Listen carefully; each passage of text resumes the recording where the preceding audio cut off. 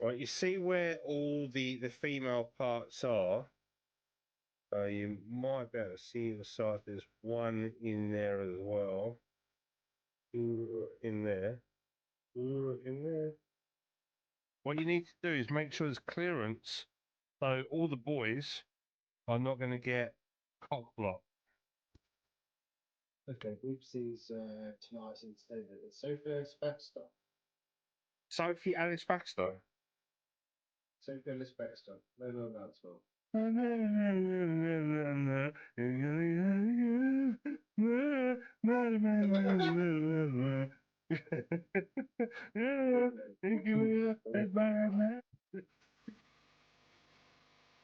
Go make this all go! Super fucking volcano eruption! Let's go! Yeah!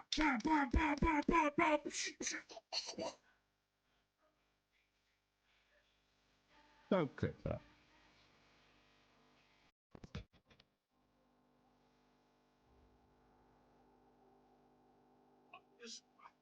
I just randomly slapped myself around the face 5 times in the bathroom and they were producing really satisfying slaps. But it really hurts now. Let's see if I can get it on straight.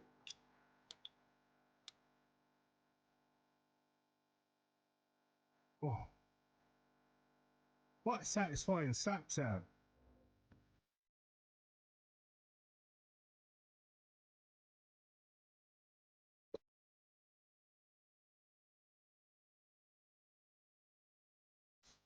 I've got, you know, I've got dealt a rock hand. I've got a micro pick.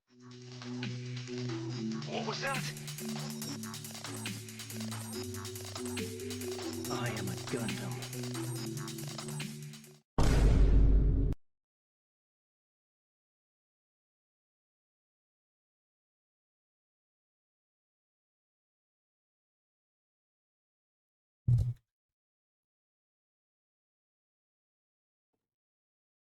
Hello.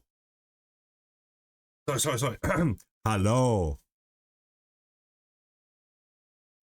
I don't know whether I like this aspect ratio on this camera because it's letterboxed me, and I've got a moon head.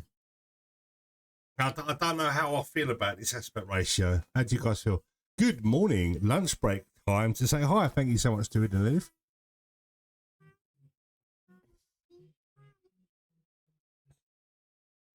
Welcome.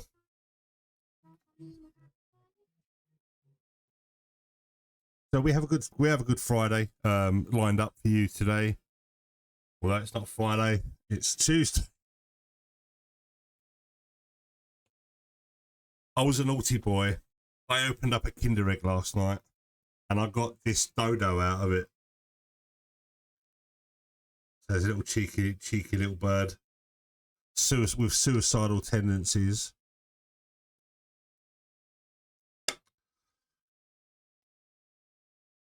But yeah, I don't know how I feel about this letterbox aspect ratio because no matter where I point the camera to try and like show a little bit of backdrop, you either get my head and my shoulders, or if I tilt it down to get a little bit more out of me, it's like I don't know. I feel like my head is just taking up all of the camera, so I don't know how I feel about it. I don't have any zoom, so I can sort of like zoom out. Hang on, maybe I do. Let's have a look at the camera. Let's go face cam, configure video, camera control, zoom. No, there is no zoom. Pan, or I can wobble it a little bit with pan. How about tilt? Whoa. Don't know how I feel about that. What about roll? What? Yeah. Okay, maybe not. Maybe just leave it alone. On the exposures auto. Aperture, can't do anything with that. Low light compensation, tick that on. Whoa, that creates real bad lag. Let's turn that off. Okay, there's nothing really I can do about it. Backlight? Okay, whatever. I'll leave it because obviously messing with the camera can mess with the frame rate. Anyway, now I am dizzy. I just thought I might be able to like do a zoom, like mess with the zoom, but I think it's a fixed aperture sensor, so it's got no zoom functions, unfortunately. So yeah, I'm clipped, and if I unclip myself, I don't know. It's just vanity, I guess. You get what you're given. Anyway, welcome guys. This is going to be video number 4 on YouTube, part of the new Perfectibility playlist, which is the 3rd video from yesterday is now live. So if you missed out on that build where we built the leg yesterday, or finished the leg yesterday, we're going to do the same again today, but for the other side, because that's how these work. They're bipedal machines. I just got to make sure that I follow the instructions right, and I don't make a left leg because a right leg, because that's a right leg. I don't want to be making 2 of the same leg again, because that would be silly.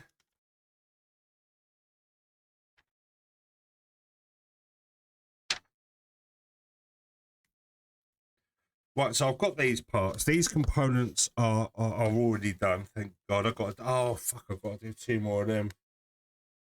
Oh no, I don't. No, I don't, because they're either side. Oh, thank God for that. Those bits were a pain. So left. Oh right, okay. I've got to do this again. Yes. So I've done the hip. I've done these parts for part D, and I think part C and D. Yeah. So I've got to do this again, and this again, and this again, and this again, and all these bits again, but for the left leg. So I need to skip over, I think, because it says right leg here and right leg,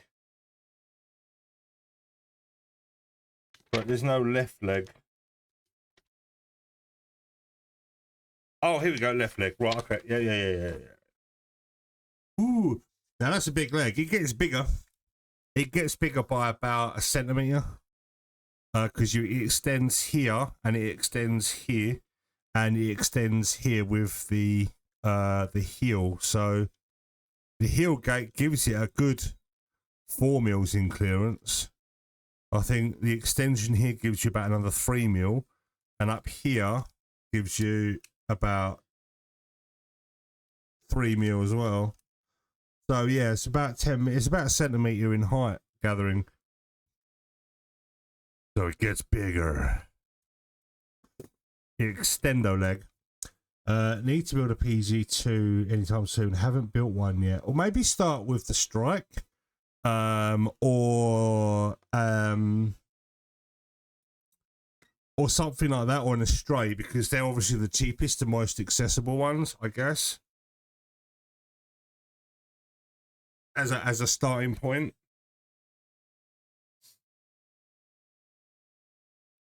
Or a Zaku or something like that. They're relatively cheap. Ooh. I say relatively cheaper in respect to like what other prices are out there for perfect grades, I guess. But it's worth it. I think. You know, they're good shelf presents. Like, you know, when you've got them like lined up.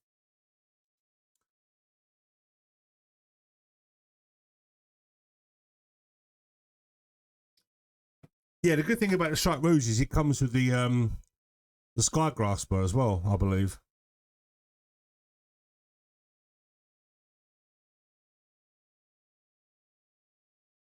And the Sky Rouge, the Strike Rouge comes with the L Strike Pack as well. So if you get the normal Strike, it just comes with the weaponry, sword and shield, like sword and board, or you know, rifle and shield. No action base or nothing like that. So it's probably really one of the cheapest bare bones. But the Strike Rouge comes with a display stand. The Strike Rouge. Oh God! I was going to call it the Penelope. You know, the Sky Grasper and the Owl Strike Pack. So the Strike Rouge comes with more components. And the Perfect Strike is one of the more expensive retail versions. I think it's like 300 quid or just under. But that then does come with the various striker packs for it, like the Sword Striker and the Gun Striker and whatnot. That's on my hit list. I mean, it's not a Growl kit for me, but it's on my hit list. Grand Slam sword as well, yeah, that the pink chromy looking blade, which I'm not a fan of, but yeah, it comes with quite a lot of package, quite a package. So obviously it puts the price up a little bit, but still worth it. And I got a parcel today. My display from Temu arrived, which only cost me about £1.70. This is the Siren, I think MS13 or something like that, MSF13. So I did have one of these originally, but I slapped it on my desk and it's shattered because it is glass. And a funny thing about glass is it breaks.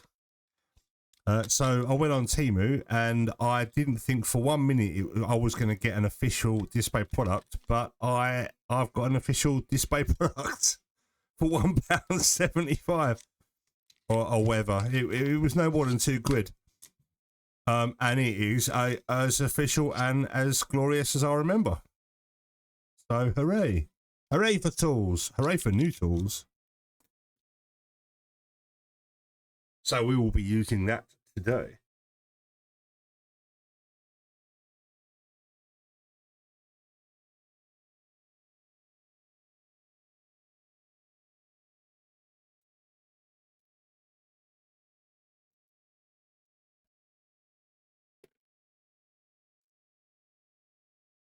And I hope you are all well.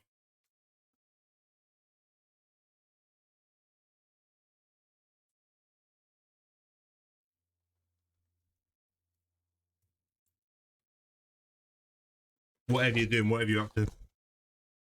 Perfect Strike has all the packs and is slightly 2.0-ish compared to Strike. Oh yeah, it's got different components. I remember someone saying. So it's been revised, maybe because of the extra weight and other bits and pieces that it's got to endure. So I'd like to pick one up. The Perfect Strike, a GP0, a Zeta, a Mark II, Titans, a Banshee, and a Phoenix from Dabam. I'd be happy with that selection. I think maybe a Zaku.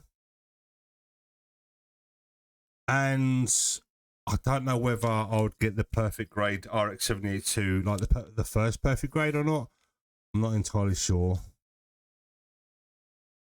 Maybe to compare it to the Unleashed to see where it was improved and where it was made worse. You know? Yeah, now. Right, so I need to start with Q.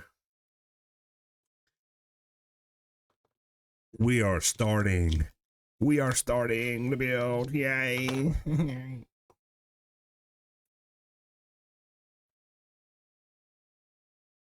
So whatever you guys are up to, I hope you're having a good day. It's pissing down here. So I was going to be in the garden today, but obviously I'm not going to do that when it's raining. So I am not in the garden. I am here.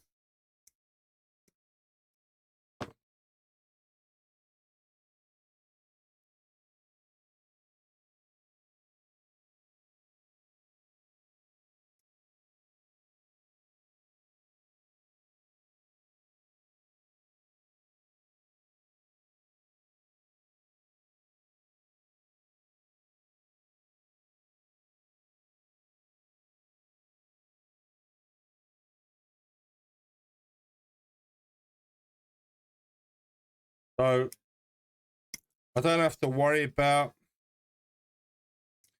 Hang on, I remember leaving this part out before. I need to keep an eye out for this part here and where that bit goes, because I've got a funny feeling, if I remember rightly, I forgot to put that part in my original back in the day, and I had to go backwards.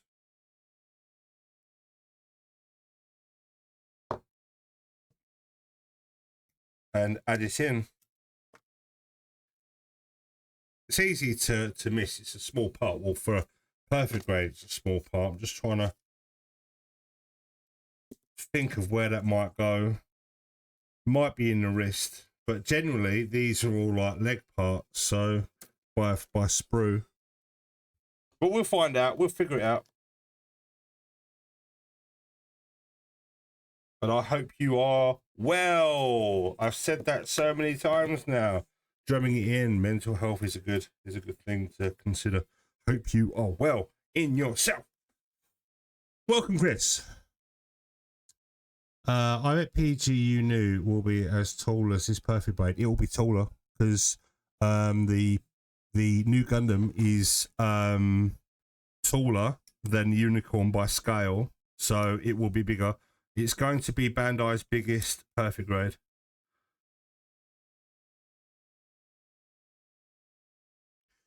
And in scale by an inch. So it's going to be a big boy, which makes me excited for the perfect grade Sazabi, because that thing is coming. They will never, ever, you know, they would face the wrath of the gods from the Japanese market if they were to bring out the new and not the Sazabi. I'm pretty sure.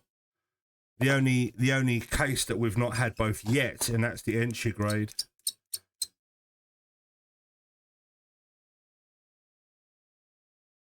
So fingers crossed. Yeah, tallest is in overall height. Yeah, that's kind of what I meant. But it's going to be the tallest. Not necessarily the bulkiest, because the perfect grades a 00 riser is quite a chunky boy. Like in terms of its like the binders and the wings and it's just overall mass, and the riser unit down the back it takes up quite a bit of space. As well as the perfect strike, that's got a lot of like volume to it, I would have thought as well. So, but in terms of like scale wise, it's big. It's like overall scale.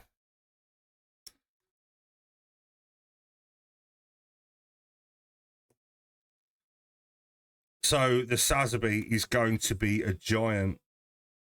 And I would have thought, you know, if anyone's got the Sazabi Metalworks 1/60 scale, you can sort of gauge on how big the perfect grade's going to be. It's going to be pretty much on par with that size.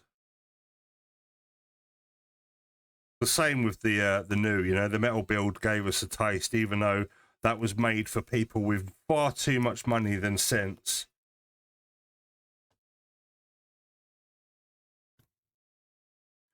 And I'm only jealous because I've got sense and just got no money. I am the polar opposite of wealth. I would rather be wealthy and dumb than smart and poor.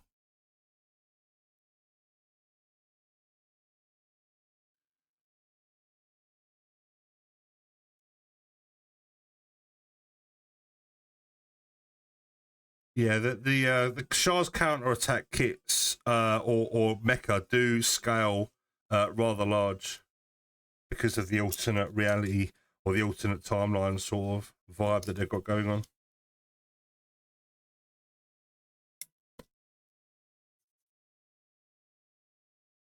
Oh, it's nothing like using a brand new tool that's nice and sharp, hasn't got any material caught up in it. Although this file is really good, all you got to do is run a brush along it, a toothbrush, along the actual chase of the grit, and it cleans it out because it's in lines. Whereas the Gunpla eraser is nodules, so you gotta get in and swirl rather than brush. But it's doable with some warm water. It's doable. This feels way sharper.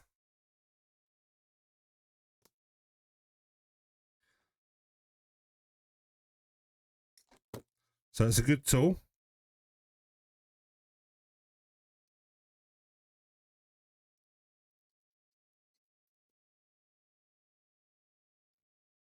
Gets the job done. However, because this is color injected plastic, no matter what you do with the sprue or the nub mark, it's still going to have the underlying color. So you might get the finish nice and flush. You're still going to have an odd color because of the original color on the inside.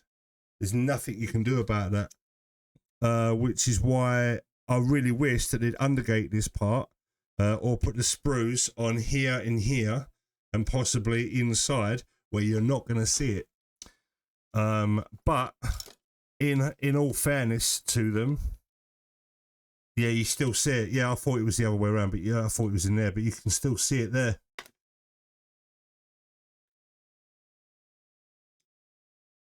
Come on.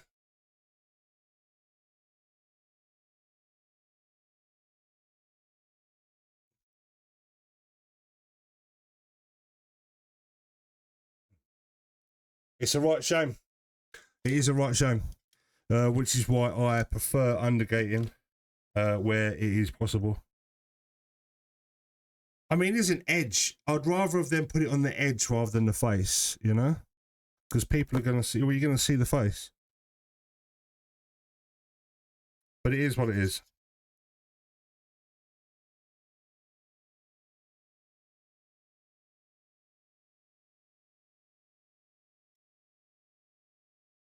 So I thought I'd come over to Just Chatting because I've not been here before. So hello, my name is Gundam Fan. I thought I'd come over to your zone, your area, and invade. Just chatting and building a Gundam. You know, no tutorials here, no nonsense. Just me vibing, just chatting, and you are all welcome. So I thought I'd come over to Just Chatting and just chill out.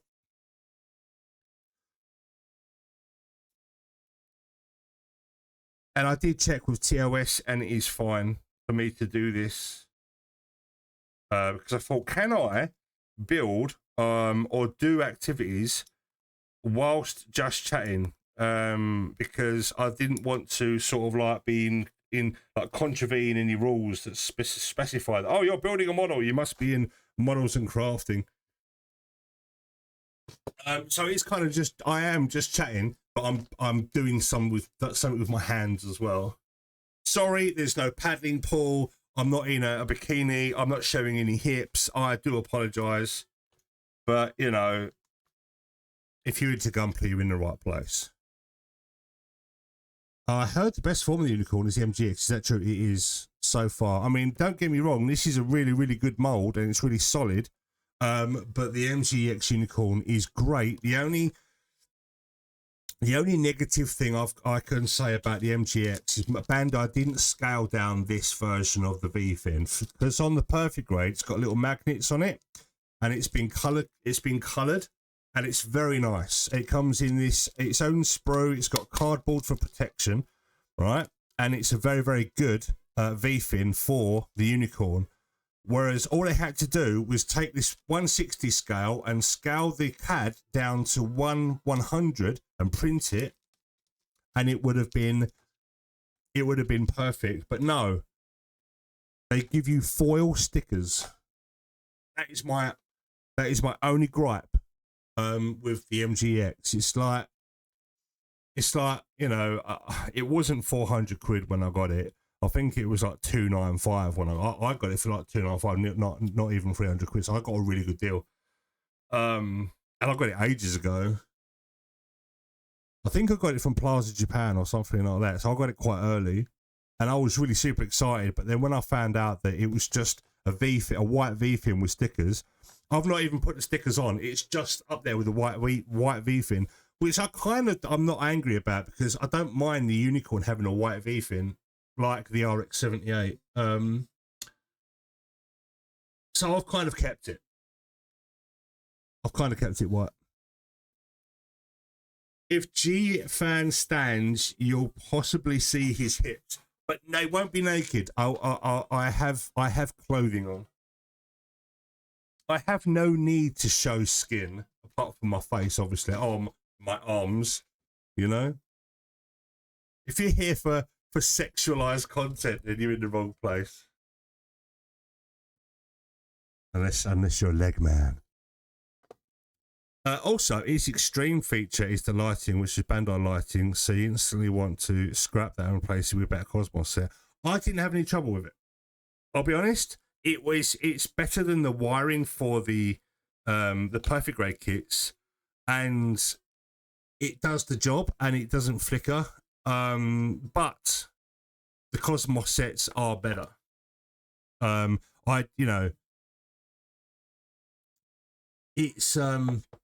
It's not done me well. It's not done me a nasty, and I've not had a bad experience with my MGX apart from the inside the hip where you extend the Unicorn's waist. All right, so it shows the psycho frame. This particular animation, I guess, or movement in the MGX has got these two C clips, and they're like this. And what they do is they enable the top half and the bottom half to sort of like concertina. One of them snapped. So my MGX is only held together with one side. But once you've extended it and you've put this back brace in place, it keeps it solid. That's because the that particular inner piece was really brittle clear plastic, like really brittle. So that's the only negative thing that's happened to that kit, and I didn't have a problem with it. And you do get all the shields, all the Gatling guns, the hanger bay, and everything that you want. Had it come with like the full armor set as well, it would have been like the perfect Unicorn set in Master Grade, like everything bundled together in one box, and giving you possibly a different inner frame, but the lighting set does go from red to green, so that's kind of cool that you don't need the separate psycho frame. Although I do wish that they included blue on that, so it had RGB, like red, green, and blue. You know, it would have made sense, and it would have only taken one more diode. Lurking in that walking Cav, mate. Missed you, buddy. So yeah, all they had to do was put another diode on the line, and they could have given it perfectibility lighting as well. But then perfectibility wasn't in the manga or anime, I don't believe. So this is kind of like an additional thing. So being red and green is anime accurate. So I guess that's what they went with.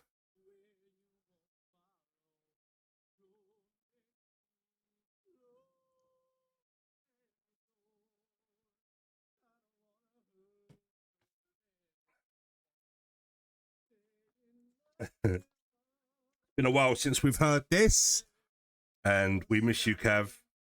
You must be a busy man today. Looking forward to coming up to Leicester to see you soon, money. What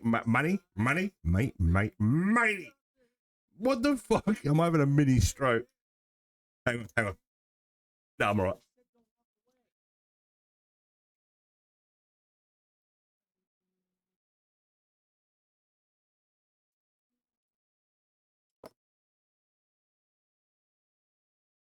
Oh, I want to check, see if something works.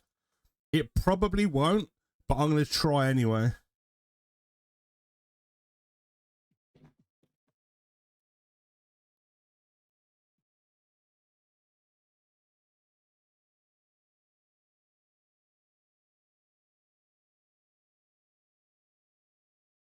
Anyway.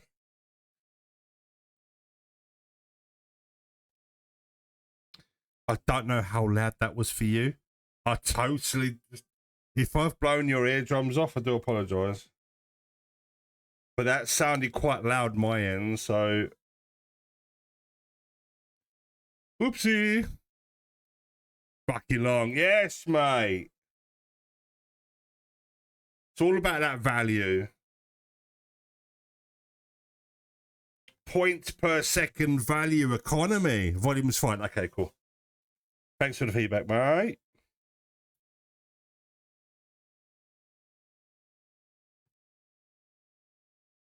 And what is Cav up to today?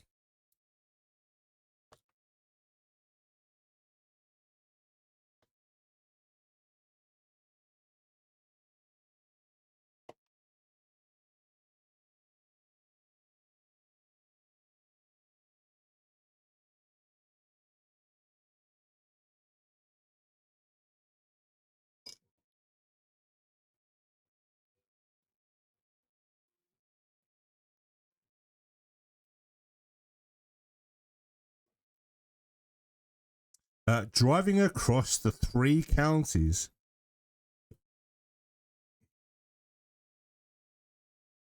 Only 3?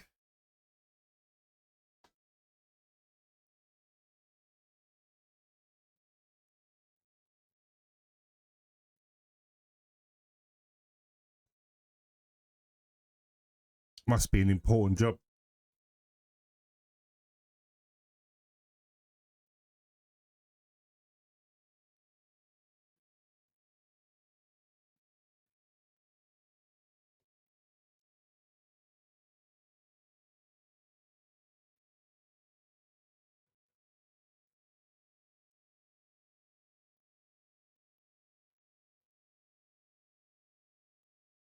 Mate, there's so many points, so many like knobs on this guy, or nodules, or posts, or whatever you want to call them, that pushing on it is quite painful.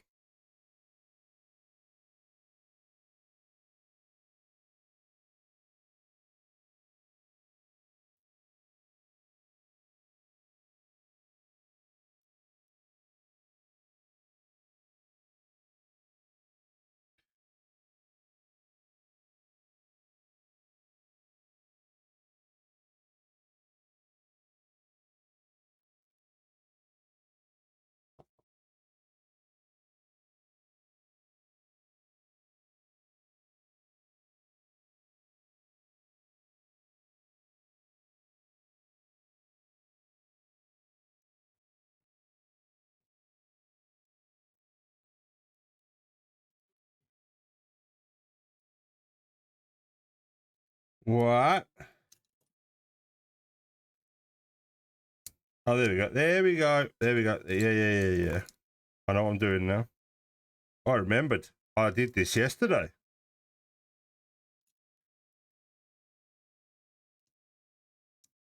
Big brain. Galaxy brain. There we go.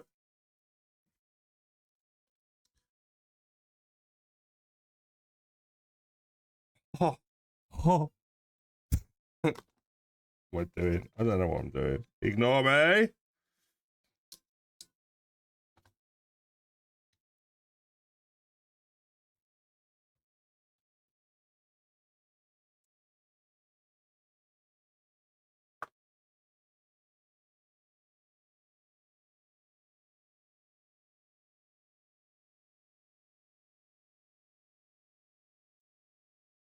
So this is where we test out the siren on some armor, or white polystyrene. So I'm just going to leave a little bit of material. Oh, I don't need to because it's undergated, so that's cool.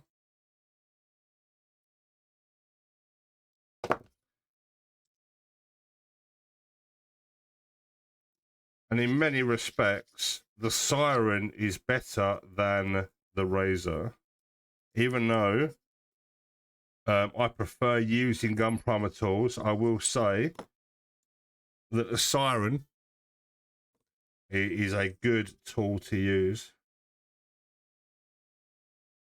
for cleaning, for nub removal.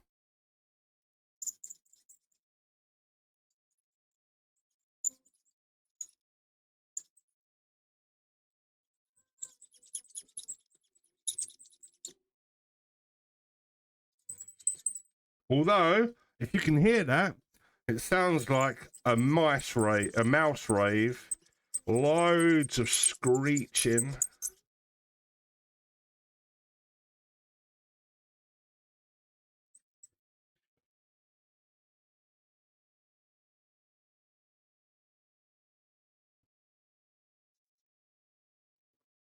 And it polishes the plastic as well. So if you don't want it to have that polished look, you can use a balancer, and it will matte that shine to make it uniform with the rest. Because what this does is it polishes the plastic. Because these glass files originally were for acrylic nails, but model makers have decided to encroach on that profession, I guess, and steal some of their tools. So yeah, if you don't like that shiny look, you can just use a balancer, and it takes away that shine, which is fine.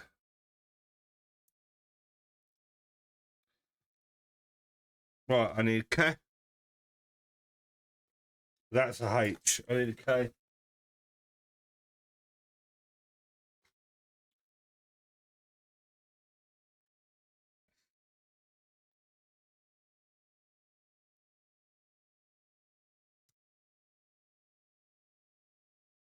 And yeah, I only paid like less than £2 free shipping on Temu for this tool, which is an official display brand. So also, I found out yesterday or today that Temu have built a massive warehouse in the UK. So any Temu products are gonna get to you even quicker if you like your tat cheap and cheerful. Which is kind of a good deal, really. Say you want a storage solution, or like a box to put something in, or a Tupperware tub, or something like just quality of life product, you know. Not sponsored or anything like that. I'm not paid to say it, but there is an element of convenience to Temu, especially the price. It's crazy.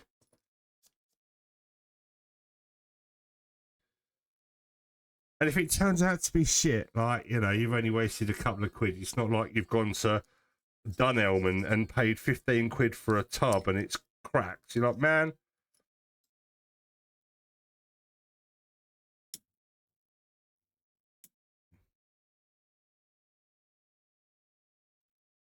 The only trouble is returning your item to get a refund can be a little bit on the difficult side. Oh, please return in original packaging and all that sort of stuff.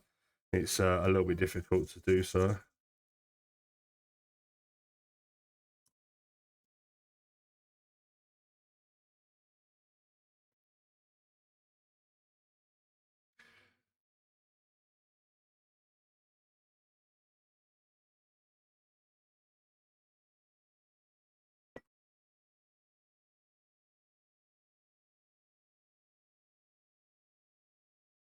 Yeah, that's turned out way better than what happened yesterday. So I am very happy with that.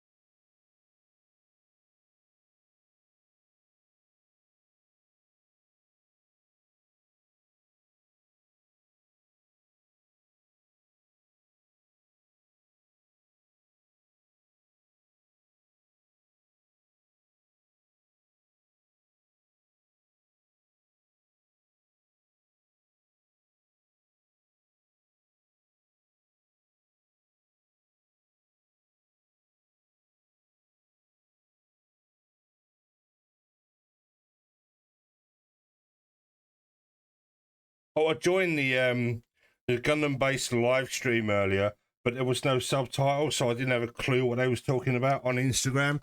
So I was part of it for a little while, and I was really excited. And I saw some images and whatnot, but I just couldn't understand what they were saying. Unfortunately, I wish I spoke Japanese. I wish I could understand Japanese.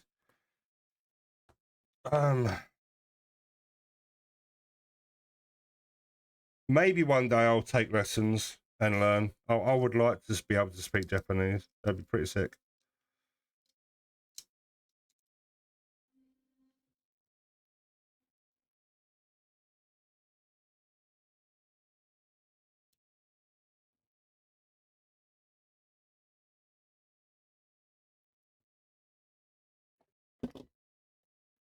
So I think they was talking about pop-ups in Osaka and somewhere else, Senegal or something like that.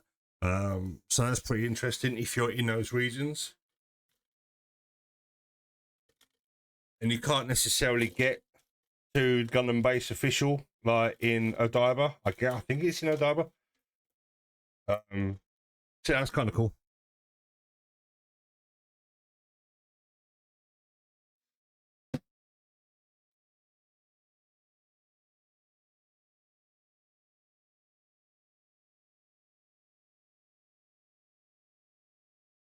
What?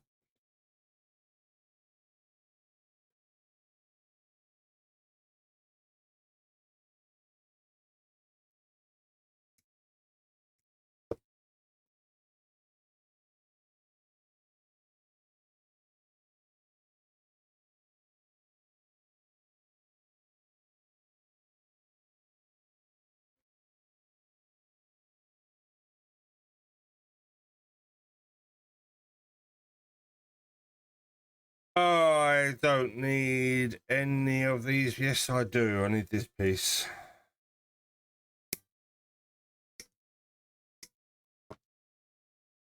Don't need anything else.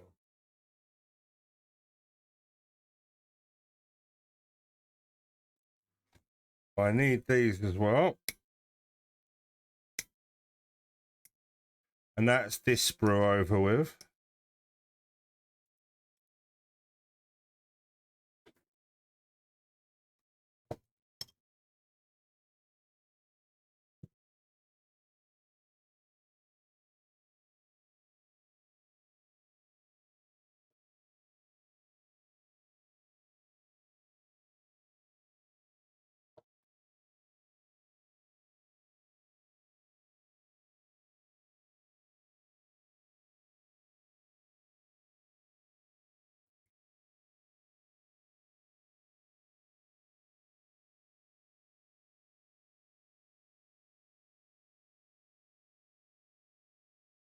Oh, pardon me.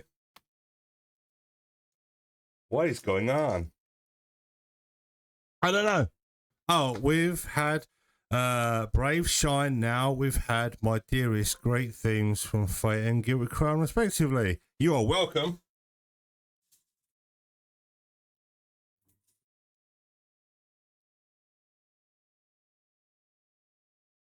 Some nice music. Thought I'd try a different anime playlist for you guys. As yesterday's playlist was a little bit of a failure, because I just wanted to listen to some Kraftwerk yesterday, and it was just a bit of a shit show. But you can't go wrong with some anime. You just can't. Music is so fucking good.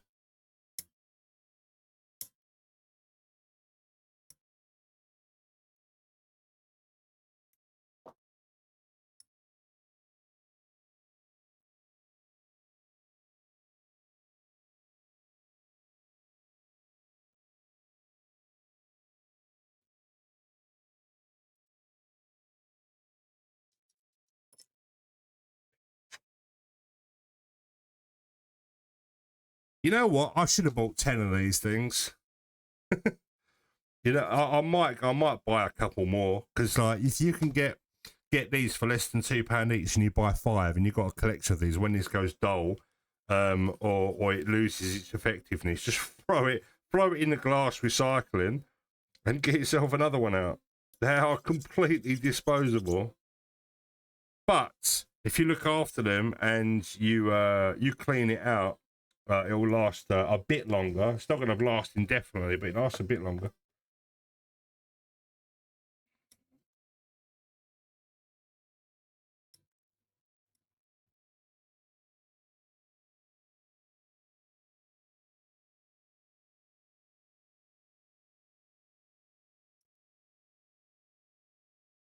Yo, Revlin, how you doing? Hello, Lemon. Morning, Lemon.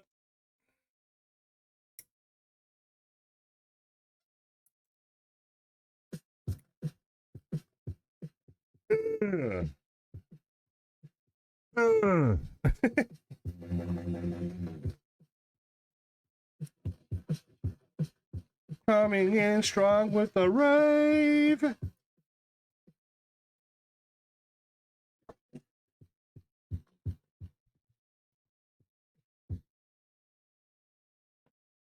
We are building a unicorn.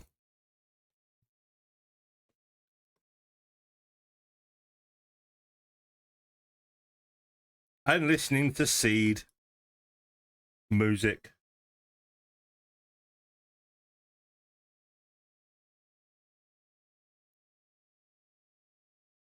So, what is everyone's predictions for Friday, Saturday coming when Bandai reveal more 30-minute missions and more Digimon and more P Bandai model kits? What are your predictions? Get them in now. I predict an entry grade. I predict a Digimon. I predict that they release the gun tank from episode 1 of G-Quacks. They're gonna announce the gun tank from that show, which that you saw for about 3 seconds coming out down the assembly line, and it got blown up with a big massive like Desert Eagle 5.0 style gun turrets. That thing looks absolutely savage. I'll predict that that's coming as a P Bandai. I predict that we're going to get G-Fred as a P Bandai. Entry grade, what one do I think? Dazabi. Or something G Gundam, like a God Gundam, or something like that, for the 30-year anniversary. Maybe a God Gundam entry grade.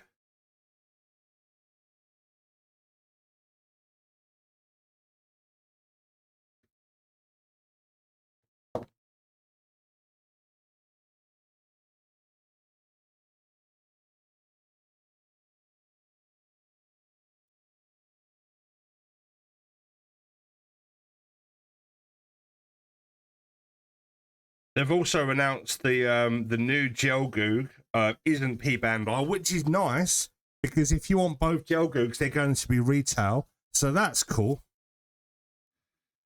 I'm happy that they've done that.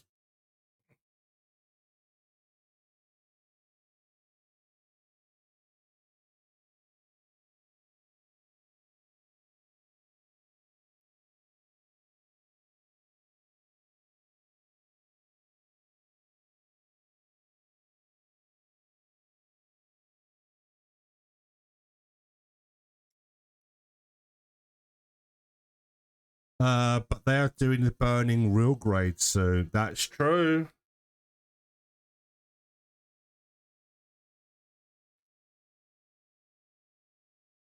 Must have. I'm looking at the real grade God Gundam right now. It ain't too bad. It's a bit on the delicate side, but it's still nice.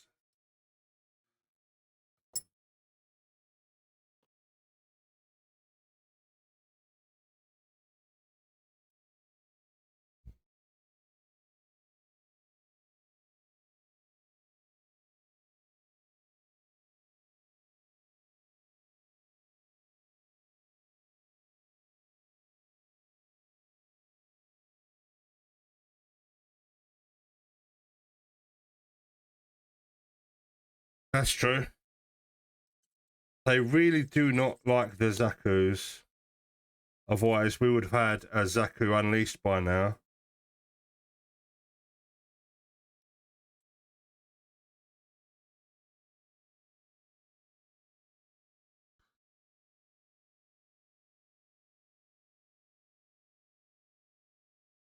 It is bizarre the way they roll stuff out.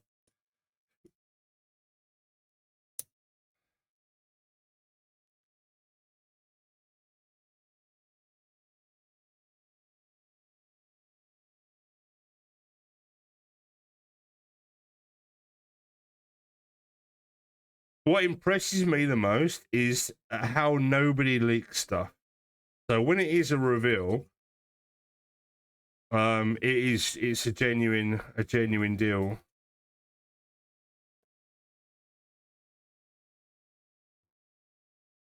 Which I'm grateful for.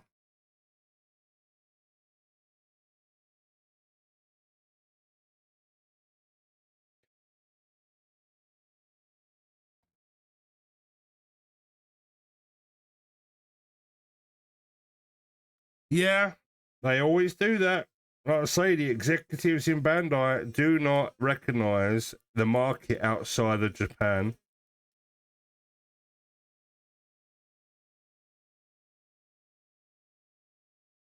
It's just true.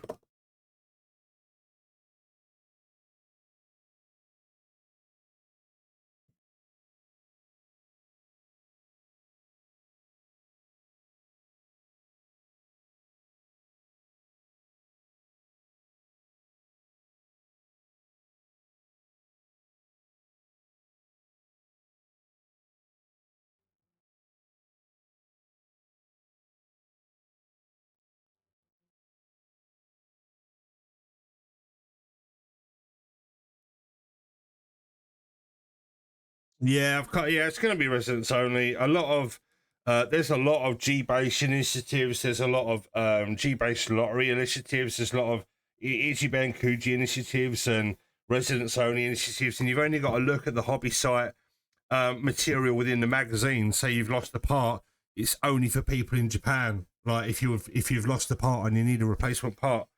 Now there might be a way of you being able to do that through Bandai UK. And you tell them, like, you know, you need a replacement part or whatever, and you go through some sort of, I don't know, not a warranty process, but, you know, some sort of resolution process via via Bandai UK. But generally, it's very, very internal when it comes to Bandai. To the point where I'm surprised they do fucking international retail at all, to be honest.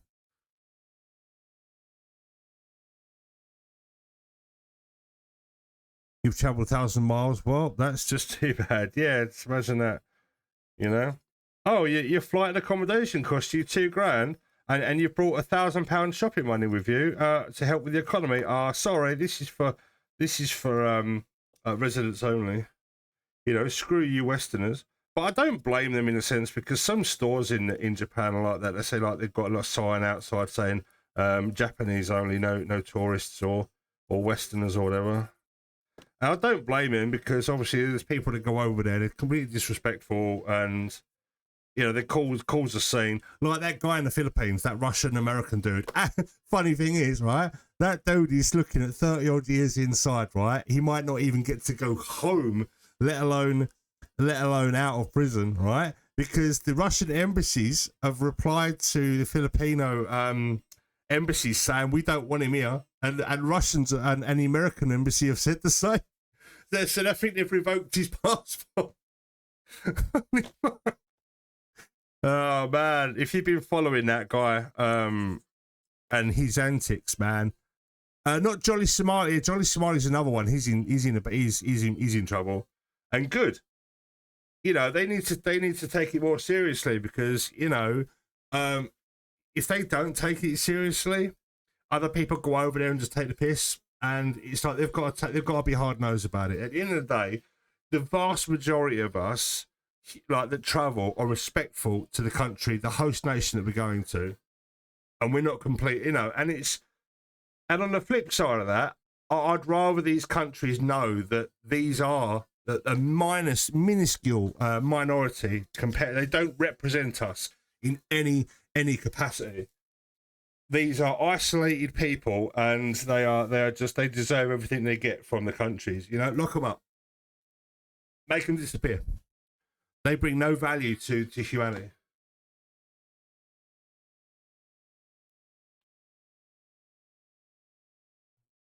Nice. Yeah, the tickets went online the other day. So Edward, who's got in mine, he pre-ordered his ages ago, so he was just waiting for them to be sent out. So I'm pretty sure he's received his today or yesterday as well. Yeah, so Danny's getting his, Cav's getting his. I've got mine through Edward, so I'm really grateful for that. You've got yours. It's going to be a good meetup. Looking forward to it. I'm looking forward to being the tallest amongst you guys. I'm going to tower among you. I'm a monument of a man. It's going to make for a good group picture. It's going to be good. Just Danny's got to keep them edibles away from me, man.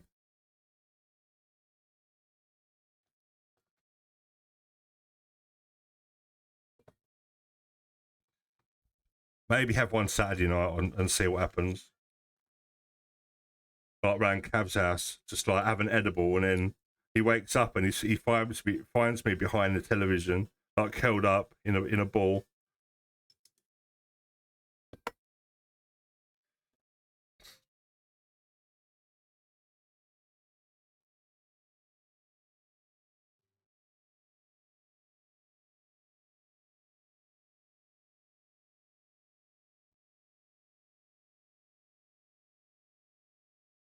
Yeah, I can't remember the other guy's name, but he's a Russian national with an American green card, and he's gone to the Philippines, being an absolute nuisance. And yeah, the prime minister's involved, and the governor's involved, and the mayor, and it's international now because, like I said, they've got in touch with the Russian emissary to the Philippines, and they've gone, we don't want him back. If you release him, he ain't coming home. And America's done the same. So as far as they're concerned, America and Russia have both given the Philippines the green light to just lock him up. And the Filipino prisons, man, there's somewhere you do not want to be. Like arse to face on the floor, rats, piss in the corner, no food.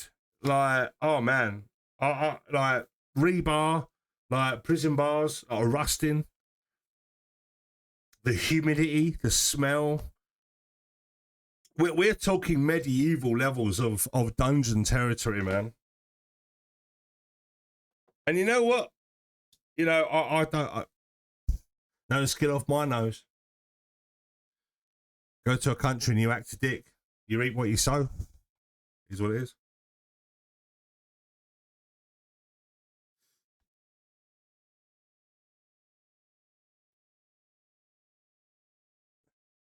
GIF of Nick Frost going, Shame. It's a shame we can't add GIFs in chat. Like you can Instagram chat and all that. Like they need to implement that and give the streamer like access. Like, do you allow GIFs or not? Like a little tab, so people can just go .gif blah blah blah, and it just plucks it from the internet and just puts it in chat. That'd be so good. Obviously, like a scaled down version of it. Or for like, I don't know, 100 bits, you can make it like a bit bigger. Kind of like the emotes, you know, when you can highlight an emote and it's a little bit bigger. Have that, but for GIFs.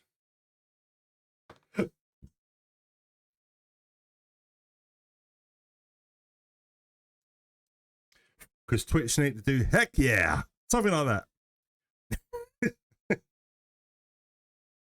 Something needs to be done to improve Twitch on many levels.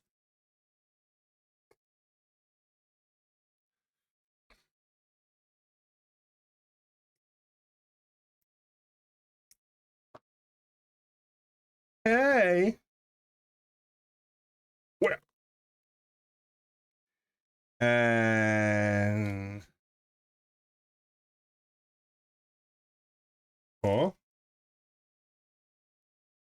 Oh. Oh, hang on. I am on the other leg now. So yes. Need to follow the other instructions.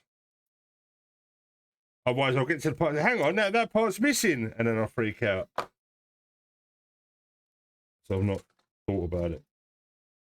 I'm an idiot.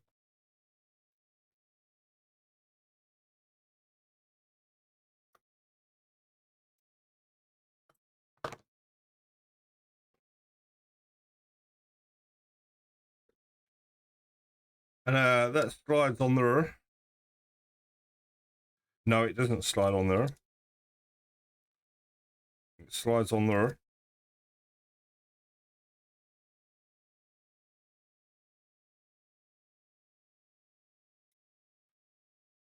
So whatever you guys are up to today, I hope you're having a good day. It is miserable here today. It was really nice yesterday, but it's a miserable day today.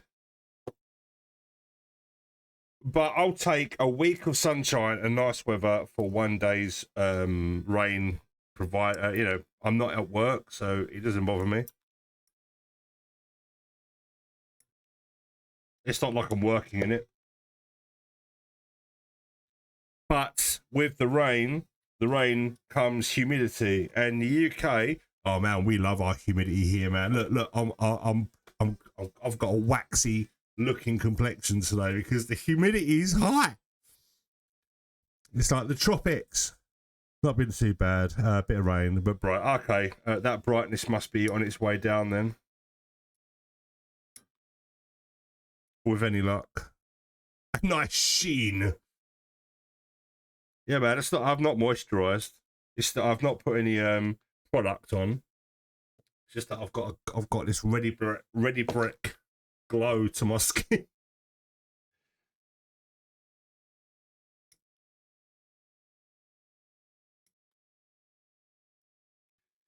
And also, I've noticed that the food challenge message is still in the redeem window. Gundam fans rewards 3 pizza challenge ended 100% raised. How do I get rid of that? Oh, got it. There we go. Oh no. I don't know how to delete it.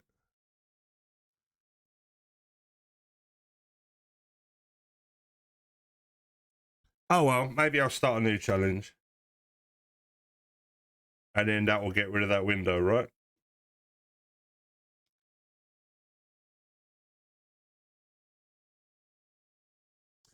Was wondering about it.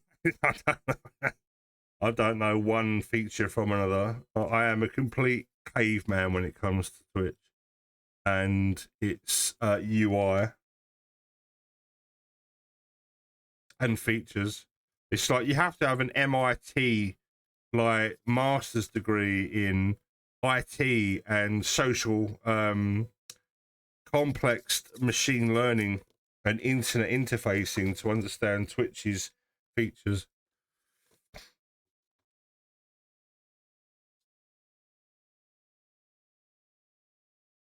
And you can go to the website where it explains what to do and what, you know, the inner workings of Twitch and stuff. But man, it's a lot of reading.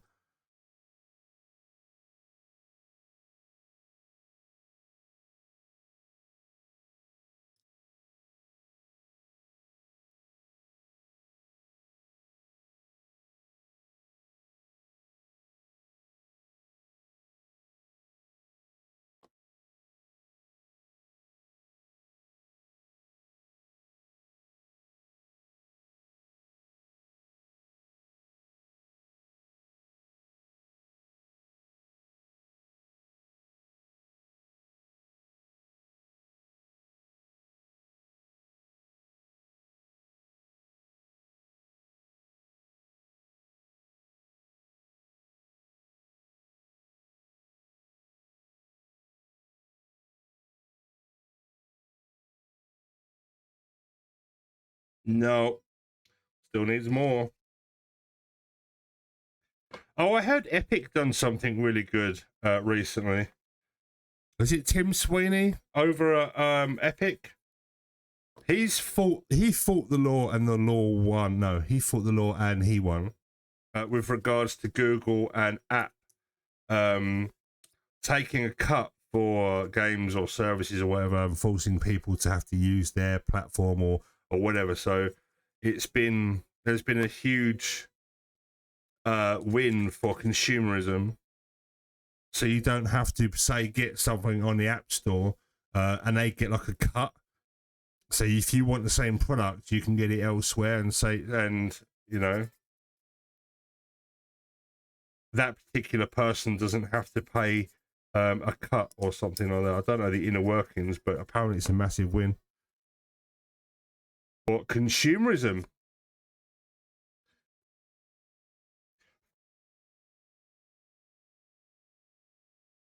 And a kick in the balls for greed.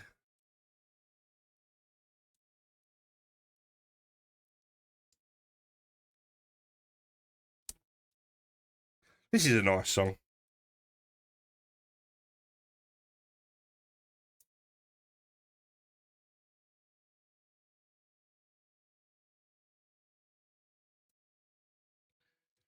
Ah, didn't mean to do that.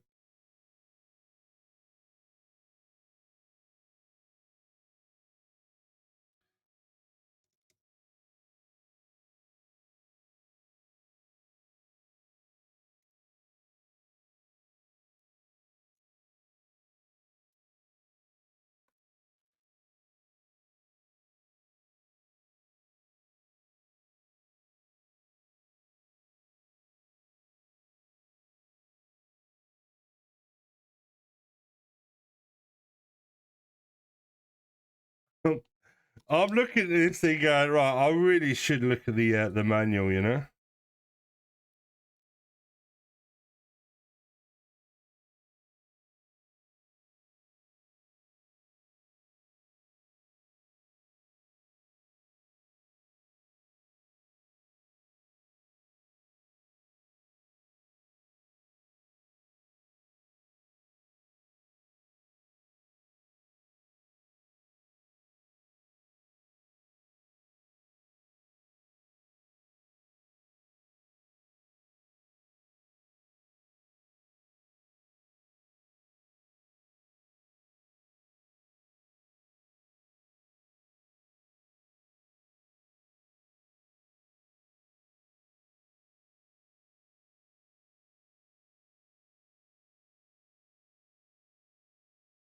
I am still doing it wrong because of geometry dyslexia. It is a phenomenon that I have created.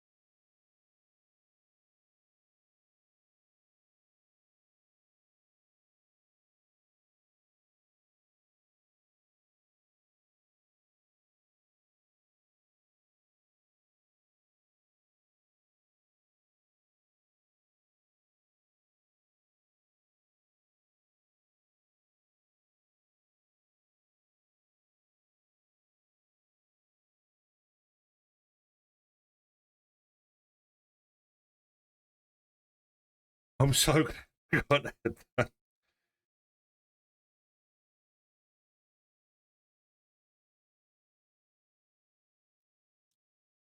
So that's on that side, and that's on that side. And then the bigger one is on the outside, right? I guess it doesn't matter. Because if you want this leg to be on the other side, you just turn that around, but then that's supposed to be on the outside, I guess. Otherwise your geometry is going to be off.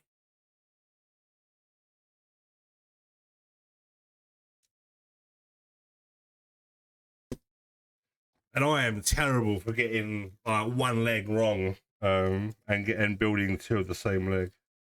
I'm so glad that there's isometrics here that stop you from doing that.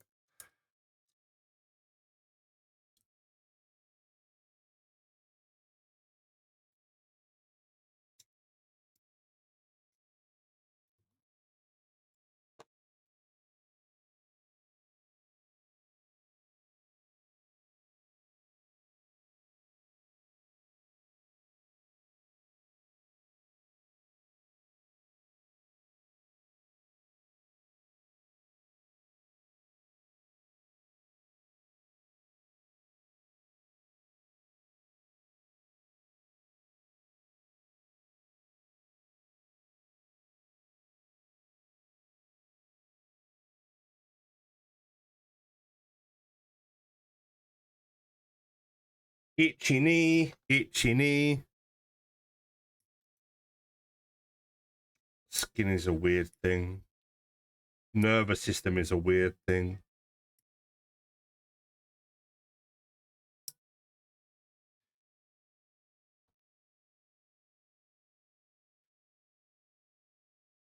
So, welcome any newcomers to the channel. I've moved over to just chatting because it's kind of what I'm doing.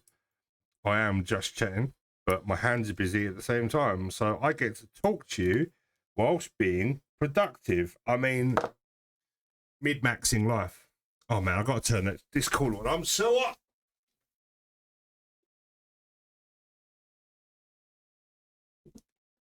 It doesn't help that this PC pumps out some heat, even though I'm only using 7% of my CPU. Thanks to Lilith with the CPU upgrade. That was beyond awesome.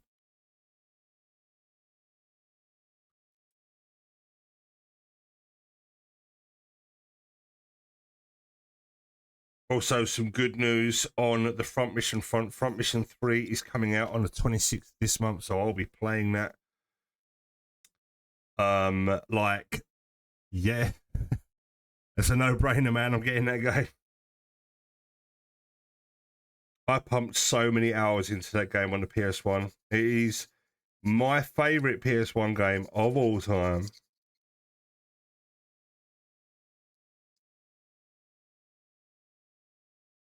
I just hope that it's faithful and they haven't fucked the story, the visuals, the elements, the features, the characters. I really, really enjoyed that story.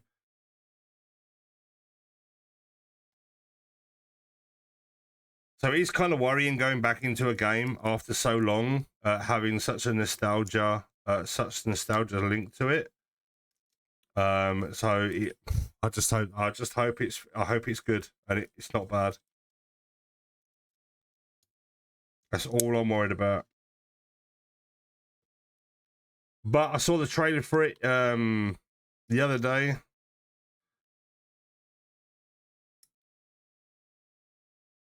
And it's got Ryogo in it as normal. It's got Claire, Emma, and Marcus. I'm looking forward to it.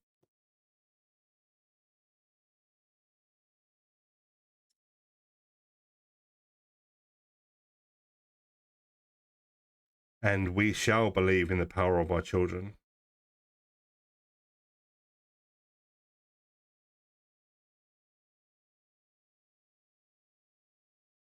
It's a great story, and it branches off, so you can play it in two various ways. And there are other secret events that happen and unfold, from what I remember. And there's also secrets hidden on the web within the game. There's like a web domain where you can go to different various websites and unlock codes and secret weapons and equipment and whatnot as you progress through the game, which is kind of cool, as well as training areas and things to help you in, like, to expand your, because like the training area is where I'll be spending a lot of my time in the game, because you sometimes come across a fight that's a bit hard. So you go in the training area and you go, not only do you gain XP, you gain stat boosts and stuff. So it gains you more health, XP, and part HP and stuff like that, as well as weapon XP, which makes your weapons more effective the more you use them. So there will be streams where I am just in the training room, playing training scenarios over and over and over. Which it's kind of a grind, but it's fun. It's a necessary component to the game if you want to kind of succeed further on in the game, because some of the battles are quite hard. My big yay recently is the Steam have managed to work out certain old games when they'll be putting them back on for sale. One of those games is Lost Planet 2. Wow. I remember playing Lost Planet 3 on the 360, and I didn't get past a certain boss in the cave. It was like a big fire dragon thing, and the floor was lava, and it was, I fucking hated it, and I couldn't get past it. So I was like, nope, bin that off. But not necessarily a bad game, just that I couldn't play it. I don't remember playing Lost Planet 1 and 2, though. And it didn't help that the game was bad. I'm just not a fan of self-preservation mechanics. Like needing to keep warm, or you need to replenish your oxygen and stuff like that. That creates a dynamic of risk that grinds on me. I'm not a fan of it. It's a chore. So I want to go over there, but I'll get cold and die. So I've got to, warm up.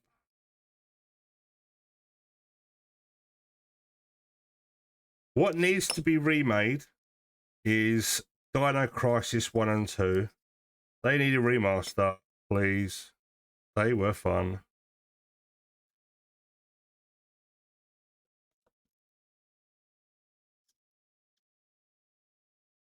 But that is indeed cool that Steam is doing stuff like that. Cool, man.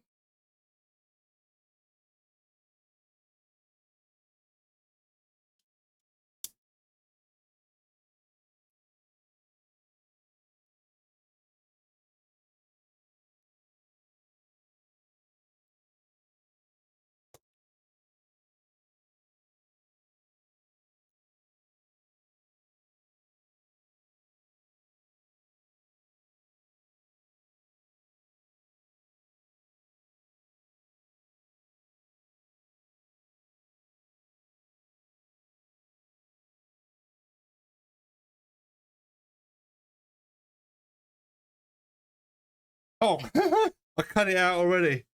I'm a moron.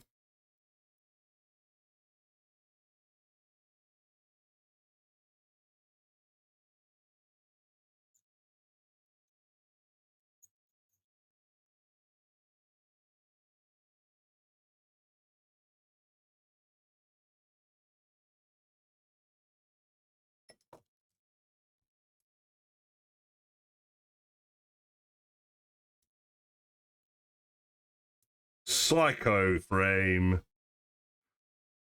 Just pulls out ever so slightly to show a bit of psycho frame down the side there, and then collapses in unicorn mode, which is nice. I now need to put this bit on. I totally forgot that I need to do that.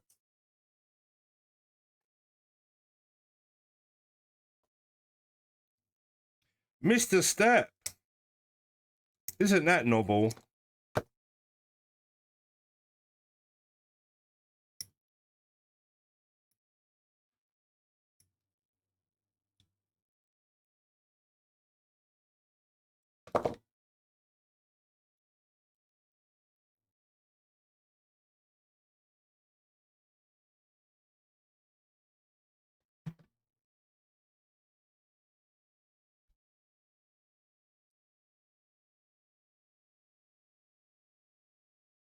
I'm now.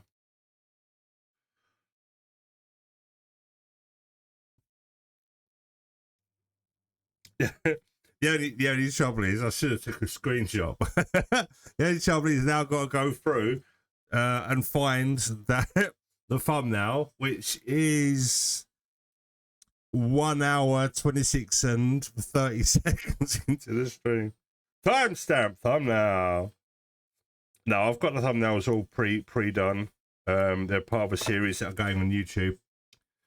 So anyone that wants to say hi to their mum, they can. These streams are part of a series on YouTube. You can watch them all back. This one is part 4. So obviously we've got this far with the build. And thank you for watching the videos back. The initiative is to. She says hi back. The initiative is to gain some more viewer hours.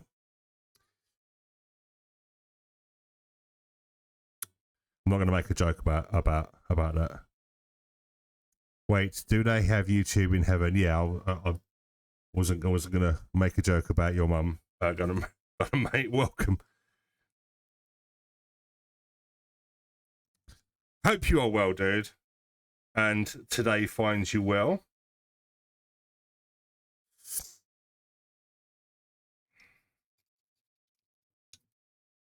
But yeah, the initiative is to get some more viewer hourship up because I am 1,200 hours away from monetization. So if I can make a series of streams which are, you know, a way of like pushing play on YouTube, giving it a like and a thumbs up or whatever, and then having it play in the background, you know, it still counts as viewership per hours, or that it reduces the click-through rate and stuff like that, which helps the algorithm out and whatnot. So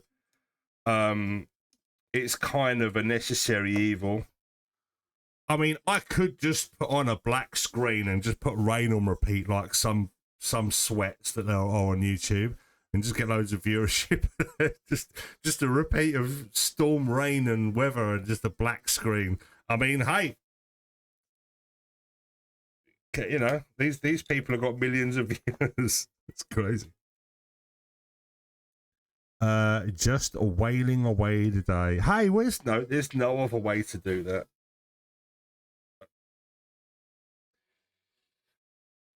Feet up with a brew, watching Gundam Fan. I appreciate you. Yeah, I feel that. I'm about to dive in some AWS courses at time to better the situation. What's an AWS?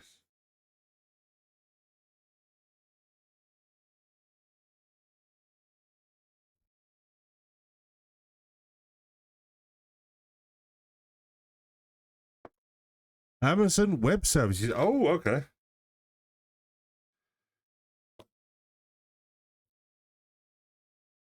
So is that for a different job position? Netflix is built on AWS. Oh, okay.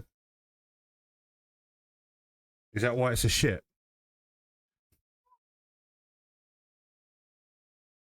I tell you what, it's better than fucking Prime, because whenever I go on to Amazon Prime, the app on my television, man, it's slow.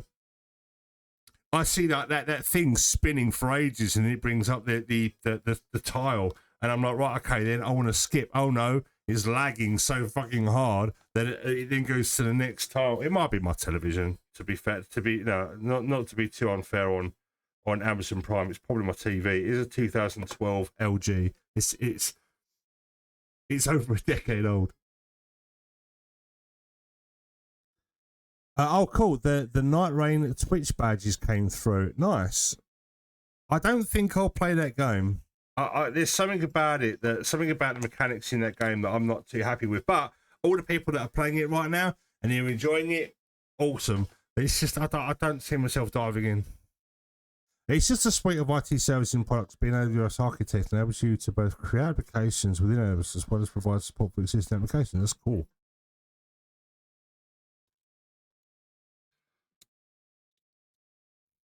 Support. Oh, man.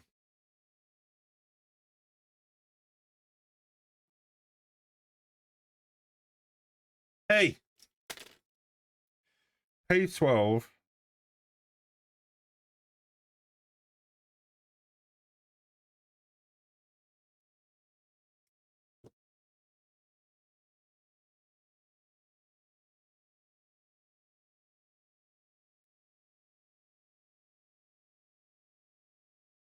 I think I could change my life with just 20 grand. Like that will button everything up, like new car, tidy up the house, and then invest or invest in like trading, and sort of like invest in trading and stocks and this and the other, and just see if I can start a portfolio. Because you can't make money without spending money, right? Or at least investing that money, or whatever. So it's just like being able to just be able to dive onto the trading side of things, and possibly make a bit of money that way. I'd like to know how to do that. Even start with maybe 500 quid and just like, I've got to speculate to accumulate. Yeah, that's true. I mean, obviously it's high risk, but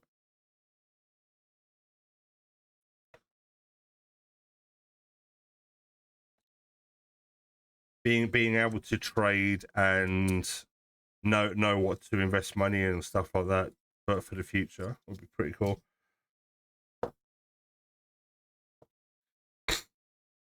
Right, that's that, and that's that done. I haven't missed any steps whatsoever. Foreshadowing, stay away. I'm pretty sure I have got everything in order.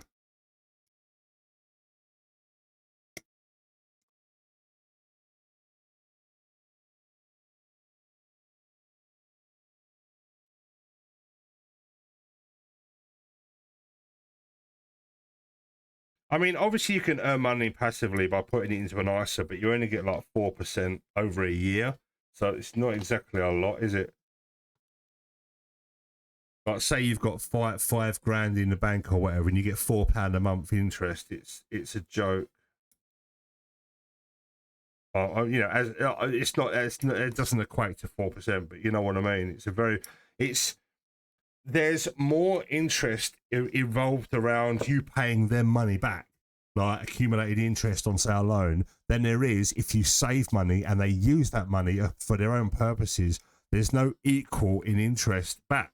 Like say for example, you have a loan and you've got to pay them 10% back, for example. There should be a statute that says like if you put money into an account, that should have similar sort of interest rates, like even like 5 to 8%. You know what I mean? 4% is not an incentive to save within an ISA. Do you know what I mean? So it's almost like they want you to borrow rather than save. There's more in this. That's what they want because they make more money. But they still make money on your savings because you can get high risk ISAs where they trade that money, and your capital is at risk. But they should give you a decent rate of interest.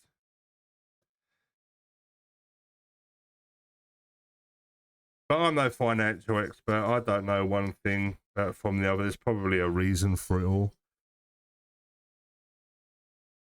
Exactly. It's the same thing. It's the same system. They'd rather you be in debt so they make more money. They'd rather you be sick so they can make more money. They'd rather you be fat so they can make more money.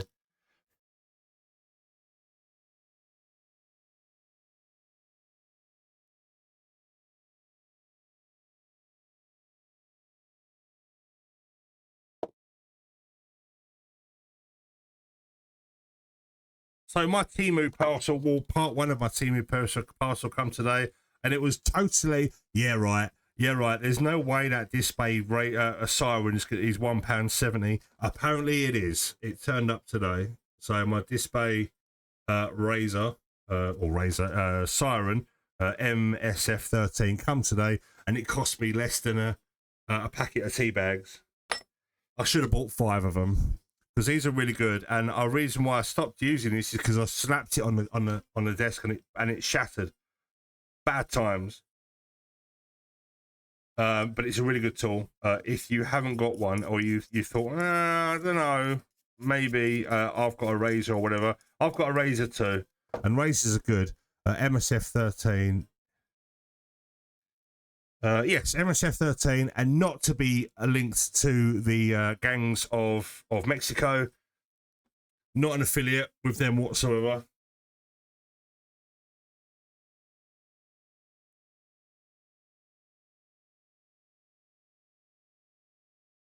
It's purely Yeah, it's purely a product number, nothing to do with the Mexican gangs, because they're at MS-13, aren't they? So it's a little bit current in terms of the topics. The board, not the gang. Yeah, exactly. Yeah, you would have got one of these with the tool set, which also has one of these in it as well as tweezers and stuff like that, and these file boards, which are really nice as well. So being, considering, like, originally when I first got my razor, my siren, I think I paid about £7 for it to get it imported from China. But now £1.70 from Temu, of all places, and it comes with, like, in the proper packaging, the proper box, and the proper case. Like I said, I should have bought 5. I should have bought 5 of them. I could buy 20 of these and just put them on eBay for like $3.99 or something. Just make some. Just buy 100 of them. And then just put them in fulfillment.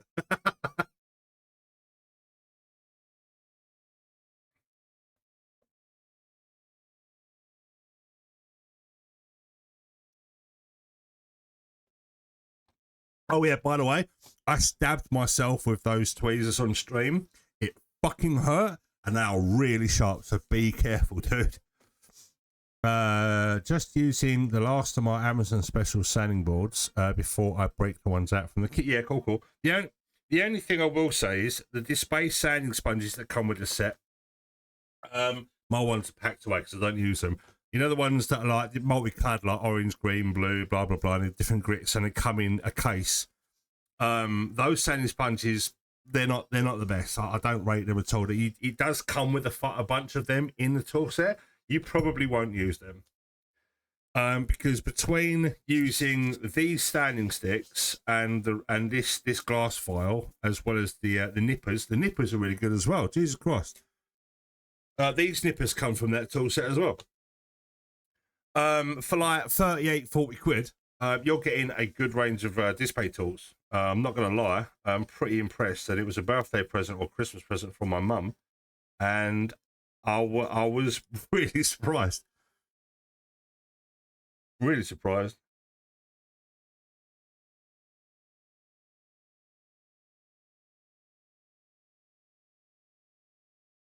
So I recommend.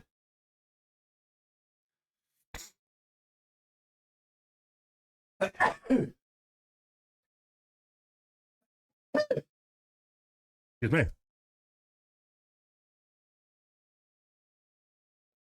Even if you've got all the tools that you need, having that tool set on the side. Oh yeah, it comes with these scissors as well for cutting water slides. These are just generic scissors that you probably find in some posh Christmas crackers. They're not branded. It doesn't have display lasered on there, which I think it would have been nice if they did that. If they was to manage to, like, laser etch display on these, but these are just generic scissors, but they're pretty sharp and they do the job. So even if you have that on the side to sort of bolster your tool set, it's ideal. It's really good, and it comes in a really snazzy case with magnetic lid. The fold-out scissors look pretty funny. Not sure if they'll. They do. They if you're cutting out, say for example, some water slides. I'm going to use these stickers because I'm never going to use these. These are from the MG SD Freedom. I'm never going to use these. I'll get the water slides. Similar sort of paper though.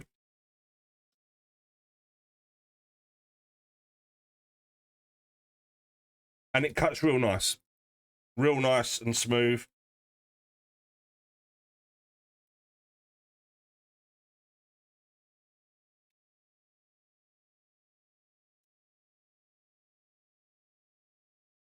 I'm trying to get the Bandai thing off because I cut the Bandai symbol off, especially because I want to stick it somewhere.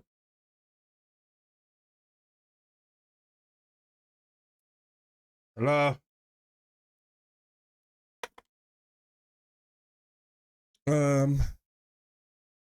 I said I wanted to stick it somewhere, but I don't know where to stick it now.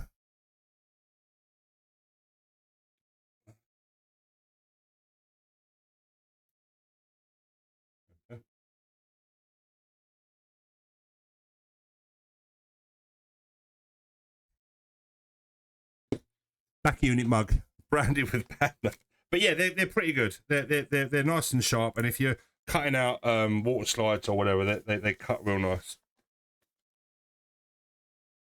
And the rest of those stickers are going in the bin because that's where they belong.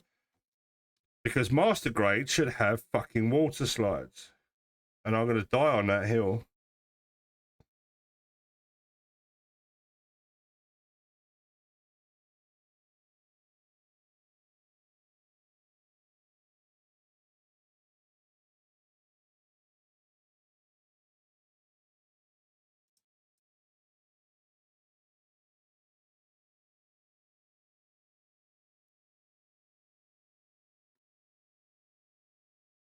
Well, colour me wrong.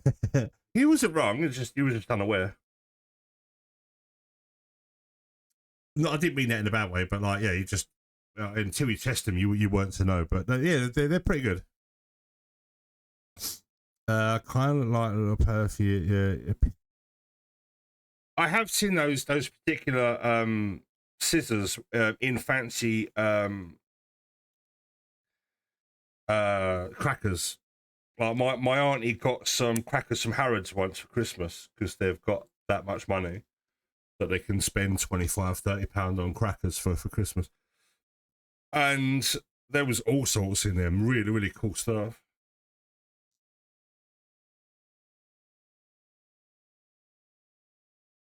You know, the Christmas crackers that we get, you know, just around my mum's or my sister's, you pull it out and you get like one of them mood fish.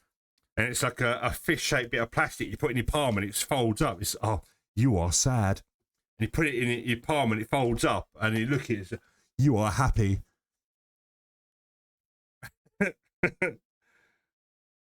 Or the little tic-tac-toe frog, you push it down and it pings and instead of going forward, it goes over your shoulder. Good times.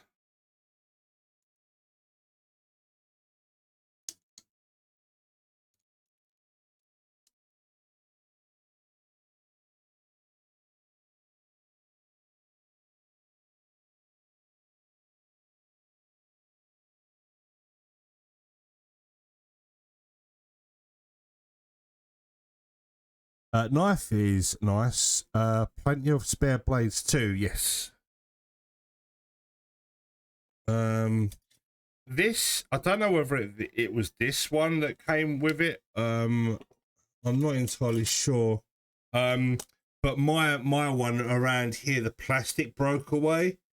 It feels quite cheap. So what I do is I put those blades in my metal version of the display handle.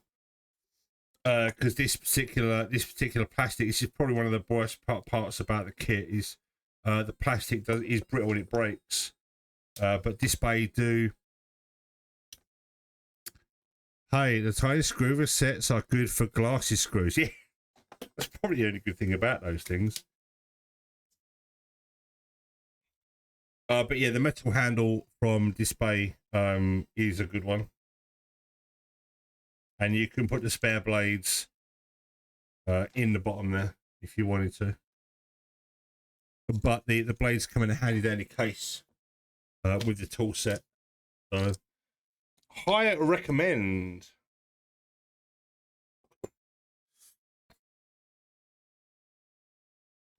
Right, okay, so that's on.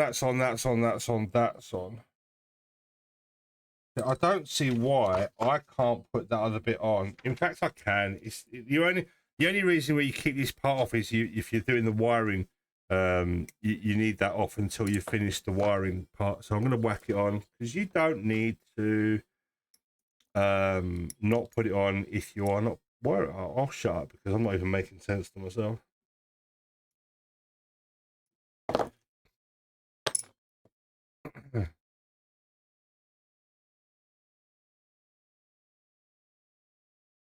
So yeah, whereas I normally use gun primer stuff, today I'm using display stuff. I kind of flip flop, but I really do like my gun primer stuff.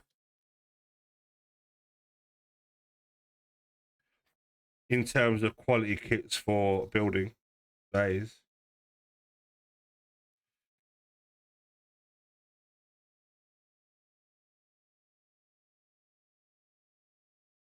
Okay, so you can go on there. And this guy can come off now.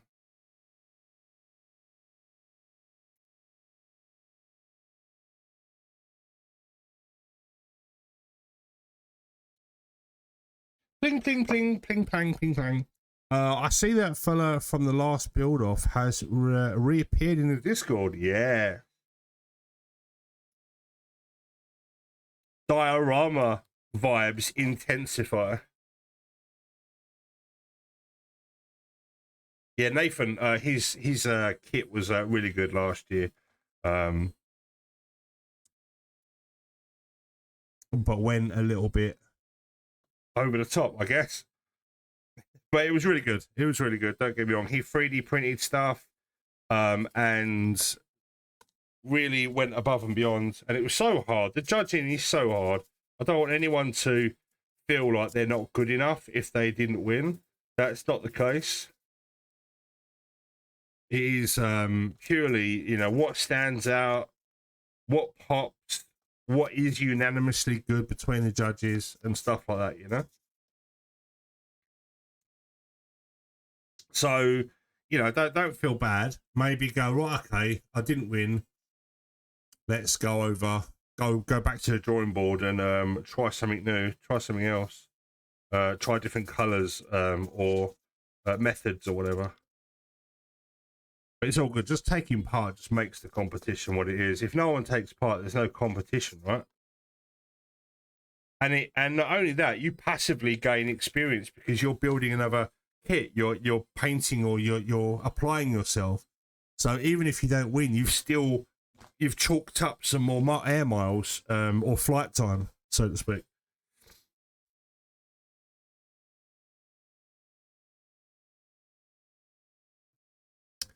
If we didn't have to use new kits, I could have used any of my old busted no grades as a broken suit diorama. Well, you kind of can. You kind of can in the freestyle category, as long as you photograph what you're using before you start. You know what I mean? So if it's all in bits, you can take a picture of the bits and your name and the date as a starting point. It doesn't necessarily have to be a new kit, as long as you don't start before the 1st of July and you sort of like take video evidence or photo evidence of you and your kit or your project of choice. So you don't necessarily have to use a new kit. And if it's going to be like a diorama, that falls under the freestyle element, because the freestyle is anything goes. As long as, like I say, you take a photograph of what project you're using, your name, the date, and the category, and then you enter it. I can look at it and go, yeah, okay, that's cool. I don't know what I'm looking at, but that's what are you going to do with that? Is up to you. And then when you put your entry in, we can go look at the start, look at the finish, and go, oh wow, okay, cool. So that's kind of how it's going to go. So you don't necessarily have to use new kits. It's like as long as that kit is you know, the starting point of what you're doing is on the 1st of July onwards. So like I say, I want it to be open. I want it to be as little barriers to entry into the competition as possible. So if anyone's interested in joining the Gundam fan build off, all you need to do is ! Discord in the chat, or ! GFBO25 in uppercase, which will bring out details. Join the Discord, check out the rules under the build off info channel, and take part. There's less than a month to get involved now, because the competition starts on the 1st of July. My hair is getting wild. I need a haircut. Yeah, the build-off starts on the 1st of July, ends August the 25th. So you get 8 weeks to build, 8 weeks to prepare, 8 weeks to sort of like see what you're doing and go from there, really.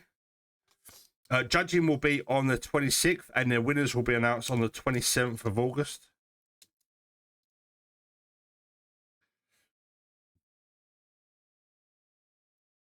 And the prizes are for each category: the Giant Axe from SNAA, the Fire Lord from SNAA, and there's another kit from the SNAA line that's like a Master Grade 1/100 scale. I can't remember the actual thing. And thanks to Lily Frey, there's a possibility of you winning a grand prize, which is the the Monument Repair Tourgaze 160 scale model kit, which is huge. And it's something I am coveting. Like I'm going, before I go to bed, I'm in the corner like this because I want one myself. You need to add the rules to count that. They don't have that addition made clear. I mean, I suppose I could, but it's kind of like, you know, I don't think it stipulates that it has to be a new kit either.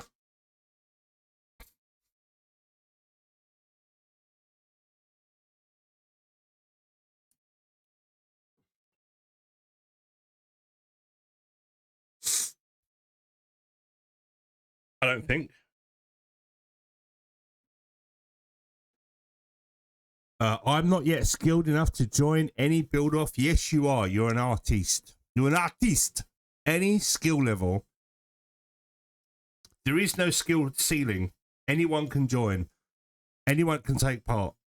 Anyone can win. It can be a straight build. It could be painted. It could be 3D printer added. It could be a diorama, as long as you're in the right category, of course. So I don't want to see a diorama in the 1/144th scale, because that needs to be in the freestyle category, for example. You can still do a 1/144 scale diorama, but it needs to be you need to register in the freestyle category. Anyone can enter Caesarea. The more people, the better. Straight builds can be entered, of course they can. Like, just imagine you enter a straight build Neo Zeon. Win!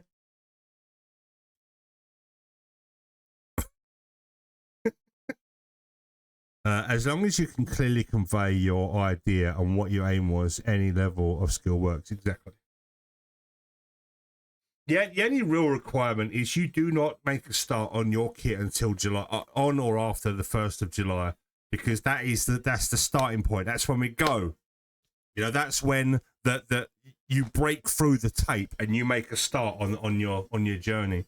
So when you register your project at the start date is July the 1st or afterwards, as long as it's after or during or after, your name, your category, and whatnot, and the photo clearly shows what it is, whether it's a new kit, an old kit, or whatever. When you then register your build at the end, like your submission, you can tally up the two images and see what's been done, or whatever. So yeah, doesn't necessarily have to be a new kit. Just no work on the project before July the 1st, because it makes it fair for everyone else. But like, that's, you know, when you're at a marathon, they all start at the same time, right?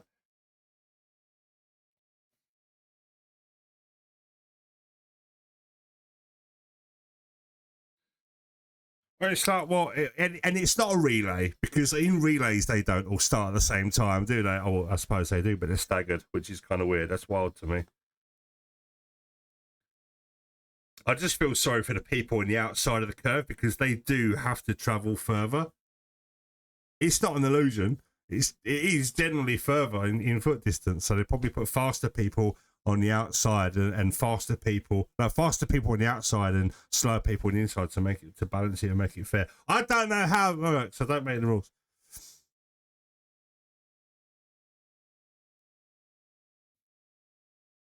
Yeah, take the time to gather up supplies, paint, scrap parts, and other such and stuff. Yeah, like I say, the promotion for the build off has been going for a few months now, so people leaving it to the last minute are only going to shoot themselves in the foot. You know, it's been advertised everywhere. It's all over my socials. It's on YouTube. This is going out on YouTube. It's on Discord. It's on Instagram. I mention it on Twitter periodically. I don't want to bore people to death with GFBO all the time, but the more times I mention it, more people are made aware of it, so to speak. So the more people that enter the competition, the better. And I want every year to grow. I want more people to feature their work. And not only that, whether you win, lose, or draw, your builds are going to be featured. I'm gonna be doing streams on featuring the builds. I recently did a video where I highlighted. I think it's on YouTube. I highlighted everyone who entered last year and their kit and the winners at the end. So I'll shout you out. It's not all for nothing. Someone will, and you get a sticker for taking part, even if you don't win. Which I've got all of them on payday. Get them stickers delivered. I don't got any kits, but I have a straight build RG Shenanju that's just chilling. Yeah, I don't think you can enter just by taking a picture of something you've already done, unfortunately. It's got to be a project that you've got to work on. Otherwise, it's not the same as just taking something off the shelf and taking a picture of it and going, ta-da! That doesn't satisfy the rules, unfortunately. But if you can get a kit by the 1st of July, enter it and get involved.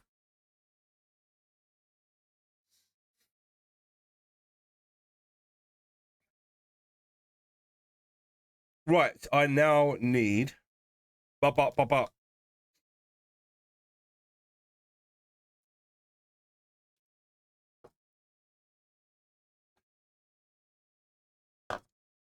which is this guy.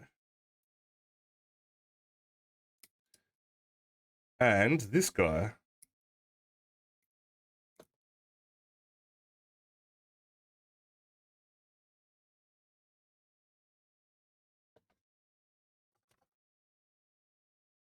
Oh no, I need more.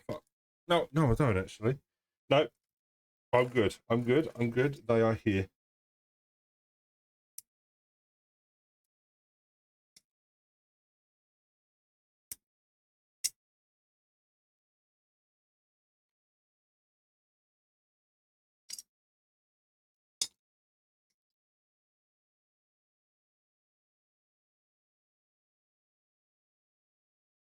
Pain.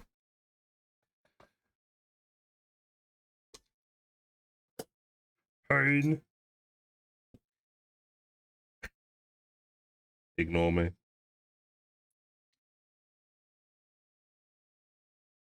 Oof! I almost cut off something that was vital. So don't do that, kids.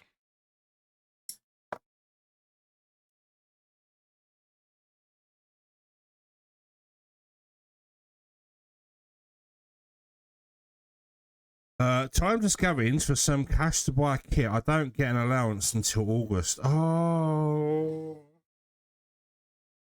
If you can't make it, there's always next year, Caesar.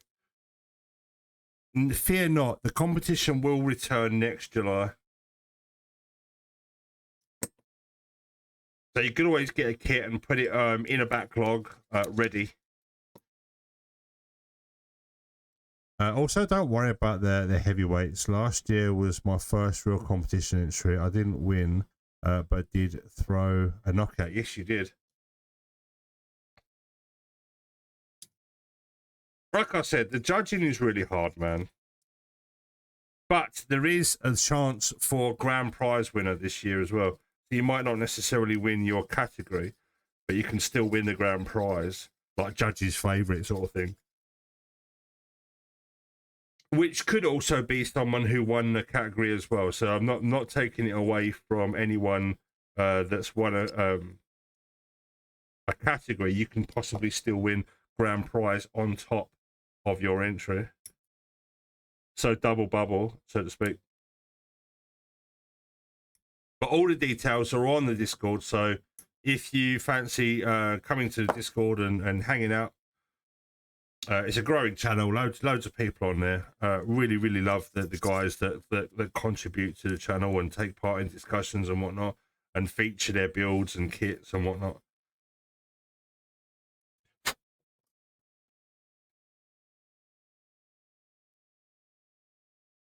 Nice. I have enough time to save up for a PGU new. Nice.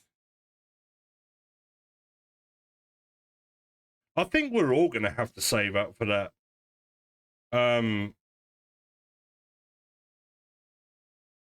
Unless, of course, you're minted. I've dropped. I keep dropping my goddamn godhands. Don't drop them on the floor, whatever you do. But yeah, I think a lot of us are going to have to look at financial alternatives when it comes to getting the perfect grade new. What be it, but you know what, either it's going to be like PayPal credit or saving for it, or whatever, or maybe selling some other kits to fund it. You know, not everyone's got 600 quid just lying around, or even more after taxes and whatnot. Obviously, if you can get it at a better price through different avenues, then you do that. Ugh. Or selling a kidney. Yeah, that's always what they won't want mine. I drink way too much beer. My kidneys are not viable, I'm pretty sure. However, you know, kidneys and liver, you know, once you flush yourself, if you stop drinking for a few months and flush yourself out with some fluids or whatnot, your kidneys will recover. But there is a tipping point. You know, when you end up getting jaundice or some really bad liver failures and stuff, it's like that's when your body's like, you know, I gave you enough warnings, man. Wasn't the yellow skin a sign? There is a point of no return, obviously, but you know, you can recover your organs if you. Like, I stopped smoking when I was 23. I just stopped, and I feel great ever since. So you can recover. There was a bit of a. I went on a personal journey there, didn't I?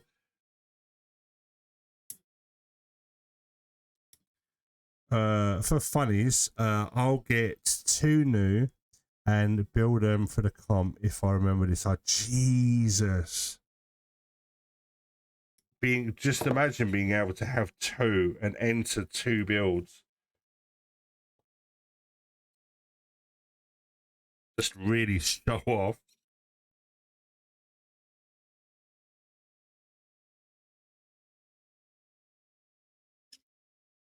I'm really impressed with the noise cancellation because you can't hear this.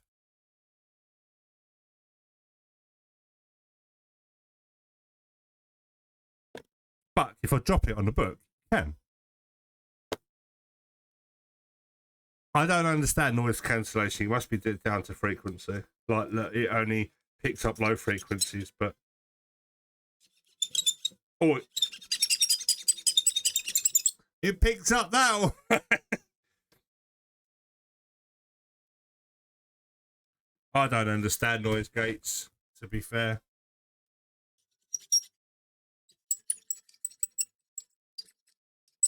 Sorry. I didn't realise it was picking that up. I've been doing it for ages, so I apologise.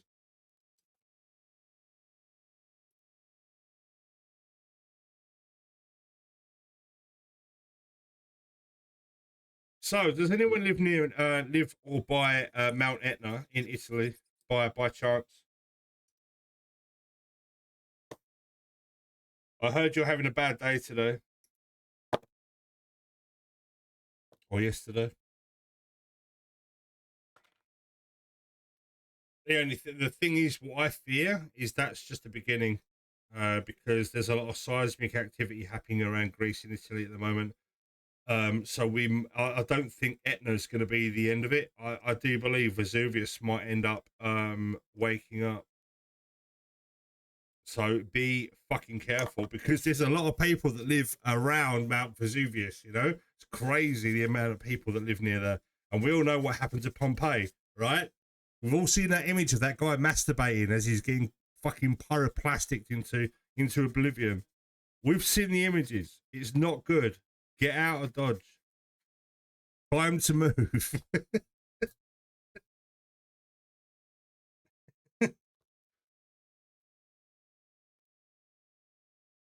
Yes. Drink.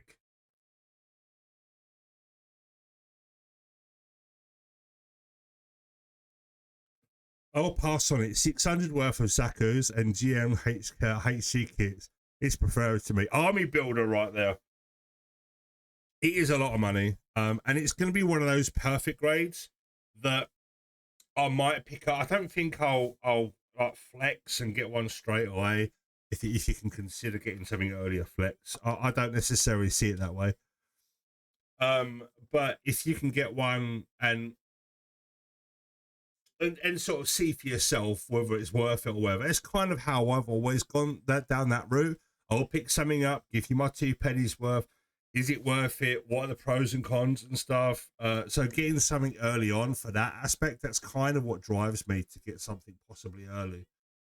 But I never get stuff to flex. I'm not one of those guys, you know. I want to build a HG scope dog or variant. I've not touched any scope dog stuff.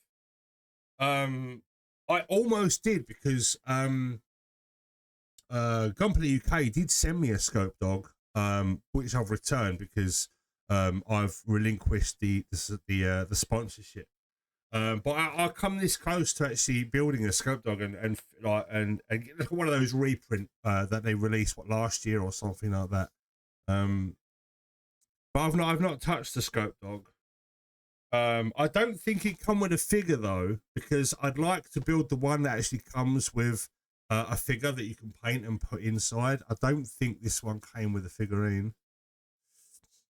Turbo Custom or Burglary Dog are tempting. Nice. What? Yeah, the world is your oyster, mate. Whatever kit you fancy taking part, or whatever kit you fancy working on, you go for it, man. HG don't, but have a P Bandai part set. Right, I see what they did there. Typical Bandai.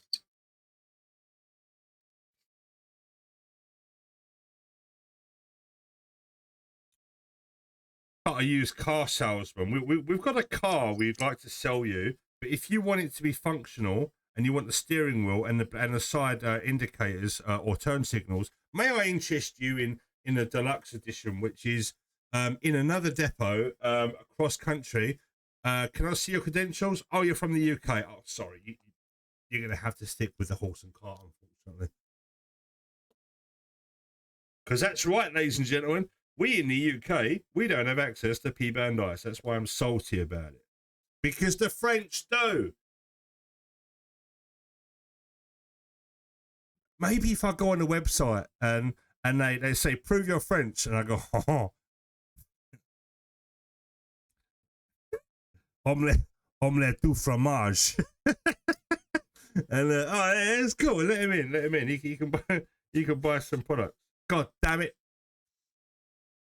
The French fuckers. I love you guys, but look after yourself. Paris is burning right now.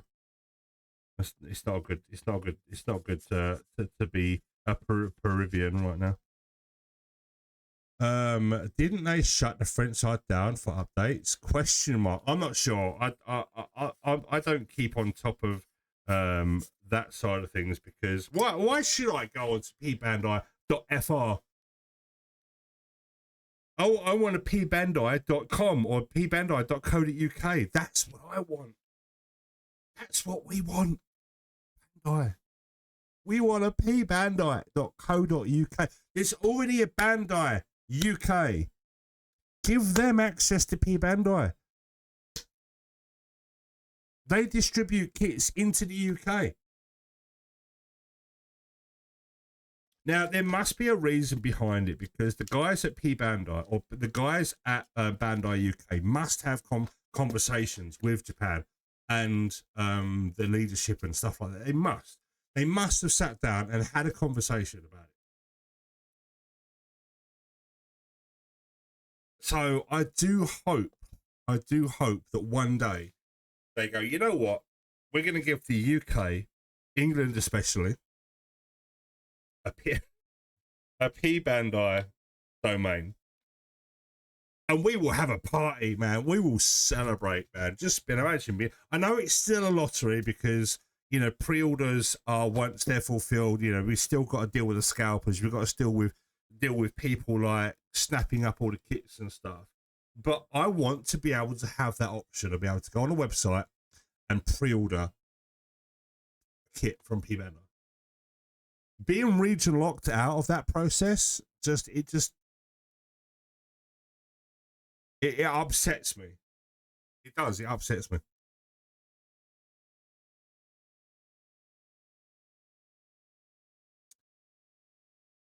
Canada doesn't get a P Bandai, but that's because they made it's cult classic. Oh, I haven't seen a P Bandai in person yet. This is P Bandai. We don't like the cut of Stephen's jib. Ban the whole country.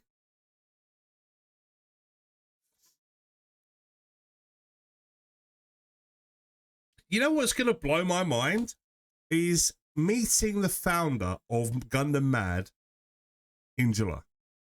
For years, right? He's radio silent, right? You go on his website, there's hardly any contact. You buy something, he delivers it or whatever, or he gets delivered. That is it. All of a sudden, he's got a Twitter page, which I followed.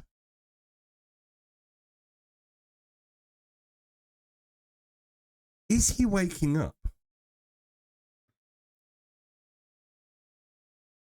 Is he deciding, now I've been here a long while. I've been around, I've been in the UK as a Gunpla purveyor of goods for a long time. Is he waking up? Is he understanding that being social with your store and being social on social platforms might get you more custom? I can't wait to meet him, because I've bought stuff on Gundam Mad before, and I'm not sucking his dick or anything like that. I could care less, right? It's just another store. I'm not biased. I'm not preferential or anything like that. And it's only took 20 years. It's been going a while. It's been going a long fucking time. So it's going to be interesting to meet the guy, because he's going to be at the Gundam Mad event. I'm pretty sure he's going to have a big storefront, because I think he was at Comic-Con as well. I might have, there might be an alternate reality or some sort of like fever dream I had, but I'm pretty sure I saw him at an event with all of his stock on a table with someone else, or whether that was just like marketing team or something. I'm not sure, but if the founder, East Coast Ben, welcome. Thank you so much for the Prime sub. That's awesome. Welcome. So I am hoping that I get to meet him, shake his hand, and say, you know, you've been going a long while, and you're putting on an event for builders, where people can come, exchange notes, meet and greet, buy some stuff. You know, it's going to be good. It's at the rugby club. Hey man, the Dixie's Lab reference really sold me. Oh man. Old school. Oh man, that's yeah. The more bangers like that, stay tuned. I do some daft things. Anyway, welcome. Whereabouts in the East Coast are you? Because there's a few guys that follow the Gundam fan from the East Coast, from Baltimore, from New York and New Jersey, and so on and so on.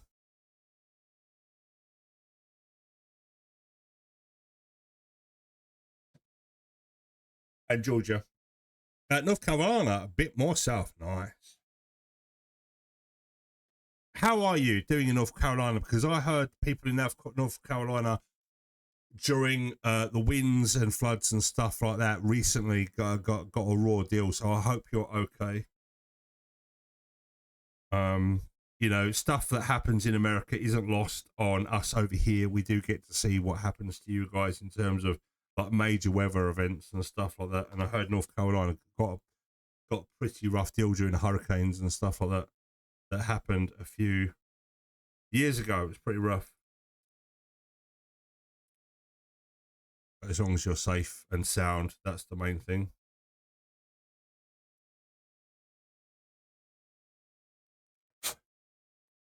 But yeah, welcome to the channel. Welcome to the chat.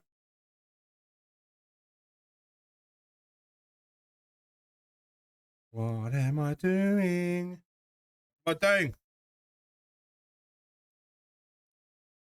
Yeah, how do you prove that you're French? Just recite Dexter's Laboratory. That will sort them right out.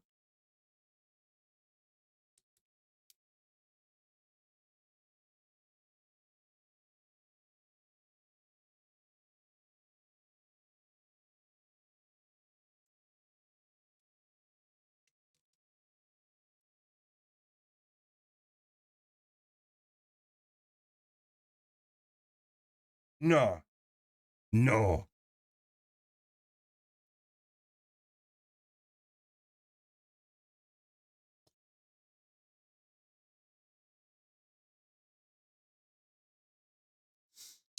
We managed all right. The hurricane hit a little bit more towards the mountain region.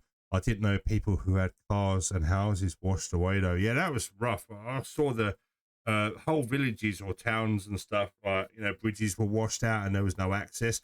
And what was more alarming is there were police and authorities stopping people and the fire brigades and the rescue services from getting there. I thought that was disgusting, man. So I hope all that's been dealt with. And you know, that was crazy. Like seeing that unfold. Yeah, it was more western part of the states and some Tennessee. Because it tracked alongside because I was watching it because like, you know, weather and events, they fascinate me. And I was watching it and they said it projected to track alongside up the Gulf of America and the west coast of Florida, and it was going to make landfall Georgia and, you know, Carolina and so on and so on, as well as hitting some Tennessee, like you said. It's crazy. Like, because normally hurricanes, once they hit land, they sort of die down. But yeah, it was like when Katrina happened. When I was watching that, I was like, man, that's crazy.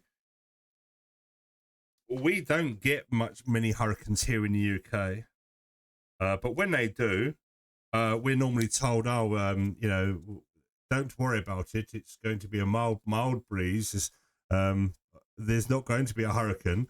Yeah, wake up in the morning and your car's up in a tree and all your house has been blown down. Yeah, Michael Fish, we remember you, man.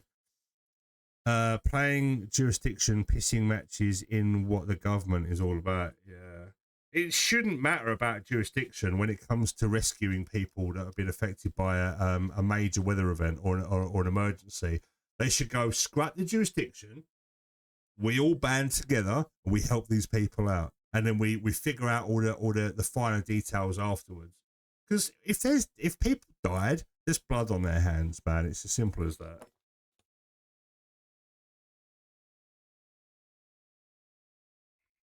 Right. Right.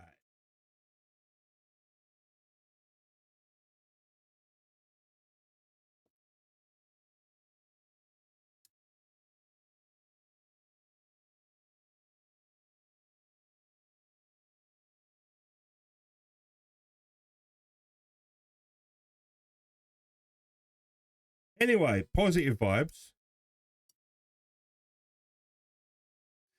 I'm trying not to fuck this up.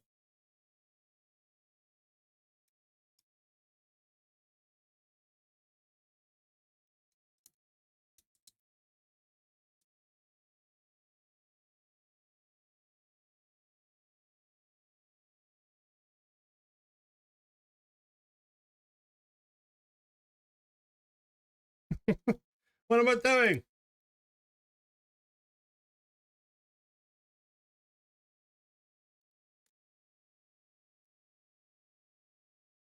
What?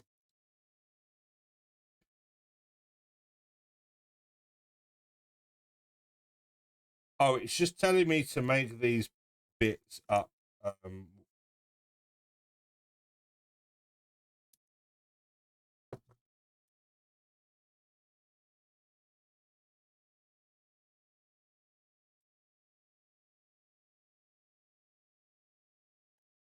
Oh, no wonder.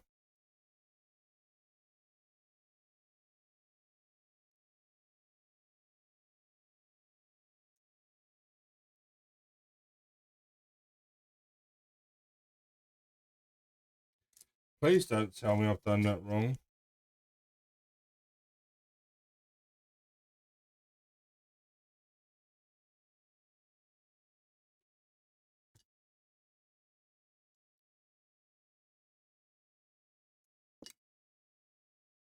Oh, I kind of done.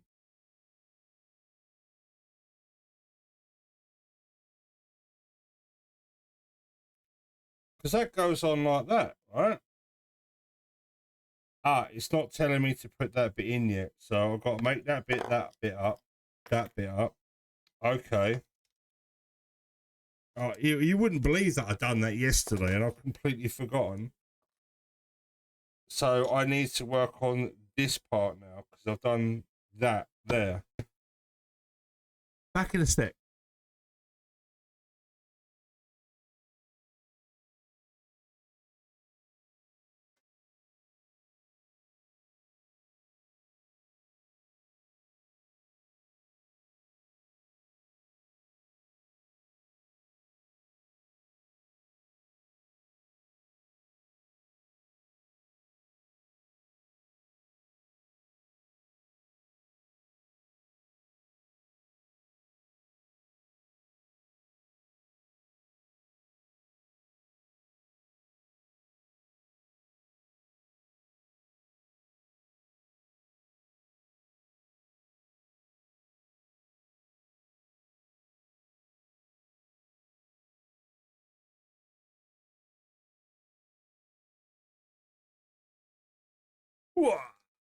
Yeah, it was terrible as it was very interesting to see.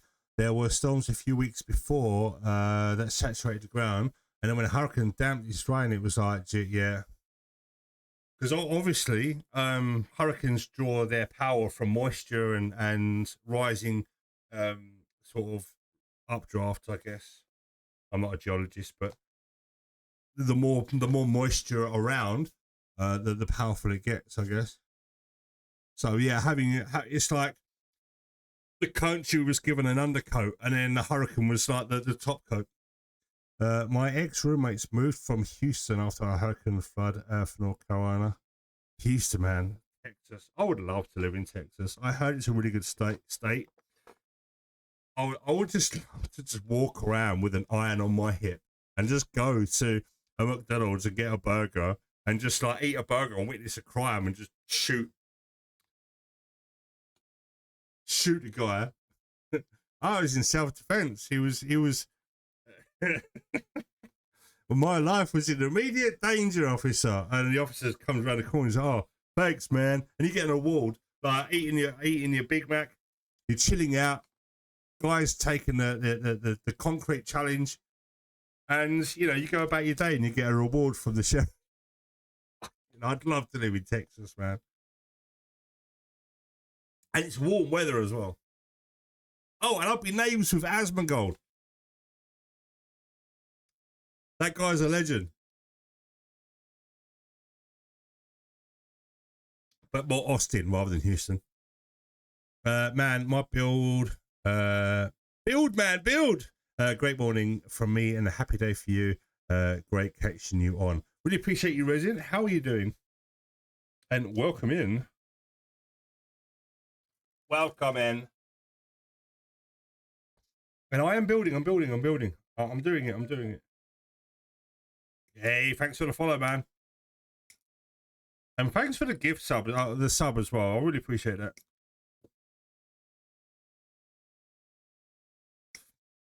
It will help me buy some more Kinder eggs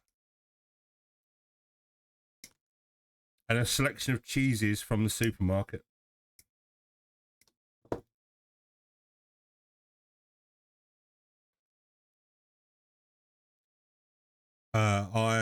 It's okay, but sometimes people freak out if they see it's at 45. Not like I have a Desert Eagle 0.50 and all. I mean, at the end of the day, obviously, if it's normal for you to just like open carry, or have a firearm in your car and stuff like that, it's normal. But for me, it would be, oh man, I'll be popping off. I'd probably get a 45 myself, like a SIG or something like that.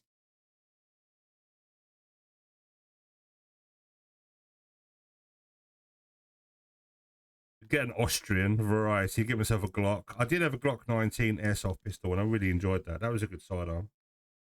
But to have the real thing, have a Glock 17, oh, the real deal.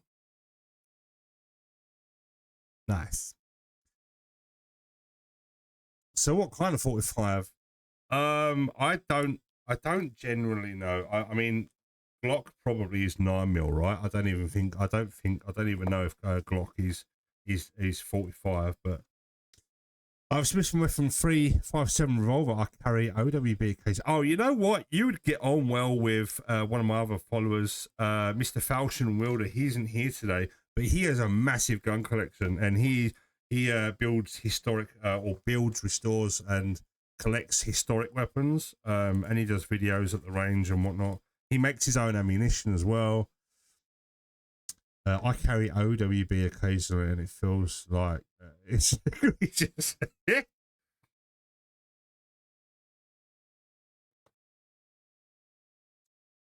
Nice.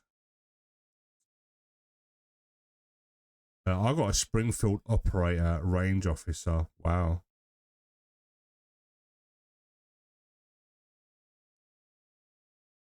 You know, I don't have a firearm. I'm in the UK, where the government have empowered themselves to act with impunity against its people, and we are not allowed arms to prevent them from taking the piss. So yeah, when it comes to them doing what they want, they can do what they want, and we can't stop them, and it sucks.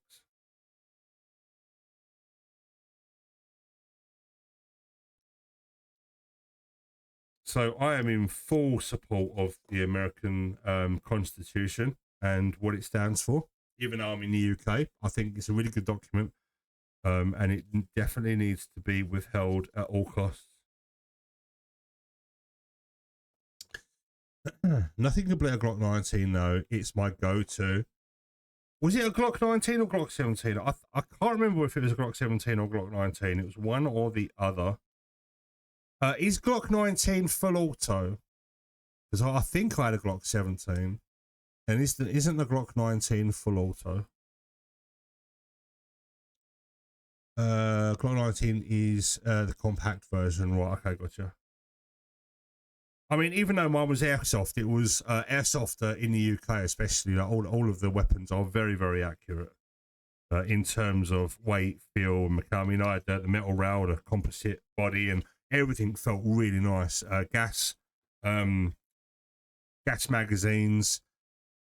That's the 18C, but they have an auto switch. Right, gotcha. It was a very nice sidearm for airsoft. I could pull it out. I think it was about 30 rounds. No, hang on. There was. I think there was about 30 BBs in the mag. I can't remember. It was a long time ago. But it was enough. It was quicker to pull that out than to sort of like reload, because I had my M4 long barrel Sentry by GMP as my main platform, and that was nice. It was covered in Magpul, like the GMP long barrel Sentry M4 in tan. It come with a Magpul riser and four scope foresight, and which then flipped up on the back. It had the Magpul sliding buttstock and the Magpul rubbers that come for the magazine.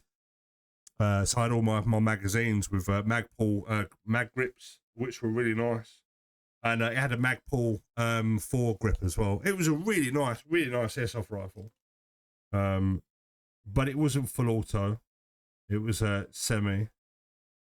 Or was it full auto? I can't remember. I think it might have been semi. Yeah, it was semi and full auto. Sorry, it was semi and auto.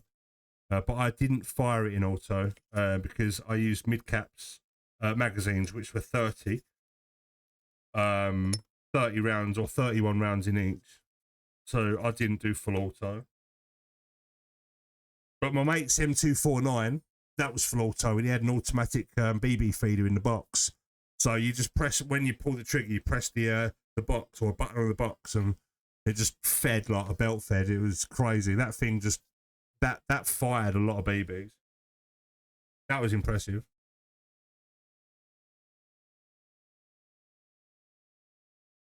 I'm not a fan of polymer frames in general. Striker fired, specifically. I liked the feel of the Glock. Its weight. It was, apart from a few internals, it was nigh on the same weight as an official. So, and with the gas blowback, like recycle, it felt you had a pseudo recoil, so to speak, because obviously the gas is forcing the slide rail to come back, and it had a nice pop to it. I really enjoyed that. I think it was a Tokyo Marui brand. Very, very nice, well built airsoft pistol, and it only cost 99 quid as well, so it wasn't like really expensive. So it was a lot of fun for cheap. I have a semi rifle. It's semi-auto, but I fixed it up. Shoots real tight groups. Nice. Most people can't reach and cock it though. It takes some strength. There's one. I had an MP5K as well. Airsoft submachine gun. And I tell you what, that's one of the easiest weapons to cock, man. Cock and slap. Now that was a head turner, because whenever we did like defend the wall missions, I always used the MP5 because I had 5 mags with it. And that thing, it just sounded so good, and it was quite fast as well. Its fire rate was pretty impressive. I really did like that, and I think that was a Tokyo Marui as well, MP5. With the pull-out stock, not the folding stock, it pulled out. It's like an MP5 at 308. Holy shit. Hang on, isn't 308 like rifle rounds? Like hunting rounds?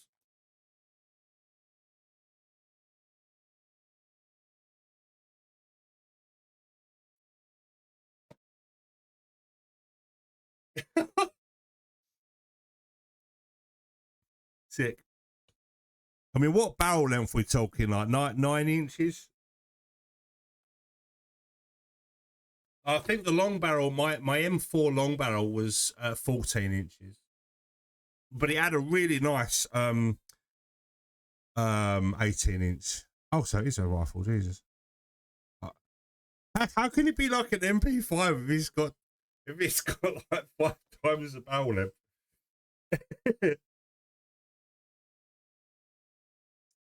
Or did they do an MP5 rifle that's a variant? But like, because when I think MP5, I think of a submachine gun.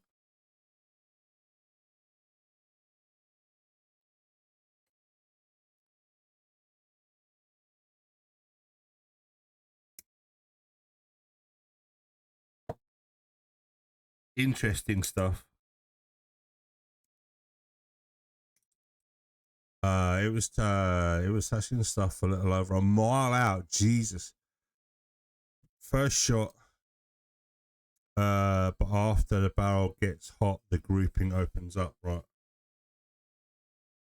There was a guy I watched recently who tried to copy the Shooter movie and shoot a Campbell soup can over a mile, using the 50 cal from the movie, and he couldn't do it at 500 yards. Or was it 5,000 yards? I can't remember. 5,000 yards. I can't remember. It wasn't 1,000 yards or 2 miles or whatever it was. He couldn't do it. Whether it was the humidity or the scope, or whatever, he had another shooter with him that was trying to shoot the can with this custom 50 cal rifle, like from the film Shooter. And it was amazing to see that they struggled. They really struggled. And they had some rounds made up especially and stuff for that challenge, but they could not do a mile. And I think they said that they were going to come back and try it again another day. So that was fun. Since me was the first iteration, then turned into a HK. Oh, a G3. I know the G3. That is a long rifle. I think it's the Indians like preferred infantry rifle, the G3, unless they've changed it. And it was one of my favourite rifles in I think it was Modern Warfare 2. The Italians had a G3 and miniaturized the delayed blowback system 9mm. There's a lot of math to it. Yeah, there is when it comes to ballistics and blowback. Obviously you've got to have enough pressure going that way to then cycle backwards. And all that sort of stuff. I mean, I'm no expert, but I kind of understand the premise of it all.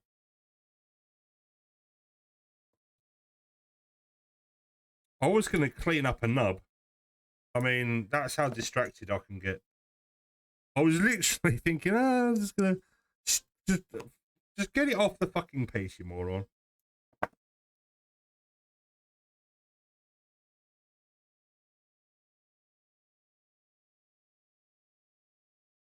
Oh yeah, it's interesting. I can talk guns all day because I have knowledge, vague knowledge, but I enjoy learning about firearms and history and methods and mechanics.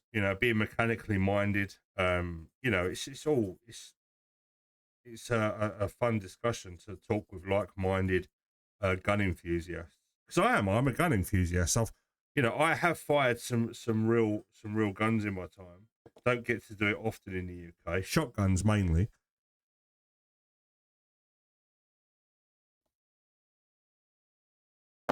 Would be nice to go over to Poland and fire some real guns off. Maybe a RPG or something. Maybe a full auto shotgun, like Spaz or something. Just go and just pay for a trip because you can fly over to Poland and go to one of these like shooting holidays where you go to a range and they've got all sorts there from anti-aircraft stuff to rocket launchers and stuff. It's crazy. Are there like shooting ranges? There are shooting ranges in the UK, 2.2, and shotgun and stuff like that. But we generally don't have like firearms like you guys, because that's generally down to the military and armed police. They have access to those side of things, but we can only have recreational firearms, like for hunting and sport.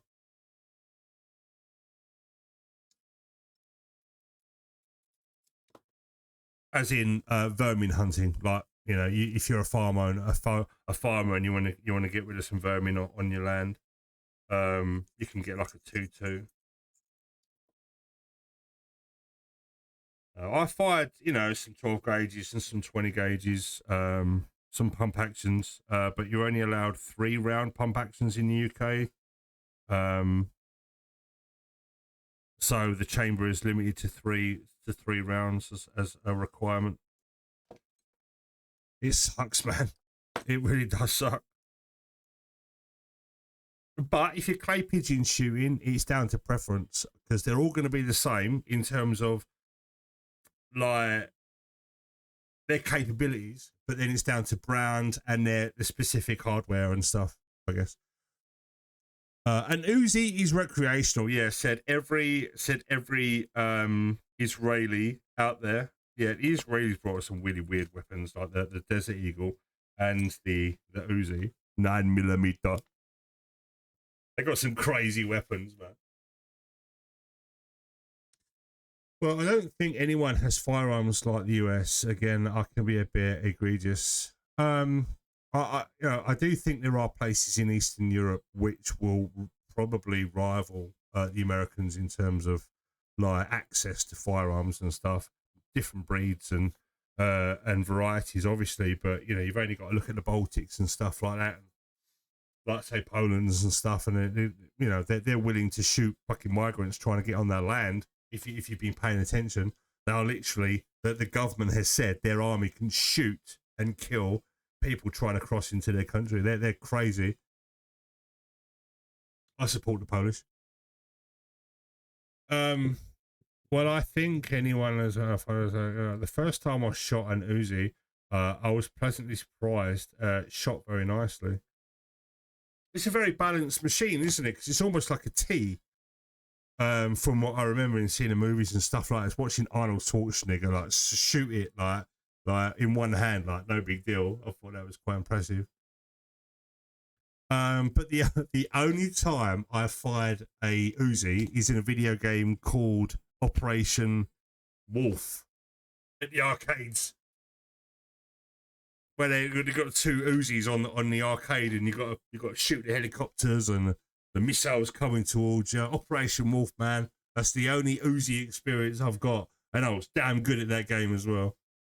Shooting the ammo boxes for more ammo.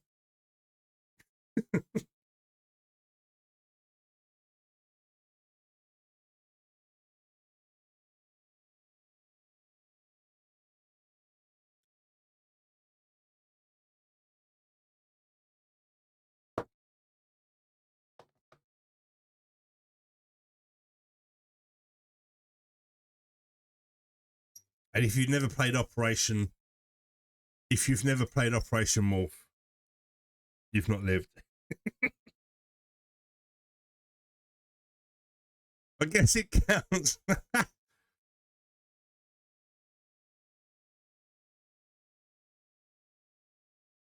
There are guns I'd like to shoot just to see what it's like and experience in that. It's definitely a 44 Magnum, a 5.0 Desert Eagle, a 50 cal sniper rifle like a Black Hawk, not Black Hawk, Black Arrow, so to speak, or M92 or whatever it's called, Barrett. I'd like to fire a Bren, which is an old English rifle.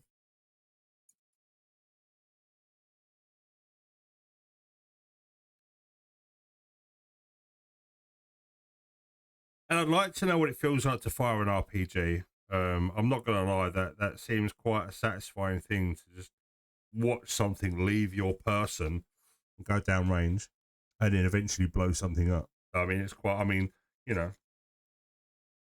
I'm not an anarchist or an arsonist or anything like that, but, you know, watching explosions and things catch on fire and whatnot is quite aesthetically pleasing, as long as everyone's safe and no one gets hurt, obviously.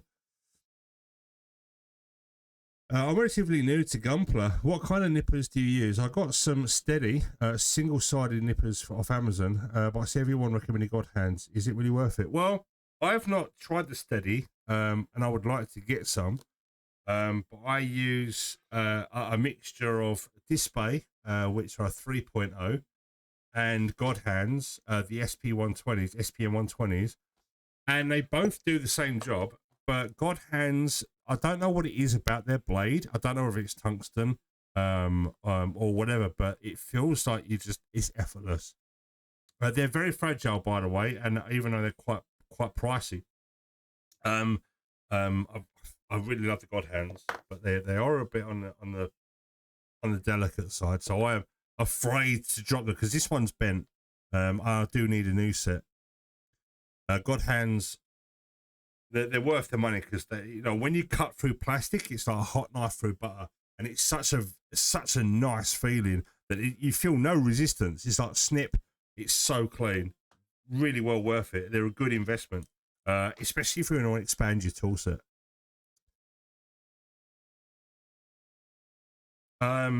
Also, like, speaking of glass files, I'm using a glass file. This is by Display, and 16 is right. You don't necessarily need a close cut. You can use like a single bladed nipper like these. This is Display, and you get it close, so there's a little bit of material, and then file it down with a glass file. So there's methods, or you get it close and use the cutting blade technique. But the good thing about starting off is you don't necessarily have to hit the ground running. Find tools that you're happy with, and then just upgrade them as you go. You know, I've been building for a while, and I've accumulated tools over a period. So I'm a little bit of a collector as well as a user. But I always gravitate to stuff that works. You know. So I would recommend God Hands if you've got the budget. If you want to save a little bit more money, get yourself Display 3.0s, the STA 3.0s, and they're just as good, if not identical. But they are a clone. So with any clone, it comes with that caveat of, you know, it's not a direct copy, but they are good enough. And then you've got the steadies and other like Rui tools. I got these from Temu, and these I do not recommend. But for a set of abuse nippers that you can just pick up, cut the parts off the sprue, and just throw them over there and use them whenever you want to, for a few quid or for a few dollars on Temu, I recommend them. Only in the capacity that they are used to cut the part off the sprue. No other function whatsoever. Other than that, I don't recommend them. But if you're just going to use them as an abuse nipper or as a backup, or I'm out of nippers but I need to cut bits off, then you can reach for that because they're like cheap. This glass file, which is a Display, I received it today. I broke my other one on stream. And I reordered another one on Temu. This was £1.75, so about $2, $2.50, free shipping. And it's really good when you've got a tiny little bit of material on the piece and you file it down with a glass file, and it does the same job as a bit of grit, but doesn't leave any scratch marks. And you can use it on flat pieces as well, and it doesn't mark the actual face.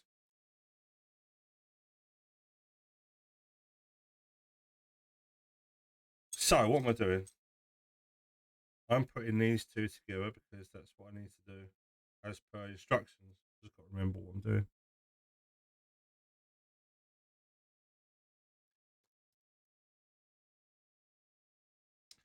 And I've got to put that bit in there. Yeah. I think. No. Got to put that bit in there.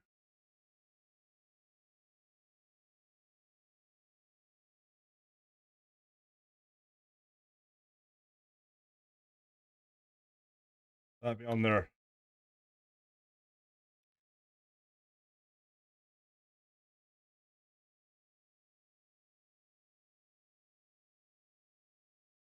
Oh my God.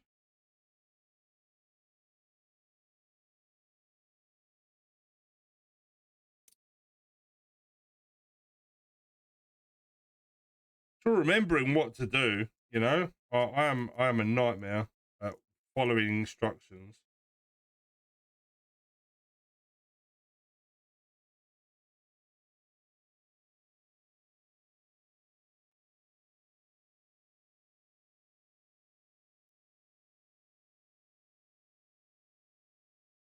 Okay.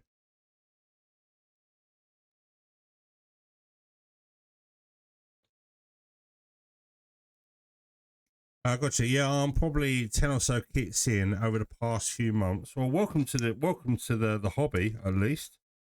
I'm hoping you enjoying what you're doing. What kits have you got? what kits have you built? Trying to figure out what tools are worth upgrading before others. It depends, I guess.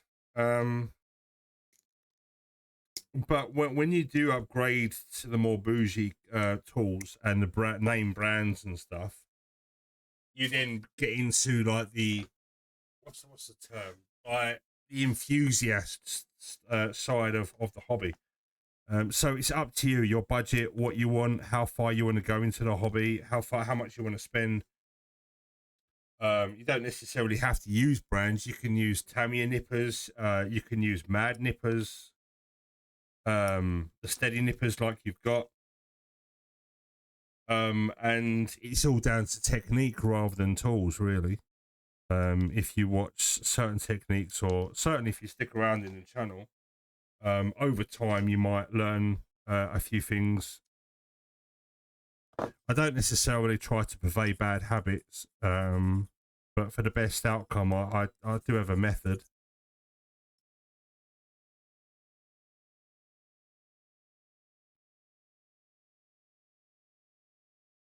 But yeah, what's your favorite mobile suit? Have you watched any of the anime? I mean, if you're new to Gunpla building, are you new to Gundam itself? Because I came from model making, building Tamiya jets and tanks and like World War II and war machines and whatnot back in the day. Then Warhammer, and then gravitated towards Gundam. So it's been a process.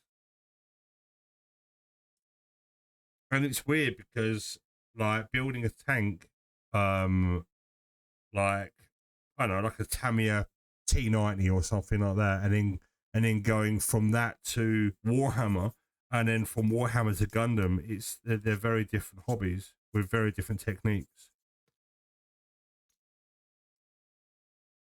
But some of the, especially as a painter, the painting techniques carry over rather than the actual model building itself. The model building side of things they're vastly different per genre, but it's the painting at least can carry over all three, or essentially the techniques and methods can at least.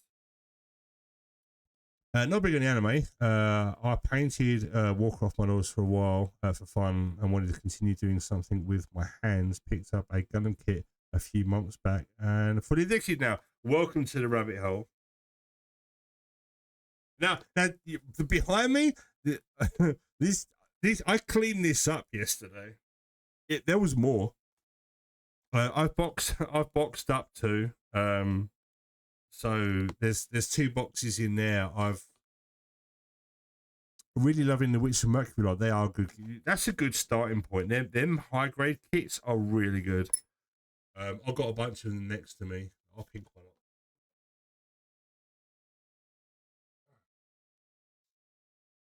Like I just there's something about the Witch of Mercury line which is so clean. And even though like these are $20 kits, you know, they're really, really well done. The geometry of the armor and the proportions and everything about these kits, they just scream quality. And there's mixed materials in here. You got clear parts, and metal foil stickers and whatnot to give you different effects. And this is just a gun volver, with a needle shield and a submachine gun. Really, really just a basic grunt, but so good, so effective. And that spans, I think the only outlier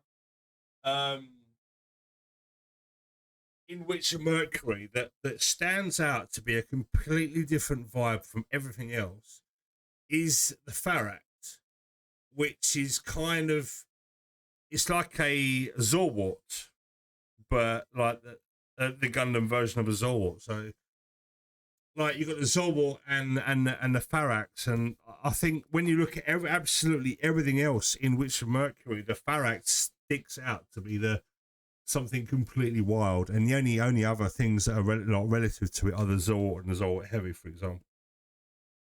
But yeah, really good kits. The RG God Gundam is my favorite kit, and I've built it. Yeah, so it's a fragile kit. but it's got a massive payoff. And if you've not seen G Gundam or G Fighter Gundam, which is what the God Gundam's from, I highly recommend you watch that, because that's if you like your super robot stuff, that's as close to super robot as Gundam has ever been. I think it's crazy, the vibes in that show.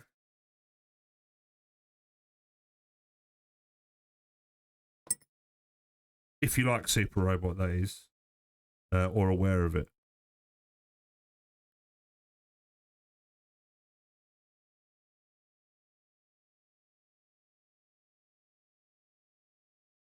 But there is another real grade God Gundam coming. The Shining Gundam is coming in real grade, as well as a real grade Wing Gundam. We're getting that on its way as well.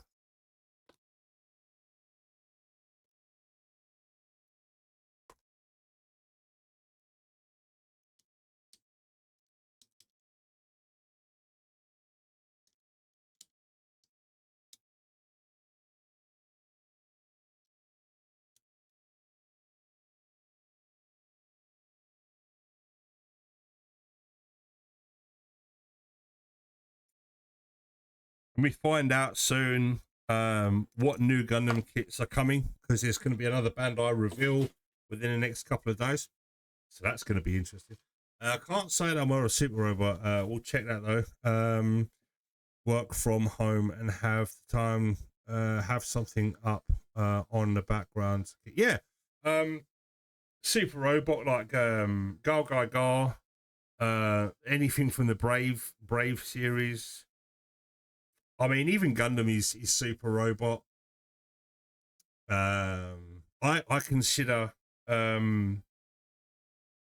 Ultraman super robot, even though it's Super Sentai. I like to consider Ultraman in the super robot franchise. Gridman,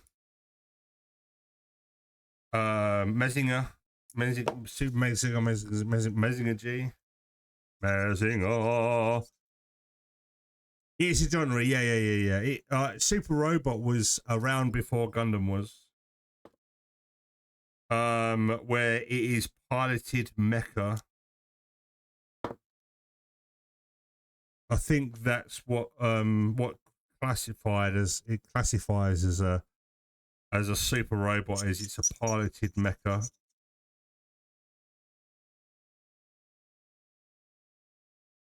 That isn't sentient and it has a human pilot. I think that's what super robot is. There's loads of nuance and history and articles about it, and it goes deeper than I could ever possibly give it credit for.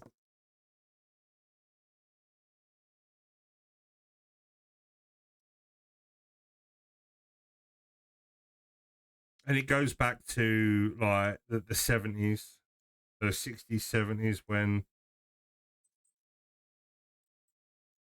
it first surfaced.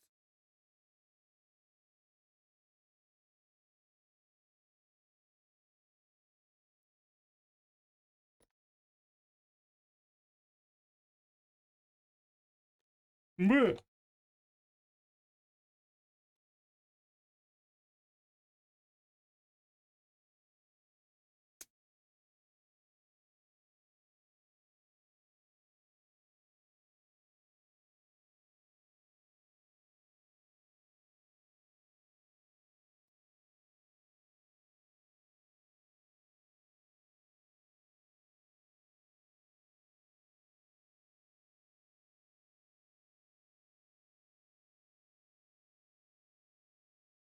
Wait, that literally popped off. Right, so I think forgetting all this bit, because I'm not installing the LEDs from Bandai, because I would never do that again. This part does go like that. It's a 6, and then that does go in there apparently. Right, okay, sure. Oh, he does it now. It didn't want to do that earlier.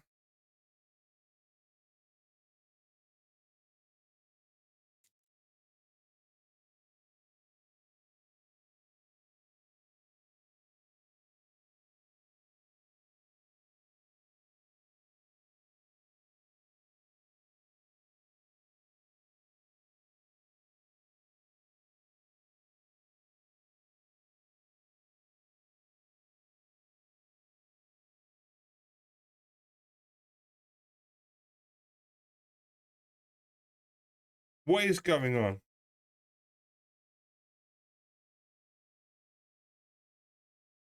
No. Something ain't right.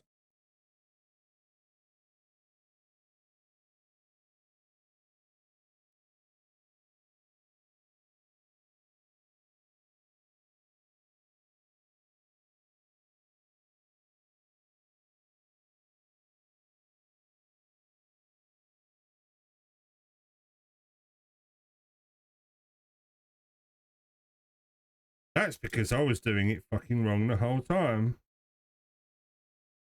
I am an idiot.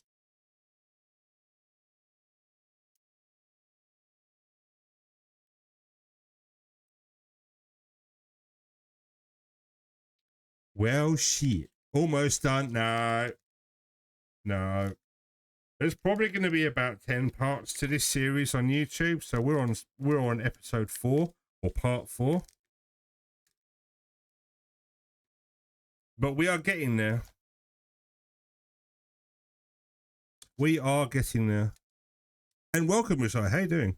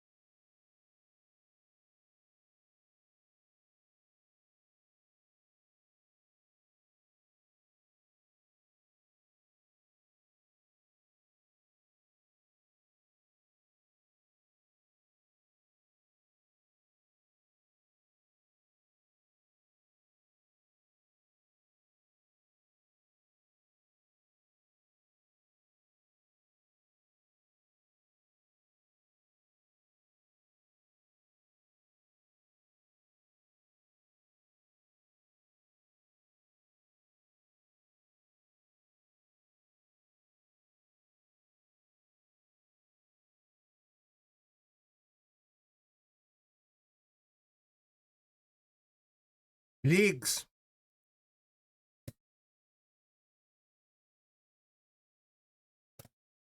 Size of them. Forearm. They are big old beasties. Some new kits were announced earlier today. Was it today? That they were announcing the kits? I thought it was going to be Friday or Thursday.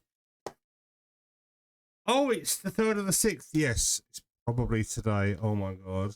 I was in the Gundam base live stream earlier. If I go to Twitter, I bet you any money it's just going to be peppered.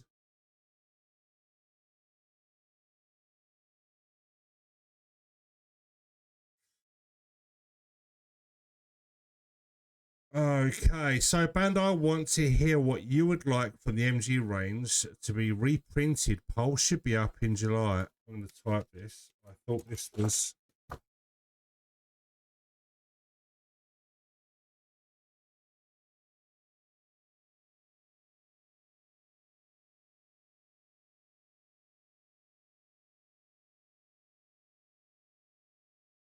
All right, I just had to reply to that because I am on the ball, stream or no. So I'm not seeing any anyone talking about reveals just yet. Oh, hang on. Well, the live stream from the hobby site, which I was watching, gave us a closer look at the LED gimmick, inner frame, and the fin funnel design for the PG new Gundam, which is coming later this year. Nice to see the hands-on demonstration.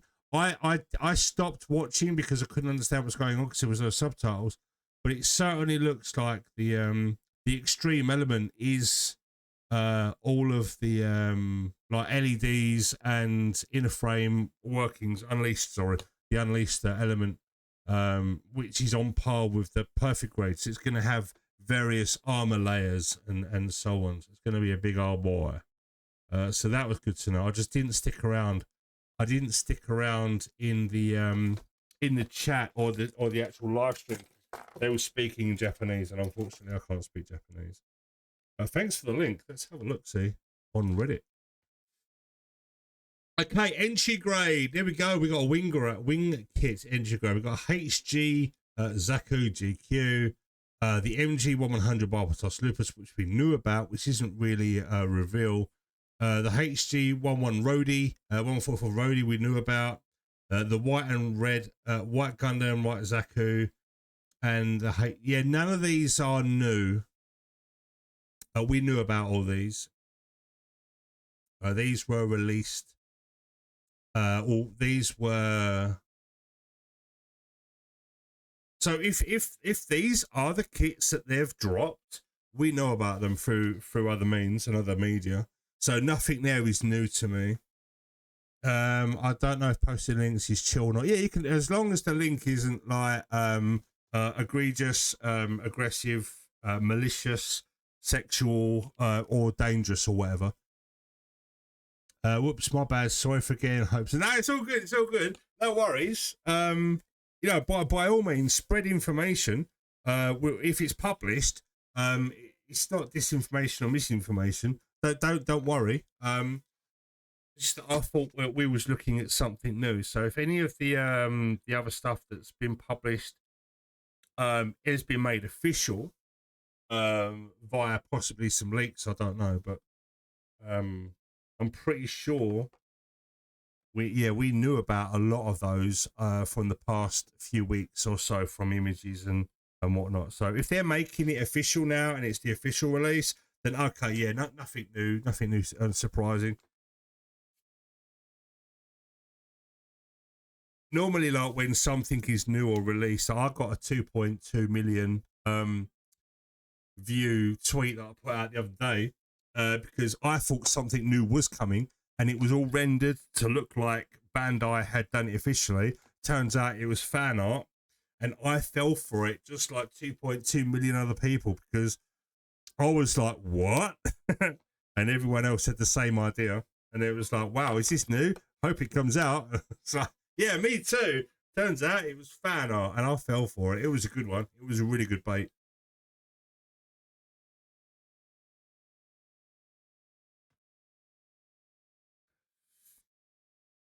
Right, okay, so we have 2 legs and a body. So we need to make the waist unit and connect the head bones to the waist bones or something like that.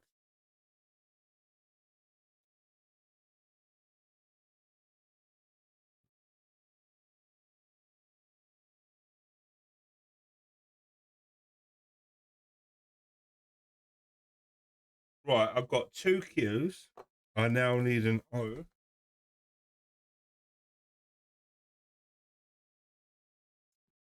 And we can get cracking because Q and O and a little bit of D, and we're good.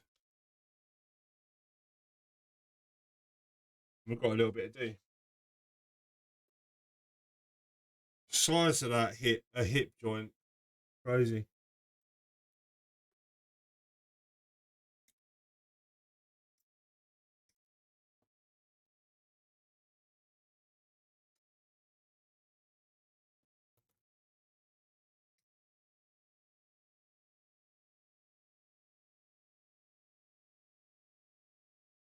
Oh man, I'm pretty tired. So I'm gonna stick around for a little bit.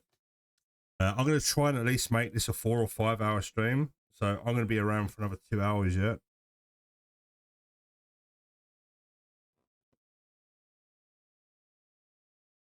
Fingers crossed. Or I'll be here until the beer runs out. Let's put it that way.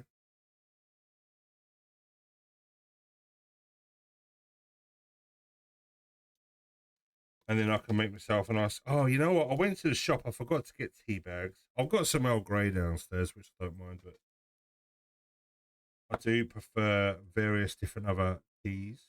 I am British. I am a tea drinker.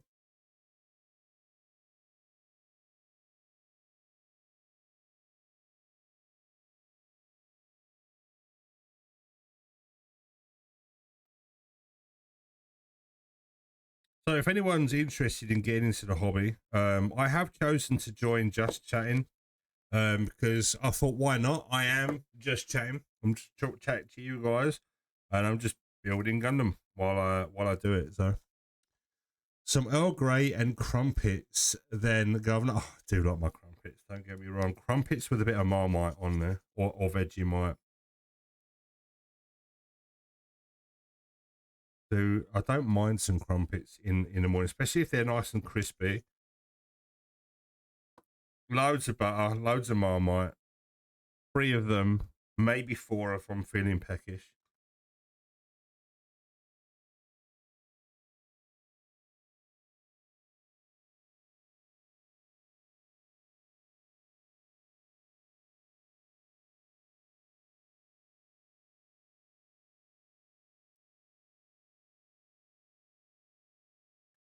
All right.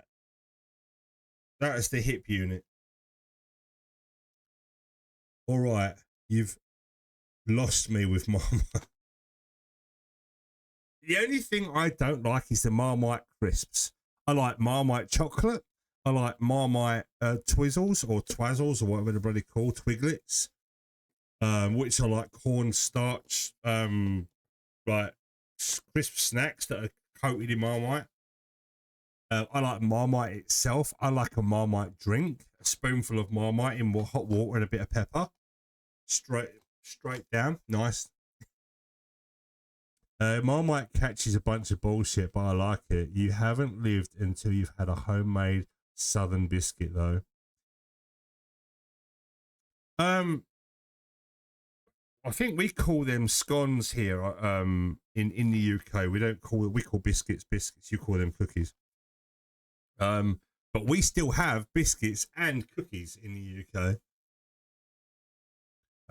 But yeah, what you consider a biscuit, we call it something else.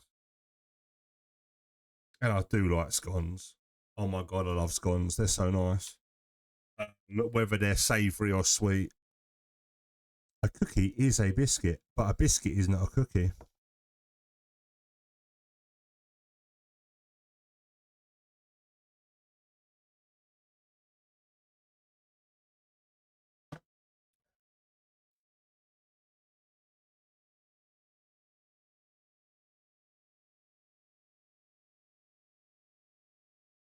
Is it?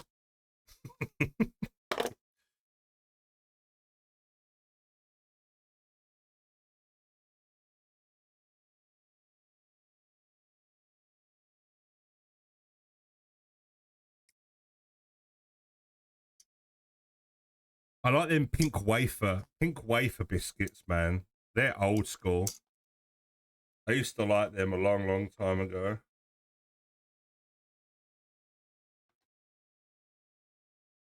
Well, when my mum used to make me a packed lunch, I used to have a couple of sandwiches, a penguin or a trio bar, some pink wafer biscuits in some foil, and an umbungo. That was my packed lunch, and I was a king. I was an absolute king on the dinner table with the other boys, with my He-Man and Transformers and A-Team lunch boxes in rotation.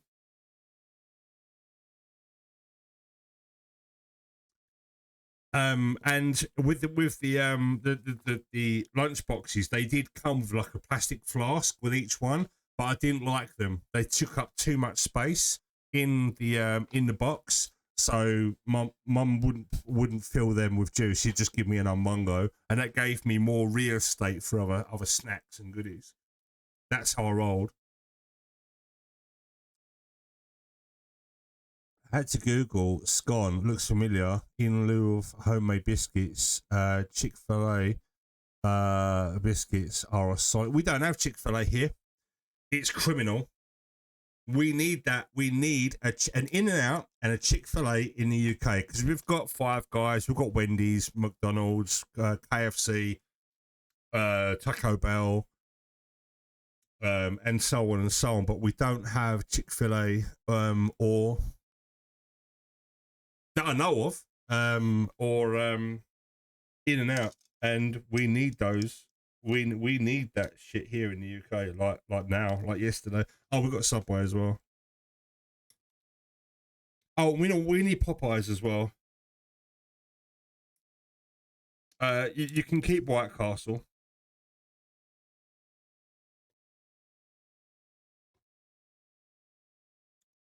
Can you still get those pink wafers? You can, yes, you can. Yeah.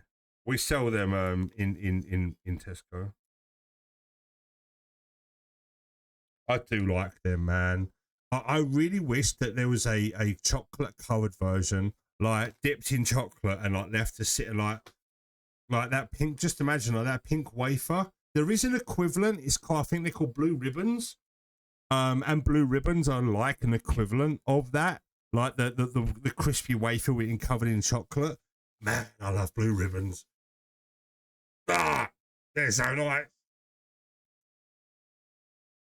Got Pink Panther on the packet. Nice. I used to have a Capri Sun in my lunchbox.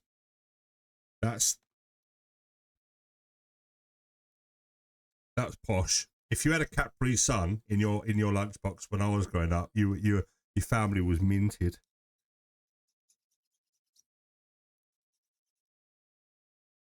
Tunnock's caramel wafers, yeah, man, they are banging. Anything by Tunnock's is just an instant win.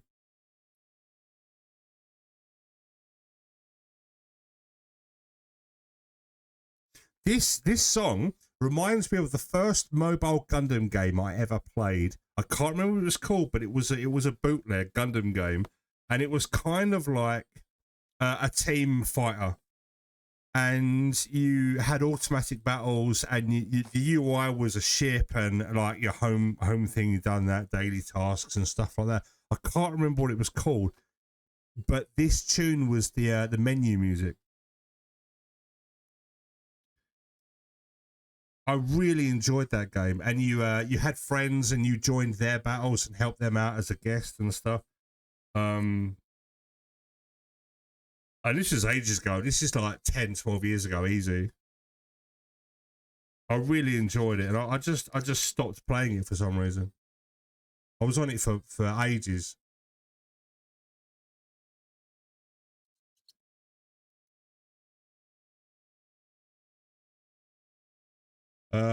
I missed the spicy Monster Munch. Same. Yeah, we just got pickled onion and beef flavour now. So yeah, spicy is missing. And no, I mean the red hot spicy ones. The ones I want about are in the yellow bag, and they swapped them out to bring beef back. Yeah, it's a shame because there was three flavours originally, which is why there's three monsters. They've changed all of the Capri Suns to sugar-free variants. They're shit. You're lucky you can still get a Capri Sun. You can't get an Umbungo. That's how fucking good they were. You can't get an Umbungo for love nor money now. It was like, it must have contained corn syrup or something like that because it's banned now. But man, Umbungo was just a fruity mango goodness. They no longer ship it from the country. Because the lion drunk it all, that's why.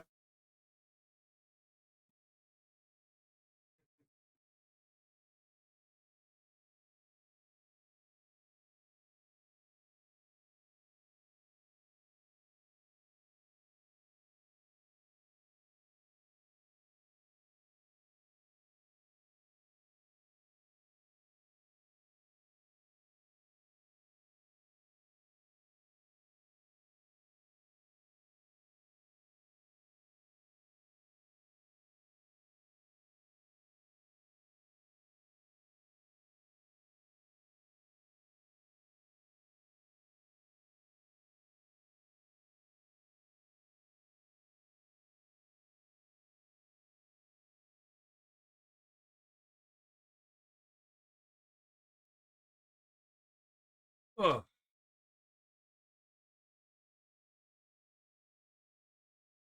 Right.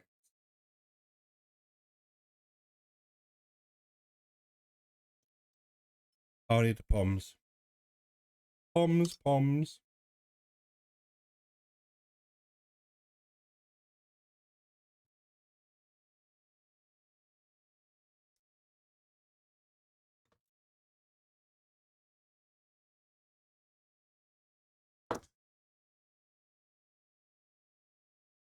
See, I really do need to try the American biscuit, and or maybe try and make one myself.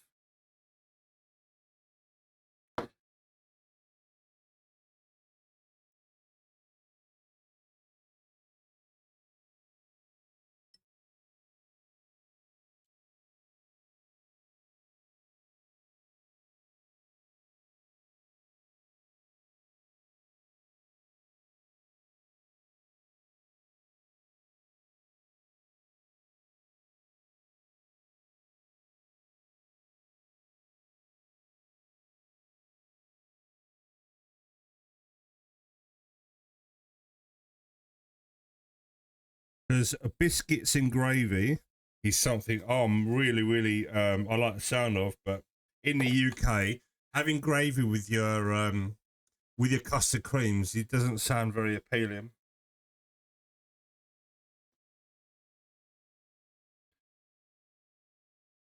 So it's a different vibe.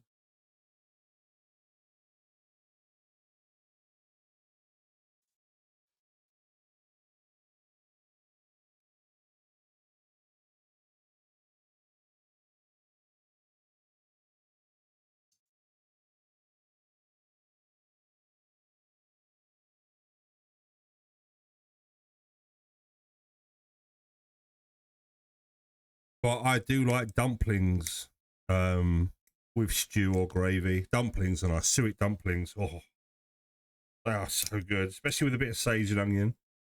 Yum, yum, yum.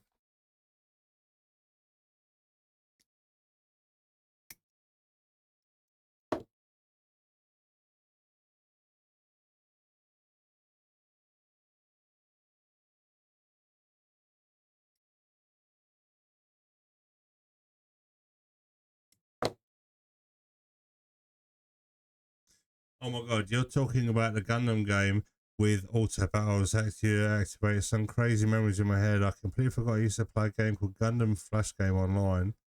It was like a rock, paper, scissors, but with Gundams. Awesome.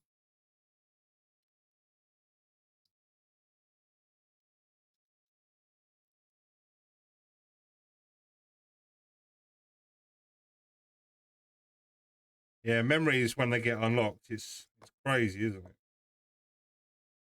You hear something or see something or someone referencing something, all of a sudden a light bulb just pops in your head.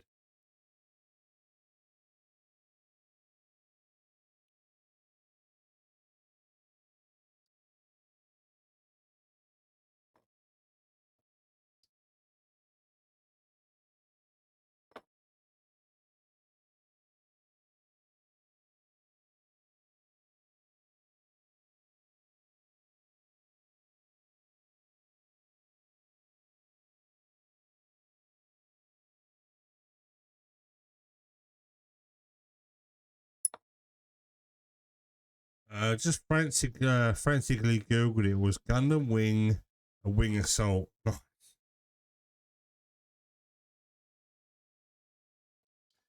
Nice. I need to try and find this game, Gundam mobile game. But the thing is, it wasn't a Gundam game. It wasn't licensed by Bandai, so.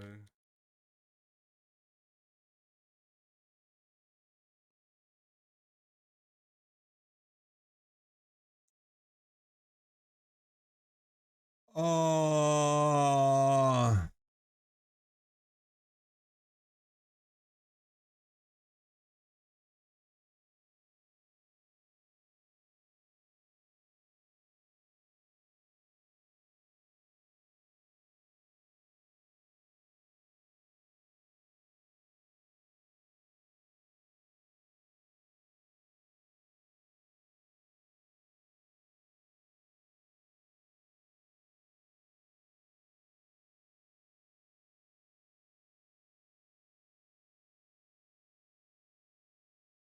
It wasn't Engage. Engage is a new one. This is a long time ago.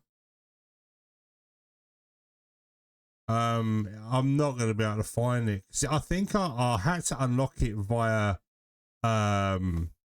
is it Pokey or something like that, like an Asian like backdoor or an Asian gaming platform. It was like a typical daily login Gundam game, you know. It wasn't a card battler or anything like that, or was it? You know, it might have been a card battler. It was such a long time ago, but it had my attention for a little while, and it was really good because I don't think it was an official Bandai product.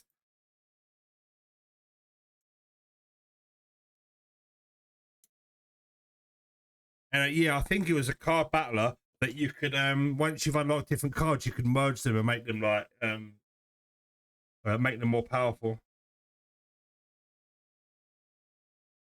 Like limit break stuff and whatnot. But it wasn't gacha. This is before gacha was a thing. It was like random rewards for doing stuff. I don't think it had gacha mechanics from what I remember. But I do think you could pay money to get different things and rewards. But it was such a long time ago. It was pre-gacha or the gacha that we know now.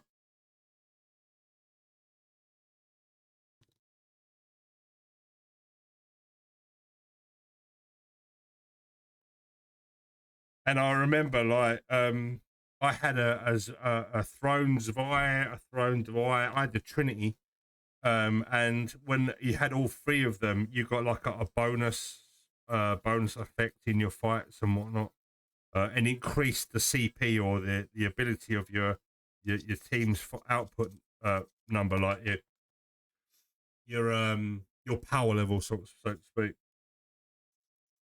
It was a fun game. I just can't remember what it was called. And it was super deformed as well. All of the artwork was chibi.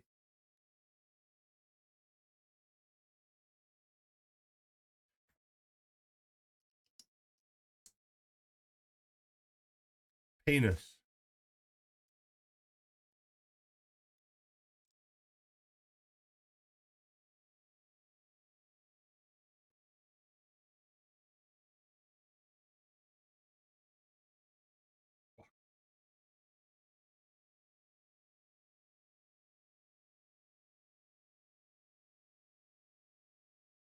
Oh, you know I've done that wrong. Did I do that wrong? I did do that wrong. I wonder why it was spinning freely. I had that in the wrong way. There we go. It's not in the wrong way anymore.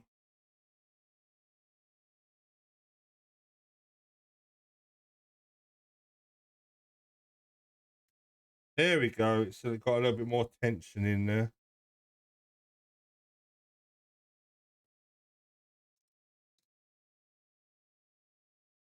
Penis.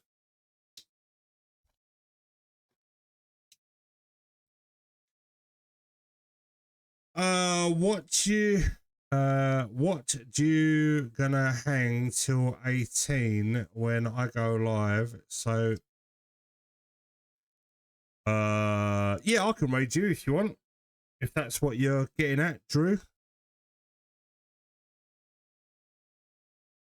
Welcome to the streaming table. And I'm assuming 18 means 6 o'clock, which will be in an hour and a half's time. Yeah, I'll raid you, dude.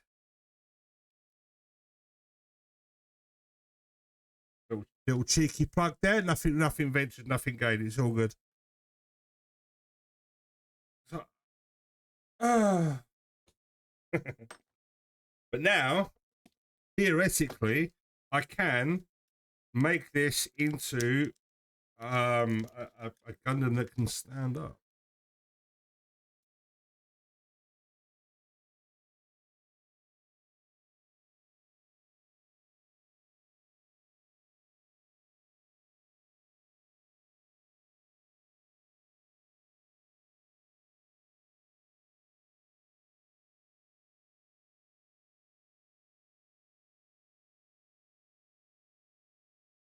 Yeah. Legs, waist, and body.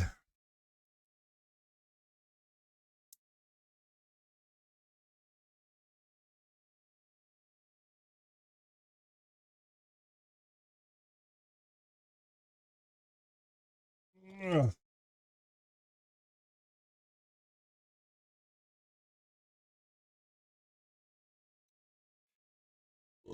Oh man.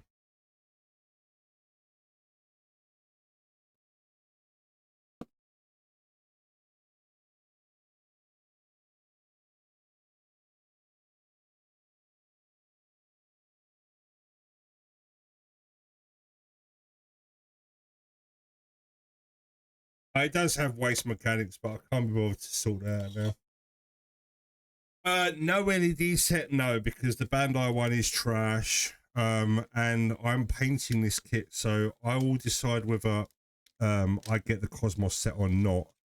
But I am thinking about painting the Psycho frame to be metallic. So there is that. Rather than it be lit up with LEDs, because there's a lot of pros and cons to LED sets, like hot spots and light bleed and stuff like that. Whereas a nice, good metallic paint job on it looks just as effective.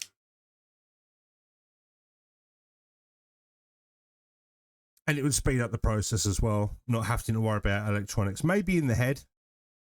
Maybe get electronics for the head, the eyes, and so on, but not necessarily thinking about the electronics just yet. That's a bridge when I come across.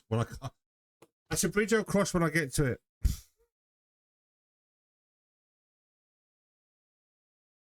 I need to slow down with typing. No, it's all good. I kind of understood you. How hard is it to add the LEDs after finishing build? Well, with this particular kit, or other Bandai Perfect Grays, in the manual, it does tell you how to disassemble the kit into its component parts and then what you need to do to install it. But that's for the Bandai kit, which I highly recommend everybody avoids because it's rubbish. I have built a unicorn before, and the LED kits for Bandai are generally pretty poor. So if you get a Cosmos LED set, I've got a box next to me, but I'm not going to uproot it. But you get a box, you get all the electronics, you get everything that you need to transform and install the LEDs, as well as links to videos on YouTube and or various websites on how to, like, tutorials on how to install the LEDs. So it's a one-stop shop upgrade by Cosmos, and their kits are really good. I have a mobility back for mine. Nice. Oh, the Divine set, or what it's called, the Divine Booster set. Nice. I might get that one though.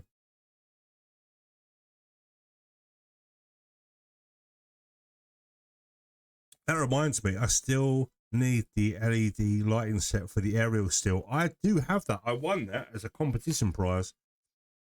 And I do have an FM aerial built, and it's one of those projects that's on the back burner for when I do eventually paint the full mechanics aerial. I do have a Cosmos light set for it, which I was lucky enough to win. Very, very grateful for that. That was nice.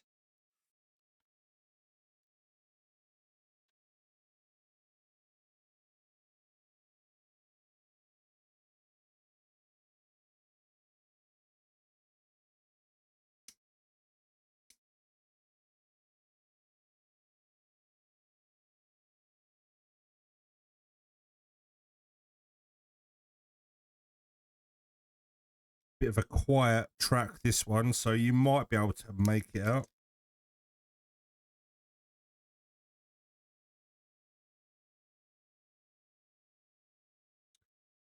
I'm not sure which one I should go for, the lighting set though. That's why I've held off so far. Oh, okay.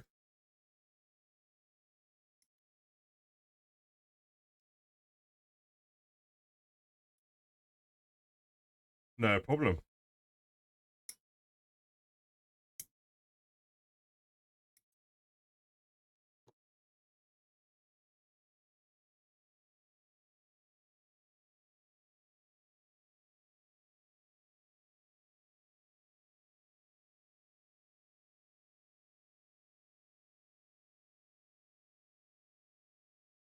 I've got my head covering my Evangelion unit. Look at this. Look at that guy. He's a big boy. He was here. But now I've put him there. He's been upgraded from desk to shelf.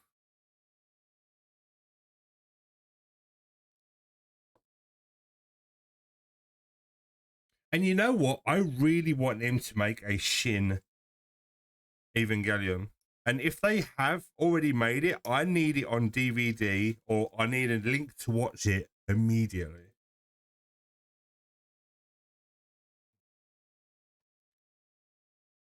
I need that in my life.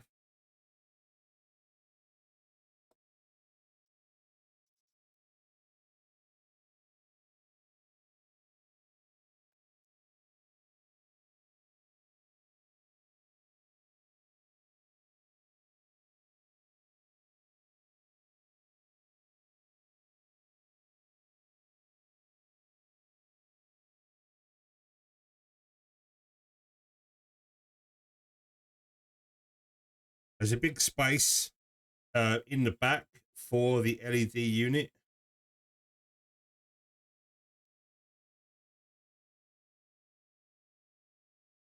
And I am, there we go. I was going to say I was struggling to put that on there, but it's done.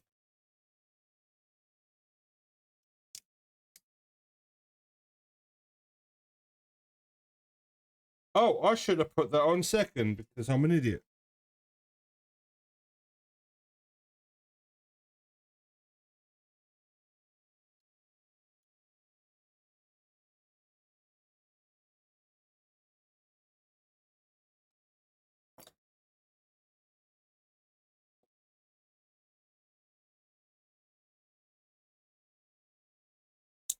There we go.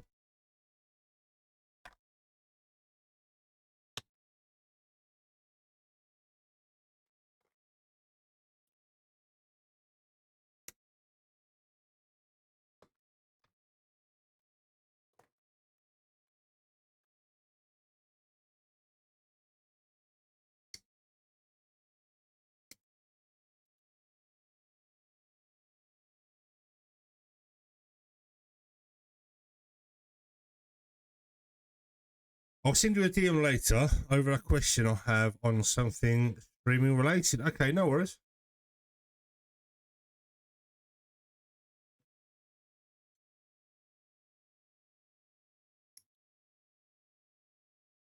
You don't have to limit it to me though. There might be other people that you could ask as well. So you know, if you need an answer to something specifically, especially if it's something I can't help you with and I might not have the answer to, always branch out and feel free to ask other people.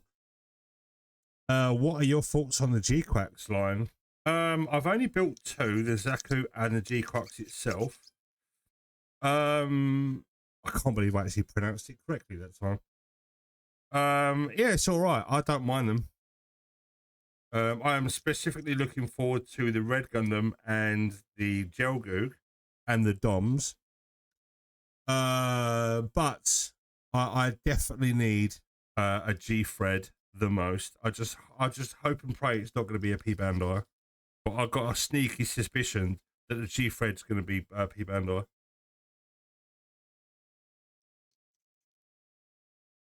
And welcome, Master Build. How you doing? So far, I'm liking the show to a degree. I'm liking the Easter eggs and the references that other people might not get. Like some of the animation styles, like the previous episode from last Tuesday had references to Gunbuster. So yeah, really, really cool. Like almost like a frame by frame identical comparison. So I'm really liking whoever's the brainchild behind the production of the show really has got. I'm behind on eps, only at episode 6. Okay, so no spoilers, no spoilers. The new episode is tonight here in the UK, and I'm assuming the rest of the world. In about an hour's time.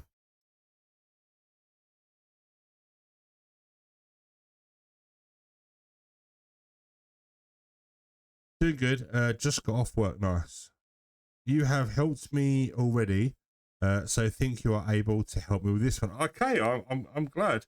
I accept all major credit cards and PayPal, as well as donations via my donation tabs down below. If you're good at something, don't do it for free. I'm only joking. I'll help anyone out if I can.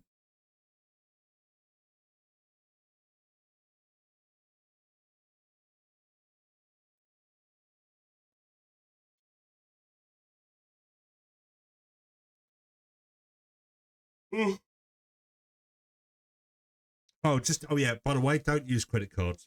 Whatever you do, if you do donate to the channel via the donation page, don't use a credit card, for Christ's sake. It's horrendous. Because they take a slice. Not all of the funds get to me.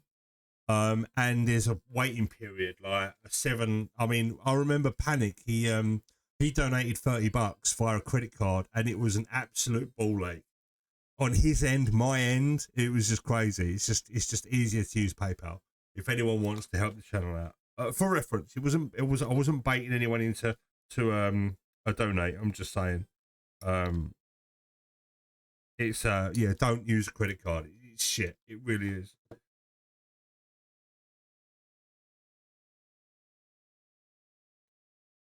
Just being here, anyone just being here and keeping me company and being part of the chat is more than enough.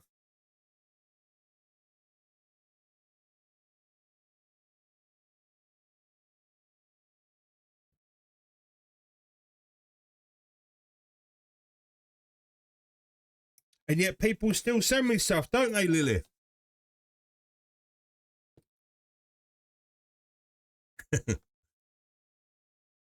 Are you playing the G Generation game? Yes, I am. In fact, I haven't picked it up for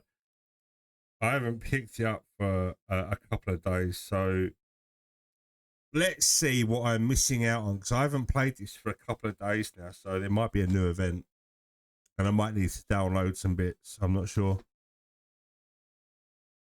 But yes, I have a very, very modest battle team score of about 160,000 CP. It's not the best, but it gets me by.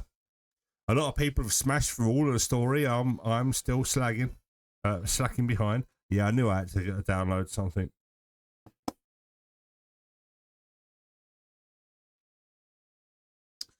Also, never donate to a streamer via a mobile app. Yeah, they'll take a slice. Oh, I think they've stopped doing that.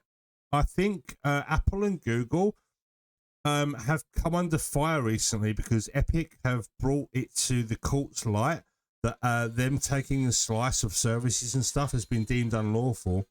So I think it might be different in the EU, but certainly in America, they've Epic Store have really hammered it to Google and Apple in terms of Apple products on their stores and stuff like that, opening it up to consumerism rather than them having a monopoly. Oh, cool. Featured, now available, stuff and things.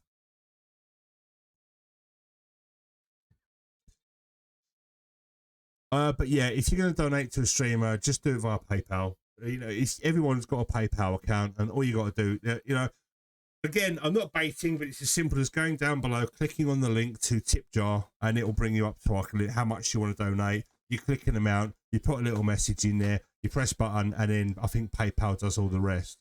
And it really helps out the channel. But again, I'm just explaining the policy and the processes, but you are not required by any means to send me any cash monies. But like I say, if anyone does, I'm grateful, and it really does help the channel out, and it enables me to buy these things. You help the cause and keeping me in Easter egg, a positive Easter egg or Kinder egg economy. Right, okay, so gifts. Have I got a gift? Can I have a look at the gifts, please? I'll claim all. Wow! I've got myself loads of diamonds. I've got 5,000 diamonds. Oh, I can do new missions. Okay.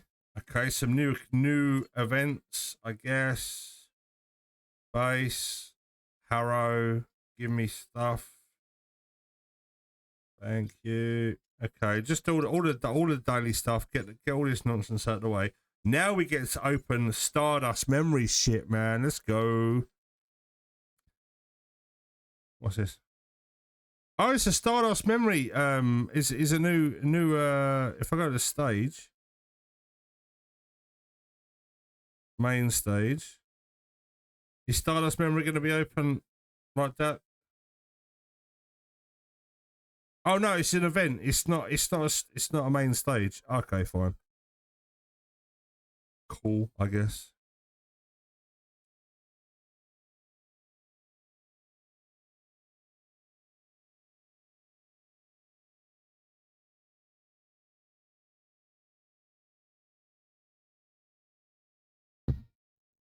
Me.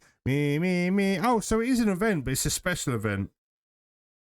There's Gato. Keep him away from nuclear weapons. Gato did nothing wrong, and the end of Stardust Memory, where oh yeah. Spoiler alert: there was a betrayal, but I don't think she done anything wrong. So if I go to home and I go to featured,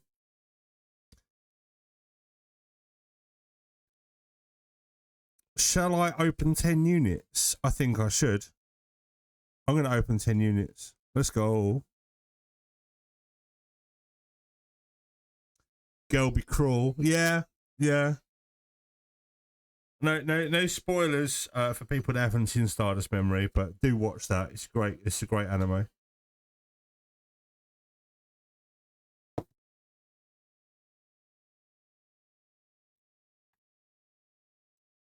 '83 was a particularly good year for Gundam Universal Century, let's be honest.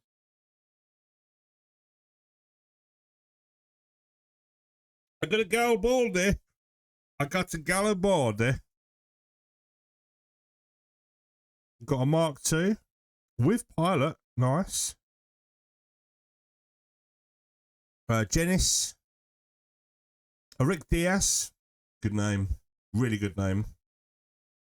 I've got a Nemo 3. I've got a Zanny.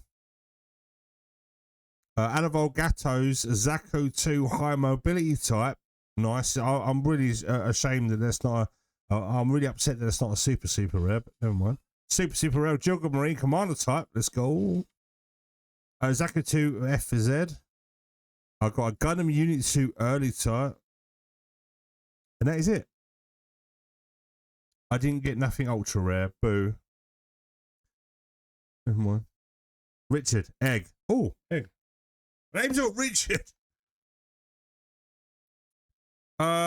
So I can open. Let's do some one-time onlys. Let's do it. I can open 1, 2, 3. I can open 6. What did I get? I got a super rare support. Great. No one likes her. Go away. Skip. Oh. Yeah. Open. More in the pocket. Let's open the egg. Egg.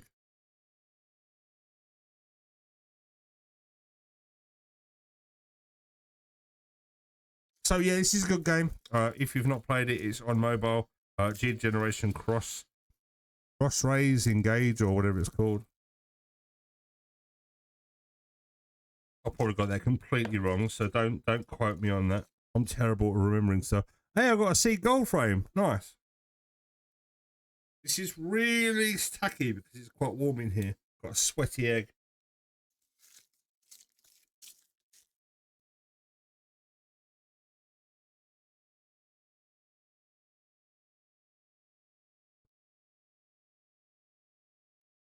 Got a gold frame.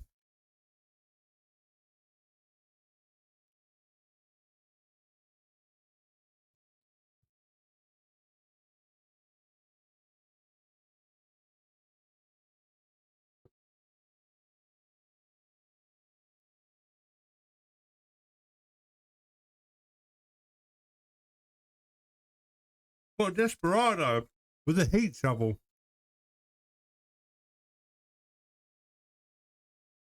What the fuck is this?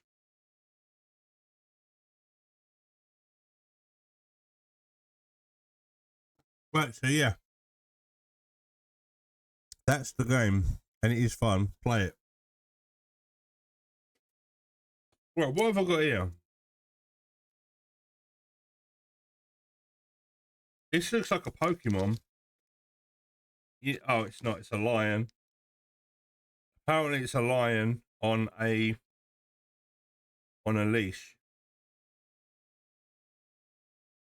Right, so I'll get that.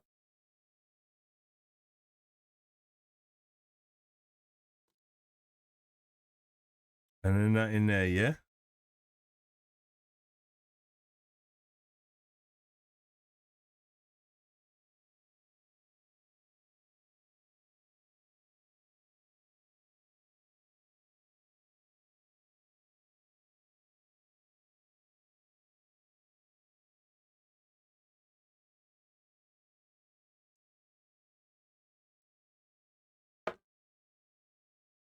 Okay.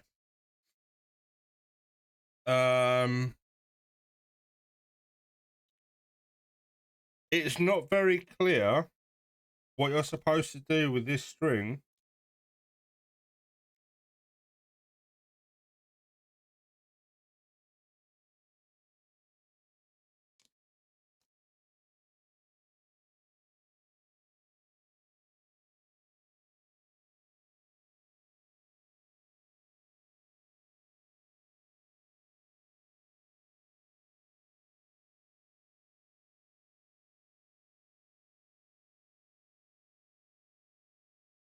You know what? I don't know.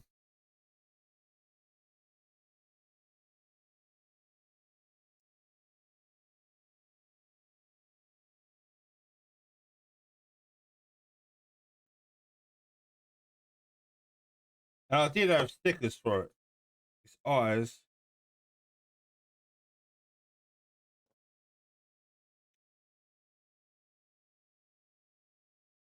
One.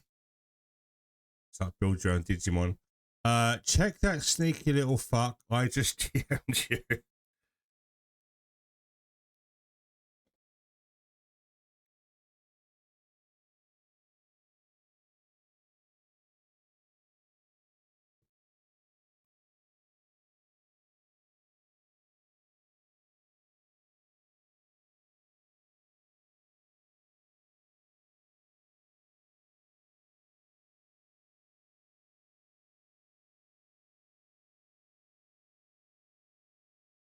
Yeah, I've seen this. It looks well nice. I love the hat and the base and everything else. Yeah, I saw this the other week. It's only 30 quid.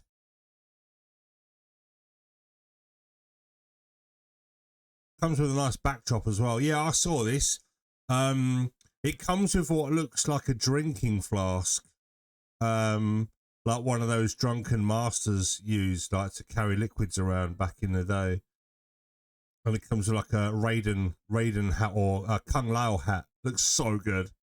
Yeah, I really want that.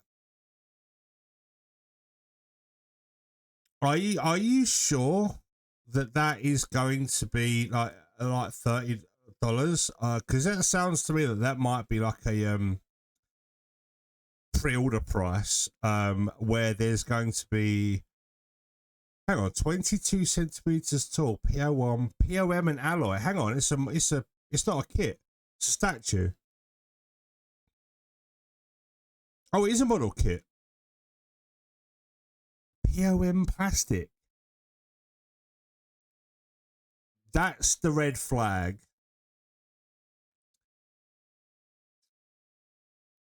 Because POM plastic is this stuff, and you can't cement it. Now once it's forged, it's very difficult to sort of like amend and fix and whatnot. So I'm a bit dubious, but I still want it and figure it out. But 22 centimeters is quite small.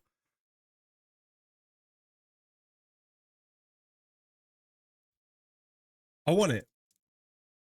Piqued interest. I mean, you can share the link in the chat, Lilith. It's all good. If anyone else is interested in this, you can pre-order it on HobbyLink Japan.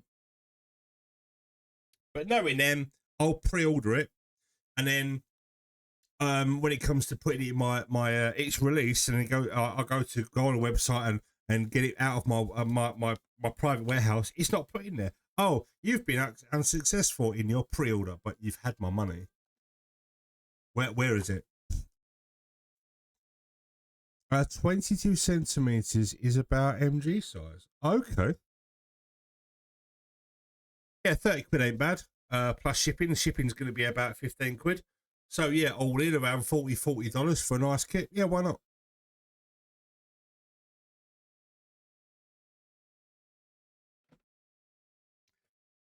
It's just that I don't have a very good buying experience from HobbyLink Japan.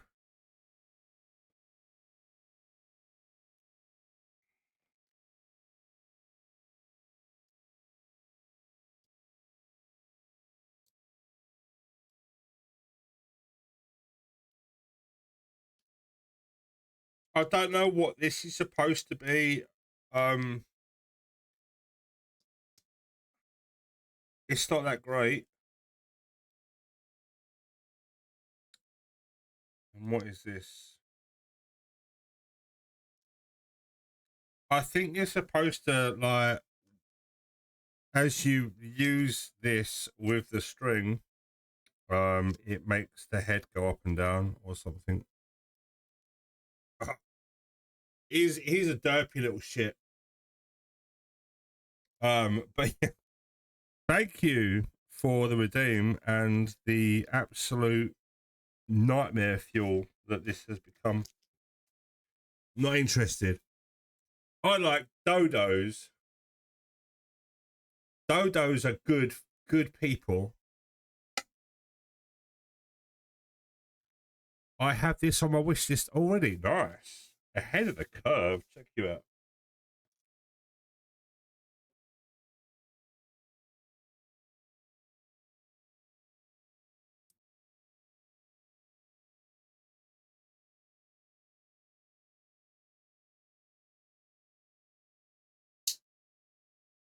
Yeah.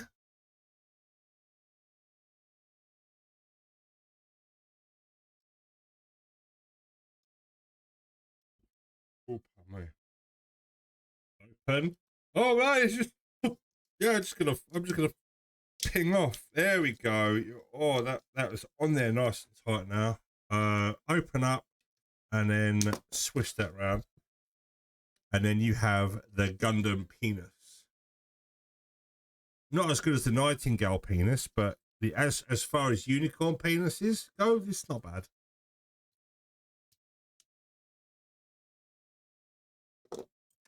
Gundam penis, na, na, na, na. Gundam penis. Right, so we have lots of skirt material to deal with now.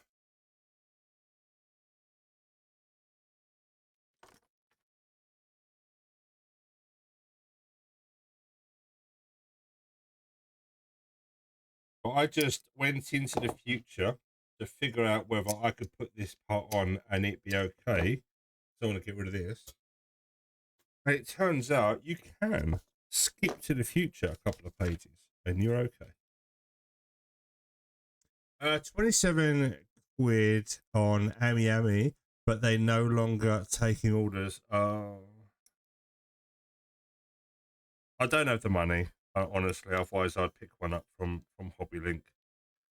When it becomes widely available on AliExpress or something like that in a few months' time or whatever, I might pick one up. I definitely want one. It does look really good. But I'm in no rush to get one like in the launch window, so to speak. I can't afford to do that right now. I've got other priorities that need attending, like the build off, and getting the car through its MOT.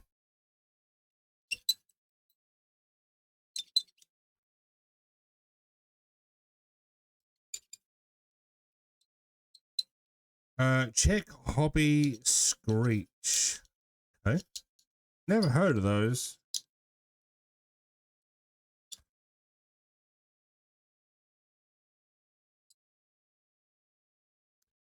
Shinra Modi, fully armored alloy frame, Golden Warrior. £4 for the deposit. How much for the full thing? Not eligible for double deposit discount. That looks nice.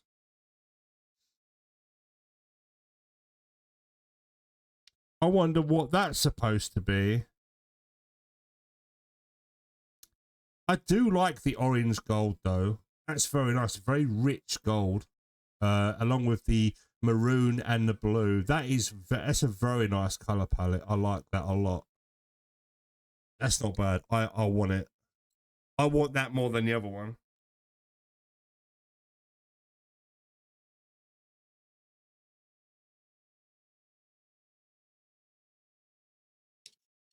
Some good reveals here, man. Some good reveals. All right, time for me to start my stream. Peace. Oh, peace. Okay, cool. Good luck. If it's 5 o'clock for me, so 6 o'clock. So give it a little while, and I shall raid you. Am I following Drewberry? Follow. There we go.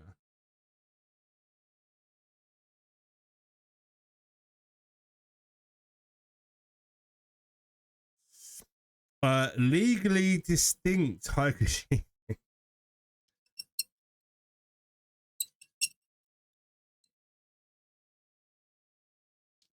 I am sorry for the screechy, high-pitched squeakiness.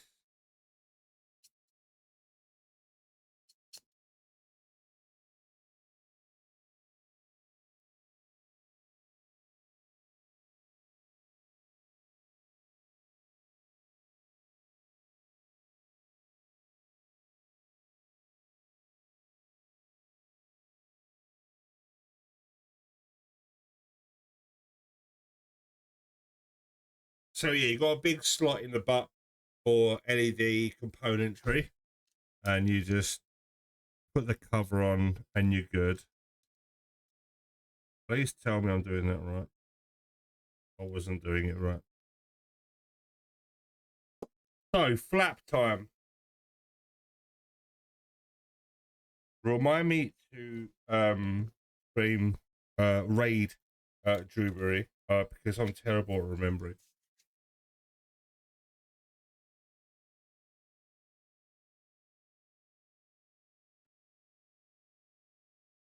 I think meatballs are on the menu tonight. Meatballs and sketty. Right, so 03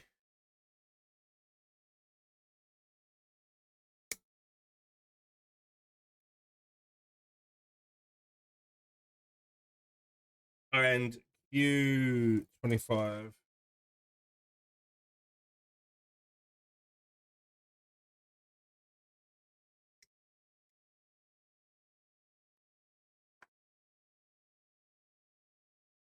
and H18.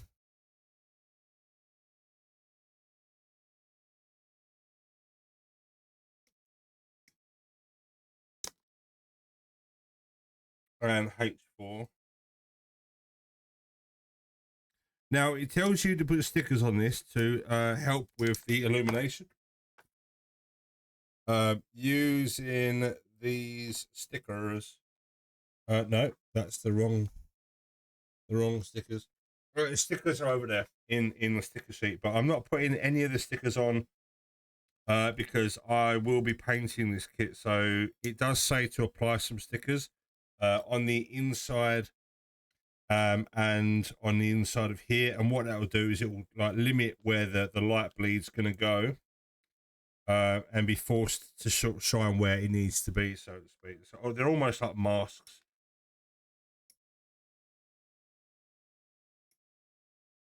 to usher where the light needs to be rather than it just spill out the sides and whatnot.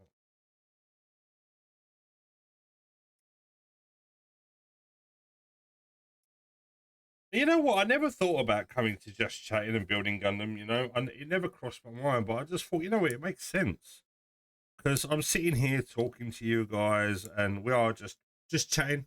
There's no tutorials, just, you know, to a degree. I am just like kicking back and you know, just chilling. So, you know, and I'm always open to a new audience and new people coming in. It's always nice.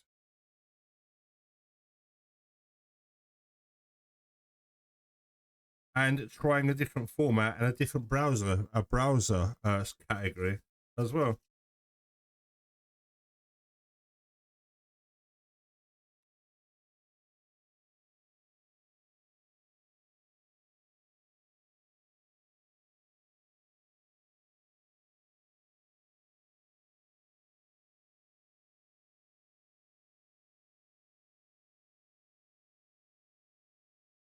Oh, I fancy those meatballs right about now.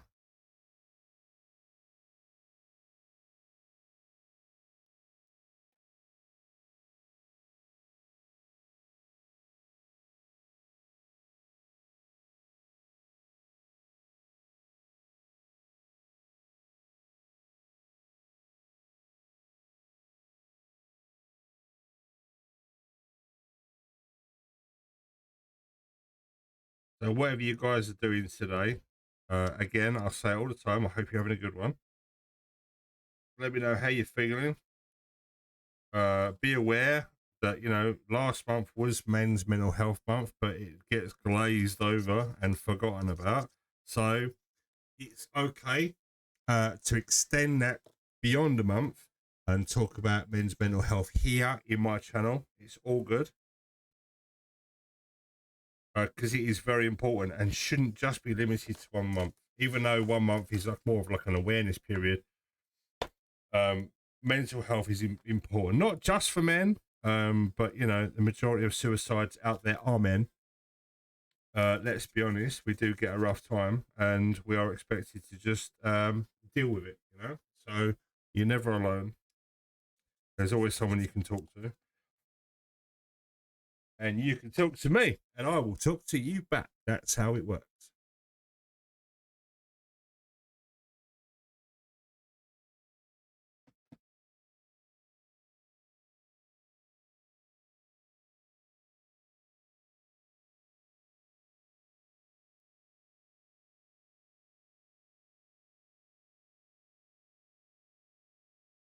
Oh, I should have put that in first. I'm an idiot. I don't claim to be an expert. There we go. We got it. We got it in. It's all good. Danger averted.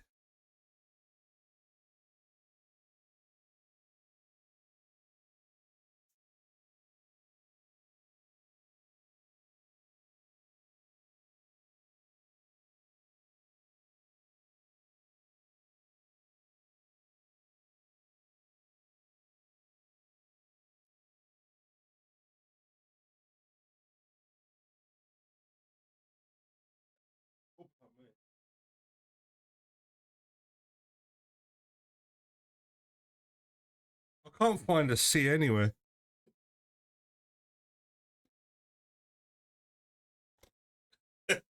Found it straight away after that.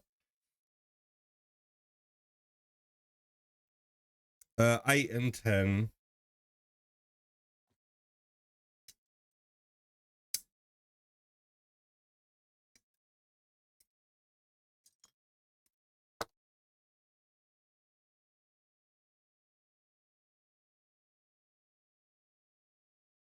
And what this will do is it will expand to show the psycho frame, and when in unicorn mode, it will be all hidden. Because no one knew it was a Gundam until the end of episode 1, when Banaja inadvertently pressed the the horny mode, and it transformed into a Gundam. So it's not a Gundam until it's in destroy mode, apparently.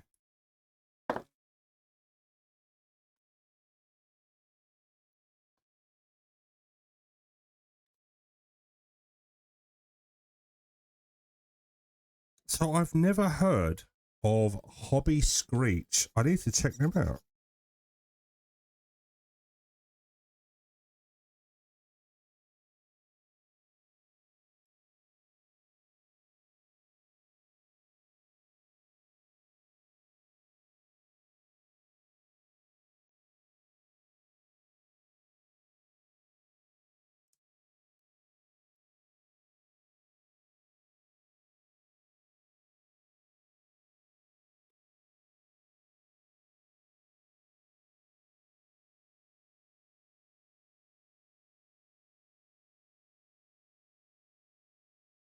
I really appreciate everyone that's been here today, kept me company. This is part of a series going on YouTube.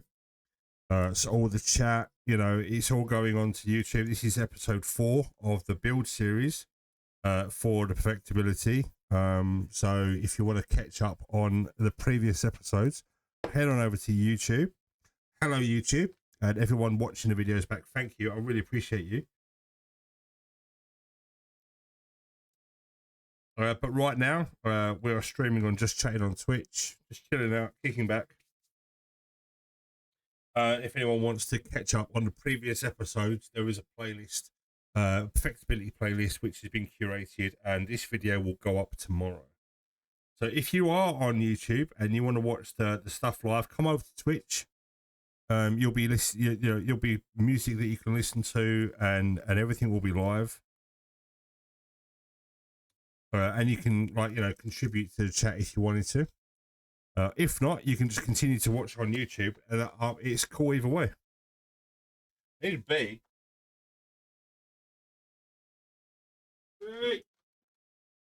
I've got to be. B12.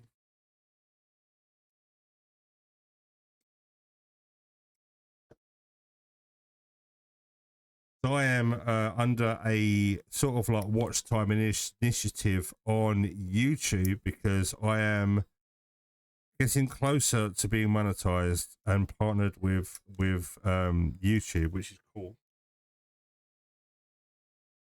I'll get a community manager and everything. Now it's wild. But hey, you need to do this, and we need some shorts. And can you do this? And can you do that? Like, I'll be under obligations. It's like kind of worrying, but at the same time, kind of funny.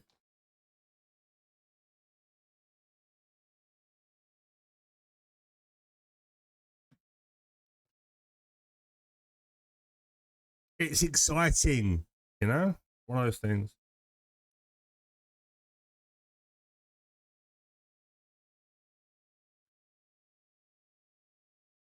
Maybe I should just say stuff that's controversial and I get on Asmongold's radar, and then he watches one of my videos and then I get like 10,000 million likes. that'll be fucking wild, wouldn't it?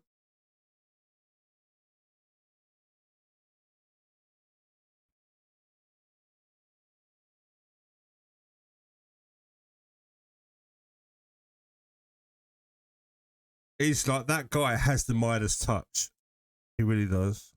Even though he's a humble guy that lives in relative squalor, so to speak, but his life is his life. I'm not going to judge.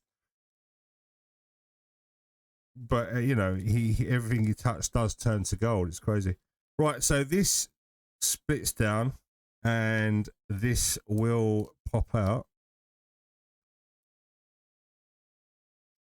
and extend up like that.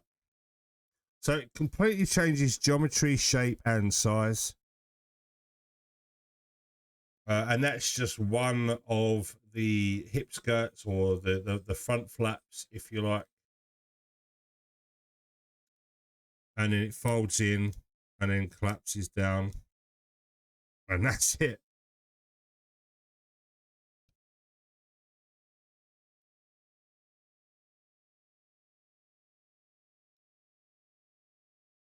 Rinse and repeat.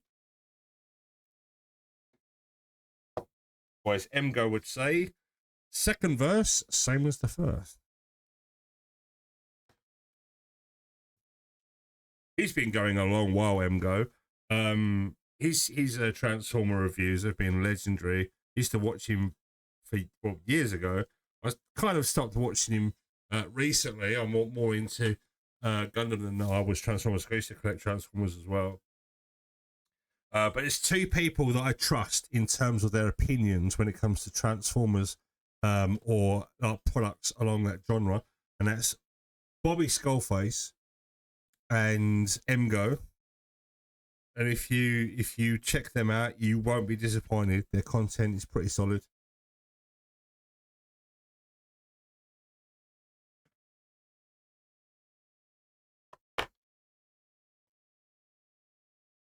Right, so if I cut all the bits out, I can just whiz it along, right?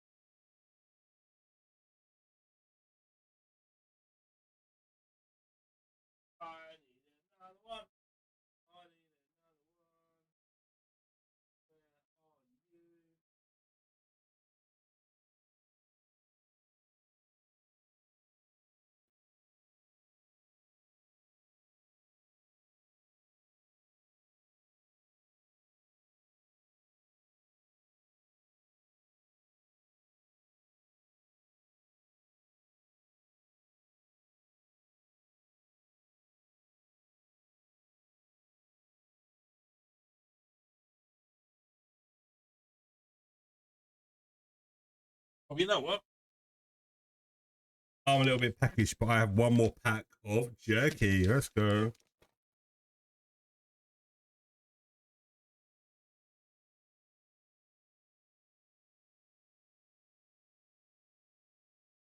Do you like jerky? I like jerky.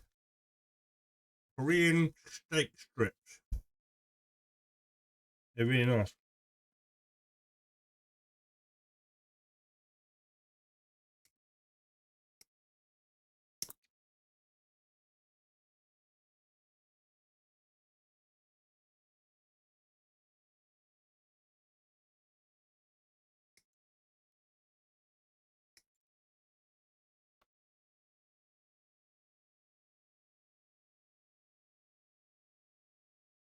And it's a good source of protein as well.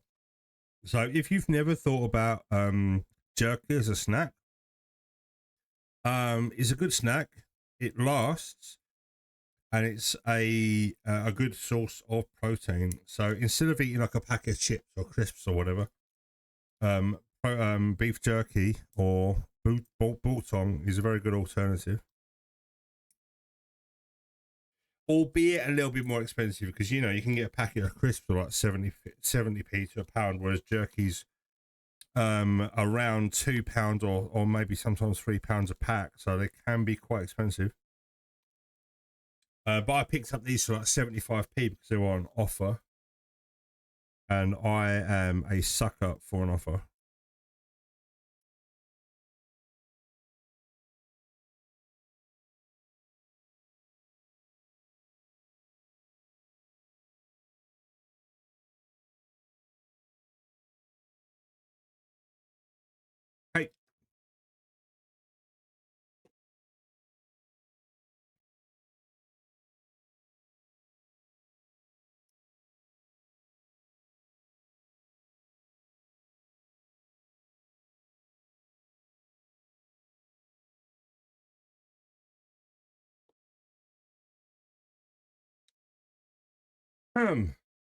Right.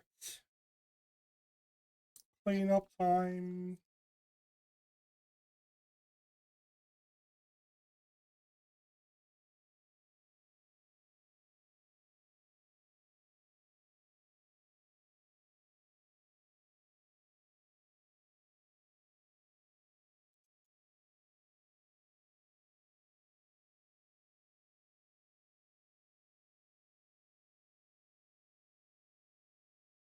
So yeah, I've done really well today. Normally, some processes do take a little bit longer. But generally when you've done one limb, the next limb is infinitely quicker. So you don't necessarily have to worry about it too much. But you know, it does say to do things ×2 in the manual, but I've not been doing that. So I've just been doing one stage and then getting to where I need to do it ×2 and then just rinse and repeat. Preference, you know, following the manual is preferred, but you know, once you've done it long enough, you sort of you end up doing things at your pace and at your leisure, how you are comfortable doing things, and then you end up using the build menu as a guide rather than a full-on instruction, which is probably where I've been going wrong all this time, because I should be using them as a build manuscript rather than just just roughly just do what you like and just reference the manual when you come when you get a bit stuck. that's how it's worked with me. Because I'm dumb. I'm a dumb human being.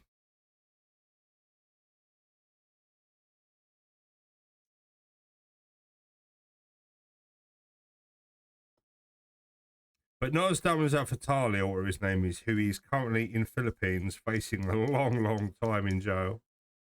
That's hilarious. That guy's an absolute moron.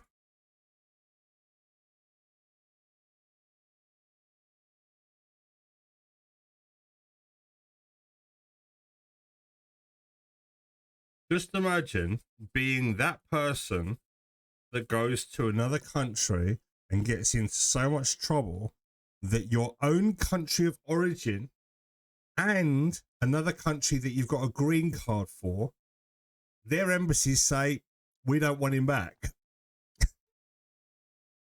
What have you done? And then you go look at his content and you're like, oh, understood.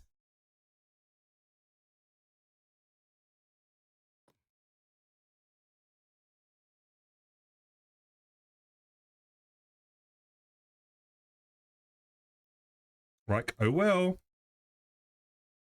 Fuck around and find out, boy. The sad thing is, he'll probably still receive fan mail from jaded fans and supporters of his channel that are like, oh, have this. You, you were doing the God's work and shit like that. Really messed up, delusional people. But I have seen the prisons that that this guy is going to. He's definitely going down for a very long time. It's crazy to think that these places even exist. Well, one place, you know, I would, if I was to pick between a Mexican prison and a Filipino prison, I'd choose neither and not be an absolute dickhead in another country.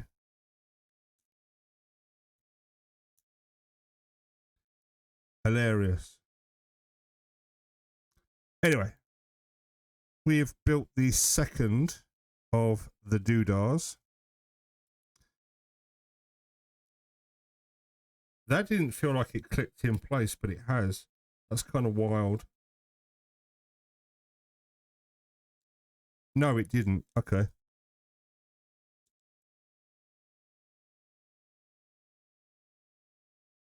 Huh?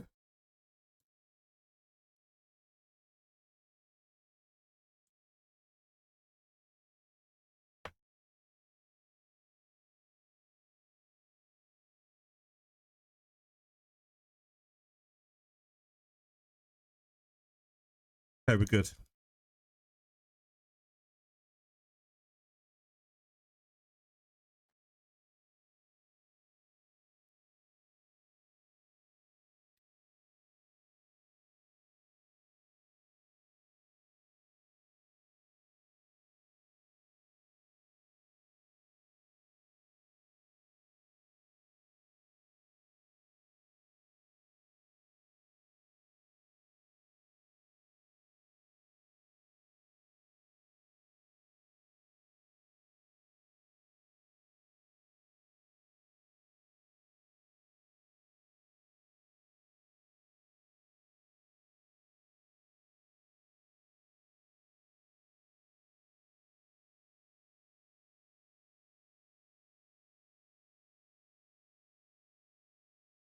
Yeah.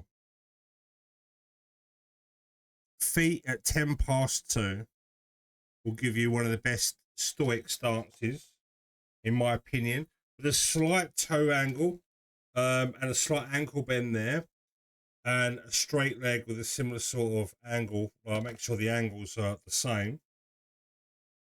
Thrust the pelvis out if you can, and maybe give the ab a bit of crunch forwards, and you get a good stoic pose for your shelf presence. Very, very simple like posing methods are out there, and tips on how to pose your kits. You don't necessarily have to take my word for it, but how you pose your kits elevates your display and your visual enjoyment of the model kits. So if you study some posing techniques online, there are videos out there and so on. You can elevate your kit. Also, with the side profile, you can see that the leg is sort of like swept back ever so slightly. It gives a very, very good dynamic for a stoic pose, a very dynamic look, which is interesting from all angles. It's a 4-dimensional thing, right? Even though it's a 3-dimensional object, if you think 4-dimensionally, like you are the 4th dimension looking at a 3-dimension, think about what you're looking at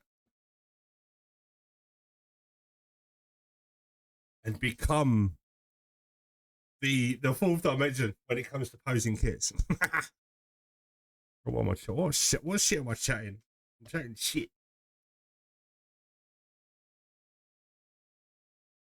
The one thing I will say about the Gundam, though, the unicorn, is those flippers, man. It has got monumental feet. But its feet do change when you transform it into destroy mode. This thing, I've forgotten how heavy this thing weighs. But it's one of the heavier perfect grades because of the transformation gimmicks and other internal bits and pieces, because it's got to do things. So it ends up being quite girthy and quite heavy. It wouldn't surprise me if the unicorn is the more is the heaviest of the Gundam perfect grades. It wouldn't surprise me. Possibly the Phoenix would be heavier because it's got plating on top of this, because all the parts will be plated, so that adds the weight. So I would have thought like the Phoenix is possibly the heaviest of the perfect grades, next to probably the GP0, the GPO, and the Perfect Strike, because of all the additional stuff.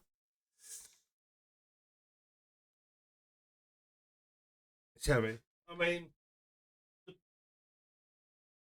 the 00 Riser is going to be heavy because it's got the riser and the wing binders on it, but that doesn't necessarily transform. It does have some locking mechanisms, some springs and whatnot in the legs to sort of make the legs click in place. But this is a very heavy perfect grade. So shall we raid? Shall we raid Drewbury? Shall we? I think we should.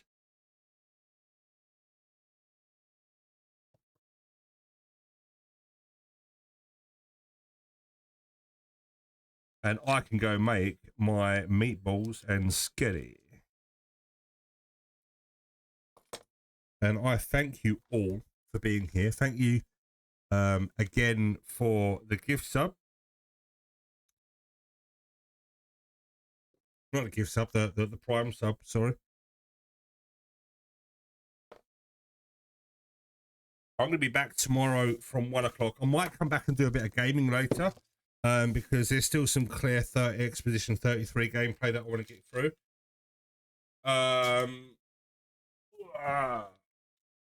But I will be back building more of the unicorn tomorrow, and tomorrow we're going to start on the arms. Yeah, if you've been watching this back on the YouTubes, I really appreciate you. Thank you so much. We're going to continue this, and part 5 will be the arms, where we start on maybe the right arm or the left arm, or the backpack. I don't know yet. Oh, I still need to finish the waist unit. I've not even finished the waist unit. So we're going to continue with the waist unit tomorrow and maybe make a start on the arms. If that's all right with you.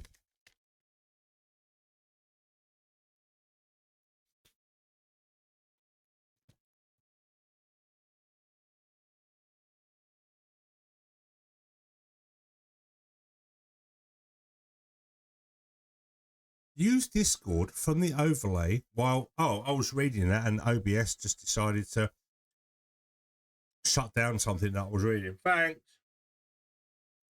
Okay, so raid. Drewberry.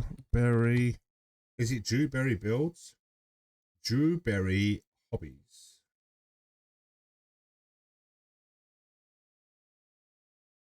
Let's go.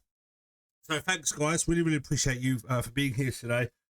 Have a good one. I'm going to try. We're going to hang around with Drewberry for a little while, say hi, see what they're up to. Thank you so much for coming. And if you join the raid, I really appreciate you. They will appreciate it because they are new to streaming and they're giving it a go. And as always, I'll always support someone new until they bite me in the ass. But I'll always do it because not everyone's like that. So thanks, guys. Really appreciate you. And yeah, show Drew some love and I'll speak to you maybe tonight, if not tomorrow.